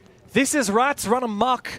And Secret are the exterminators. A 5 versus 3. G2, how can they come back from this? A Nitro cell. Oh, he turned around! Big nuclear Nitro cell from Doki. What a C4. Maybe, just maybe, it is possible that G2 bring this back. It's a great road from Secret to go above. They want to execute instead. Savage could have blocked the C4 with his body. He would have been fine. Instead, both players go down, but they got upstairs control. Doki's falling back, and they still got the ramp for verticality, but there's no more Dokkaebi phone calls. Both were spent earlier in the round. So we're back to an even situation. Both teams saying reset. G2 has plant deny. 2 babes, 1 C4. Secret, they have top floor control. Now both teams gotta play correctly. Doki's in the basement for plant deny. And Secret getting a little bit nervous now as the round is slipping away. No logic bombs remain for Doom. Not at all. And not a lot of drones left either. This is going to be a blind round here for Secret as G2 just wait, biding their time as the clock ticks away. One drone left. This is it. They make their march. He sees a freebie. He misses an opportunity. Gets the kill. Stompin is down. The most deadly player from G2. Oh no! Doki left unaddressed. He holds the fort, but he is traded back. It's all up to Doki now. 1v2. 20 seconds. How does he play this? No C4. They don't know where he is. But he hears that plan start to go down. Noah is the one to cover. Adrian forcing it down. Does Doki go for the planter? Or does he go for the coverer? Now a 1v2. The players are separated and Noah can take the vertical angle. There's no way that Doki wins this. It's just about unwinnable. Unlosable for Secret. As they fall on back, they give him the space. The boogie drone opens up the ceiling above the bomb site. Doki brings out the shotgun. There's no way he wins this fight. Adrian's got him dead to rights. Overtime is on the agenda for Team Secret. Swing by swing, play by play, both teams giving it everything they had in that round. Secret, I want to praise them, their composure, their discipline to lock it down when they threw that double C4 kill upstairs. Alamau, again, selling Alamau short here, no one's in kitchen. When you have this roam, there's going to be 3 links. You have your anchor player, that's stomping on the bomb site. He's holding down the fort, that's the anchor. Then you have the middleman. That's the person between Stompin and the guy roaming aggressively, which is Alamau. They're missing the middleman, so there's no link. That means Alamau is on an island on his own, dies for absolutely free, no one can help him. That's been the downfall of T2. It's the exact opposite of what they've been doing in the last couple of days. They've never shown us that weakness before. And it's not to do with Secret's playstyle, because that doesn't really impact that in my mind. It's G2 not communicating what they need. G2 played just fine on the first 2 maps. They did. But this is where they begin to fall to pieces. The fire has been lit underneath Team Secret, and it is burning bright. Overtime, 2 rounds from a championship for the very first time. Our Team Secret, G2, needs to claw their way back into this with everything they've got. It's been attacker favored, right? 4-2 halves on both sides, and guess what? G2 are on defense, so they gotta show us for real that they are the better team in the server right now. Dare I say it, James, but there was this crazy kid that did a 1v5 clutch earlier. Had that not happened, we're looking at a 3-0 grand final for Secret, but because he did, it's overtime and there's still a chance. The only reason G2 is still in the tournament is because of that 1 versus 5 from Stompin. He has been worth every penny for G2. And yet, it still might go to waste if the roster can't come through. If they can't pull a win out of Nighthaven Labs. They got the first map choice, by the way. Yeah. This is Cafe and Nighthaven, both G2's picks. And Secret have looked phenomenal on both of them. Often when we enter overtime, the attackers go a bit slower on the server because, again, as I said, risk assessment, the pressure's on. You don't want to make a mistake right now. And Team Secret, knowing that this is the favorable side, you know they gotta go big on it. This is the easiest way to get around victory. It's when you're on the attack. Doom is on the Deimos once more. They got a lot of utility, a lot of execute operators, but there's no IQ downstairs to clear the jammers. Bok is still banned by T2, so I feel like Doom might not have the same amount of value this round because those jammers will have better effect. They got vert holes everywhere trying to challenge him as well. So if it's a Secret, you gotta breach the wall on the bomb site first to apply pressure, then get Doom involved later. But they're not really making progress right now. They're just kind of fishing. And they find Loira. Oh, he got fired off on Catwalk. So well played again from Secret. Everything is granted, nothing is earned, and they inch closer and closer. Could it be another night flawless round? They erupt onto the sides. They rip G2 to shreds. They force their way into the tournaments, and they have championship points in their grasp. Secret are in the heads of G2. We saw how much effort they put to deal with Doom downstairs Deimos. 4 mute jammers, vert holes everywhere, 2-3 different defenders looking down the vert, waiting for Doom to show his presence. What happens? Capital fire on the rafters, force Laura to sprint away. Adrian on the breach, casts the cut, gets the freebie, and then they know, guys, we have to fight for Catwalk. We got the wrong take. They put everything into the complete wrong side of the map. This is G2 being reactive. Oh, they did this the last 2 times. I guess they'll do it again. Guys, they've done it 2 times already. They'll probably do something else. Of course, it's a 50-50 decision, but it didn't seem like to me G2 had a backup plan for what if they attack Garage. They did. There are millions on the line and a trophy that is so sought after. Here in Riyadh, we had 16 teams enter the tournament, and G2 were the clear favorites. Falcons, they went out early, largely in part to Team Secret. Furia, they went home yesterday. G2 themselves put them there. FaZe Clan, they fell as well. G2 left as the only obvious contender for the throne in Saudi Arabia, and Team Secret have made them look like rookies. And the one player who is a rookie has been G2's heart and soul in this grand final. The perfect opportunity for an EWC title for G2 happened this event. The easiest path forward, most of the competition gone, and they still themselves took down Furia, which might have been the final obstacle. But no, it's entirely wrong. Secret on defense now. It either goes the distance to a 7-7, or they're gonna clown D2 by winning a defensive round. I'm changing mags. So it's on G2 to force their way back into this game. On the attacking side, Blaz readies his breaching charge, and hard breaches open that external wall. Yeah. Team Secret ban out all those hard breaches. Yeah, triple hard breach ban. They get the first step done. There's a second or a final can opener in pocket, but again, limited heart destruction. No capital to speak of either, which Team Secret used that operator to high success. Same with Deimos. We don't see that playstyle from G2. They have to problem solve in a different way. They got IQ against the lineup, but there's no cameras, no verticality. The IQ seems completely useless. And G2 have been so good in their operator picks. Finally, Loira finds the angle of barbed wire. The drone misses too. I mean, these small things, right? I mean, Loira's been rattled. Doki, he's shown up here and there, but not consistently. And Alamau has been missing in this grand final. Completely. Completely And he's been missing. so good yesterday. One of the main reasons why they've been so strong. And to then go all the way, and it's not the Brazilians that scare him, it's his European friends. And still a 5v5 here with 1 minute left remaining. Stompin opens the equation. When G2 need him the most, he will stand tall. Gotta see if he has more in the tank though. Savage close by the breach. Stompin, surely you go first, and you've been so good this game so far. Here he is, he's ready to strike. Tempted.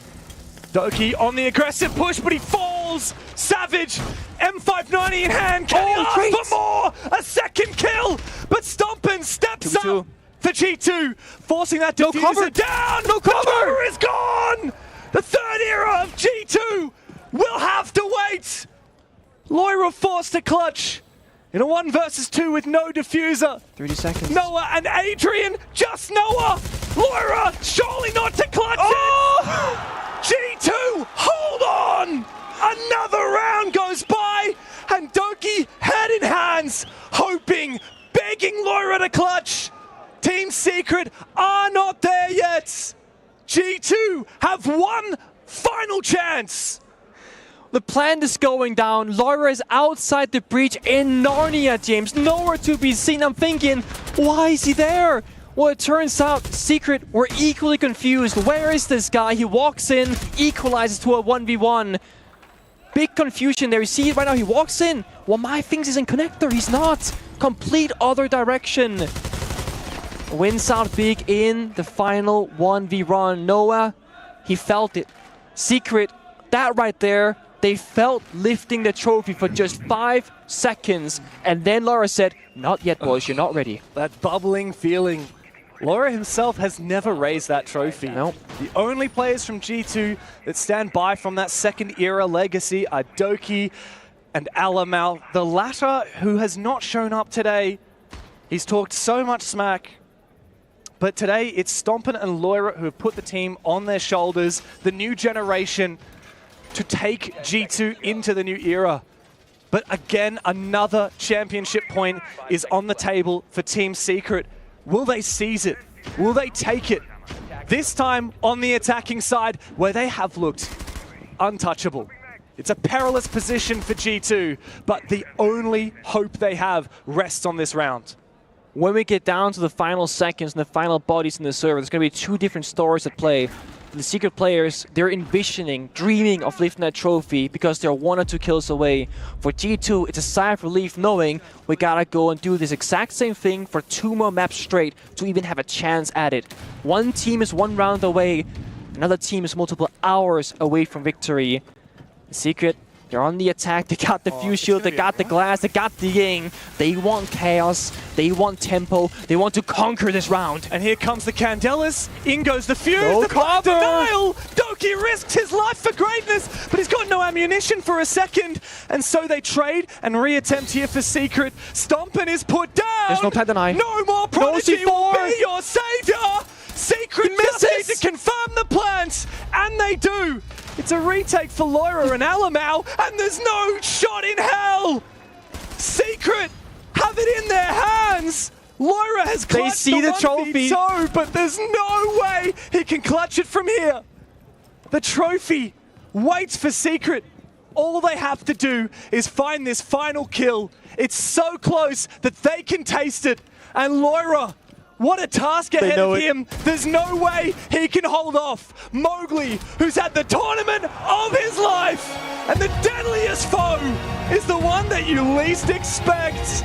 Siege's best kept secret become champions at the Esports World Cup. Nobody, when this tournament started, would have sat down and said, you know what? I think it's time for Secret to win an international tournament just like that. The youngest roster, you see how much it means to them. They have played their hearts out in this grand final. To go 7-7 on the 3rd map and go, you know what, let's rush the bomb site. Let's go for broke. The fuse dies. The first planter not successful. Guess what? They push forward. There's no hesitation. There's no fear. This team has come a very long distance in a very short amount of time. The future is looking bright for a new young generation of players in Team Secret. The youngest team at the Esports World Cup, a new generation putting their names, marking them down in the annals of Siege history. Underdogs that remain undefeated, not dropping a single map for this tournament. And no one can barely believe it. Let those tears flow, my friends. You've deserved every inch that Secret have achieved today. Most players never see a grand final, and for Secret, regardless of the result before it started, I just hope they were gonna take in that experience and enjoy every single second of it because they weren't supposed to be here. That's not what the script had in mind when this event started, and they didn't just enjoy it, they didn't just soak it all in, they conquered G2. 3-0 is a ridiculous scoreline. And to think that anybody could destroy G2 in a way like this, look at what it means for a man like Mowgli, who has played at so many of these events for so long, all for a team that now no longer exists, and he joins this roster that last year made it time and time again to the main stage, but never within reach of the trophy. It's elation for these young gunners and for the dream that now has become a reality for Team Secret.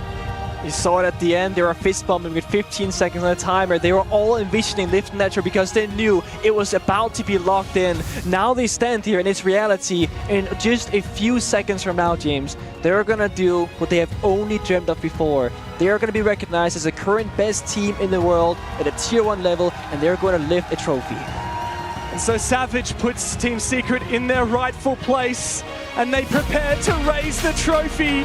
In a world where nothing is granted and everything is earned, it takes courage to rise above and carve your name in history.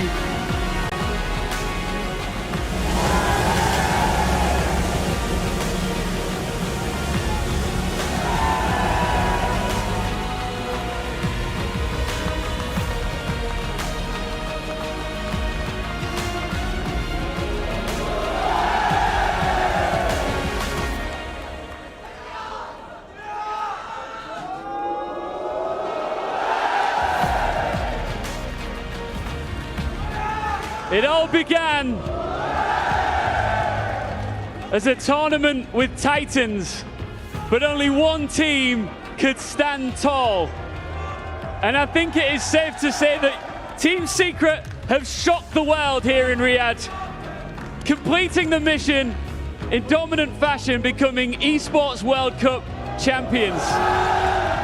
As your teammates celebrate and continue to raise the trophy, and I'm sure that they'll be doing it all night long. Noah, I had my eyes on you, and you collapsed to your knees, tears pouring and streaming down your face. Can you believe this? No, I can't believe it.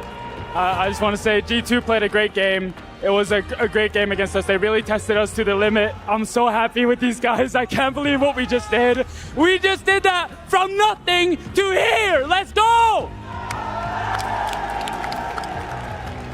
You just mentioned it yourself. You just came out of nowhere to do this.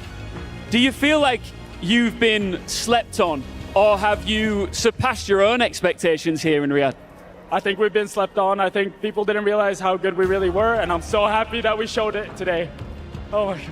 Just briefly, just talk us through the emotions that were running through you as you did collapse to your knees, and as you take a look down at your feet now, surrounded by confetti, what is running through your body? I just can't believe what we just did. I'm so happy. I'm so proud of everyone here. And just thank you guys so much for having us here. I love you guys. Thank you to all the fans. Milos, go on, lift it again, lift it again.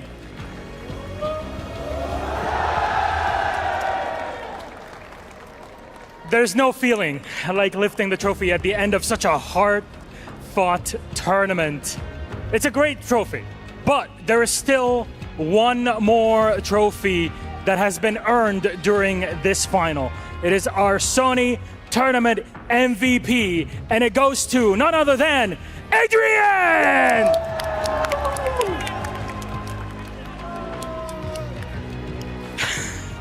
He gets both. Yes, there's a lot of gold for him to carry. This is even heavier. Oh, yeah. So, you want me to help you with that? Yeah? Jim, next time. Yeah. Siemano Adriano, Polska Górom, how are you feeling? Bardzo dobrze, bardzo dobrze. Very good, as you said. Now look, this is a huge moment for you as a person, for Team Secret, and for Polish Siege also in general at this stage. Remember, many years, the first time we'll have a champion on such a big stage from Poland also. Yeah, I mean, I haven't really looked at it. I've mostly watched CSGO. They've been more... they've been winning stuff in the Polish scene. Siege not really have anything, so I think this is really good for the nation as itself. I know I have many followers from there, which I'm really happy from the support that I get from them. So yeah, I'm just really happy. History's been made today at this level. Now that you've won gold, you've played incredibly well personally and as a team in stage 1. What's the plan now? Stage 2, Munich, SI, what's up in your mind? Just do better. Close out the games quicker, I guess. Win EUL, still haven't done that. And then majors and SI, that'll be the next step. There's so much more here for Team Secret. Again, your Sony Tournament MVP, it is none other than Adrian! Right, guys, what I want you to do is I want you to gather around one more time, and I want you to raise that trophy high all in the together, air, gents. as we let the world know one more time, your CJX at the Esports World Cup 2025 champions is Team Secret!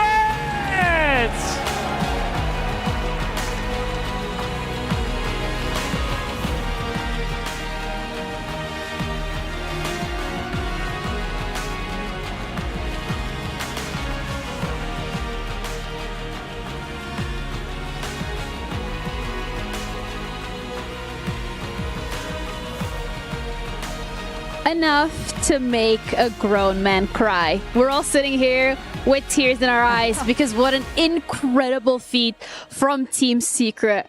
Coming through as a 3rd seed of EML, a lot of questions surrounding their performance, a lot of people not giving them the respect they deserve. They 3-0 G2 in the grand finals of EWC, having a run without dropping a singular map, Jess.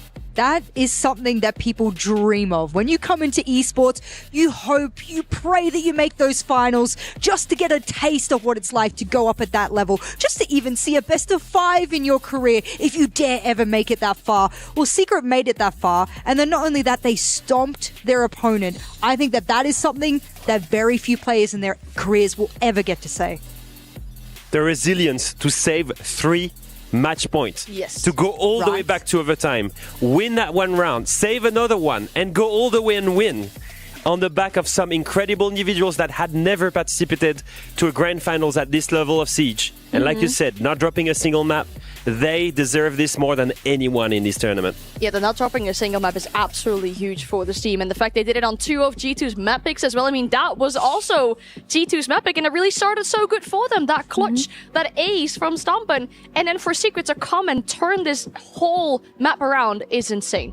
The resilience, just the team play, the brotherhood, the strats, the individual gunfire that we've seen from these players is absolutely incredible. And they get a chance to pick the keys. Falcons, Okay. of course. You're putting Falcons in there. You're the reason they're home. You're Who's the reason next? they didn't advance. Okay, natural. G2. W7M then It is next? maybe? W7M. You think they're going to The pick everyone? teams that they beat Ooh. along the way, Who they're is it? putting in that trophy, and the last one, W7M.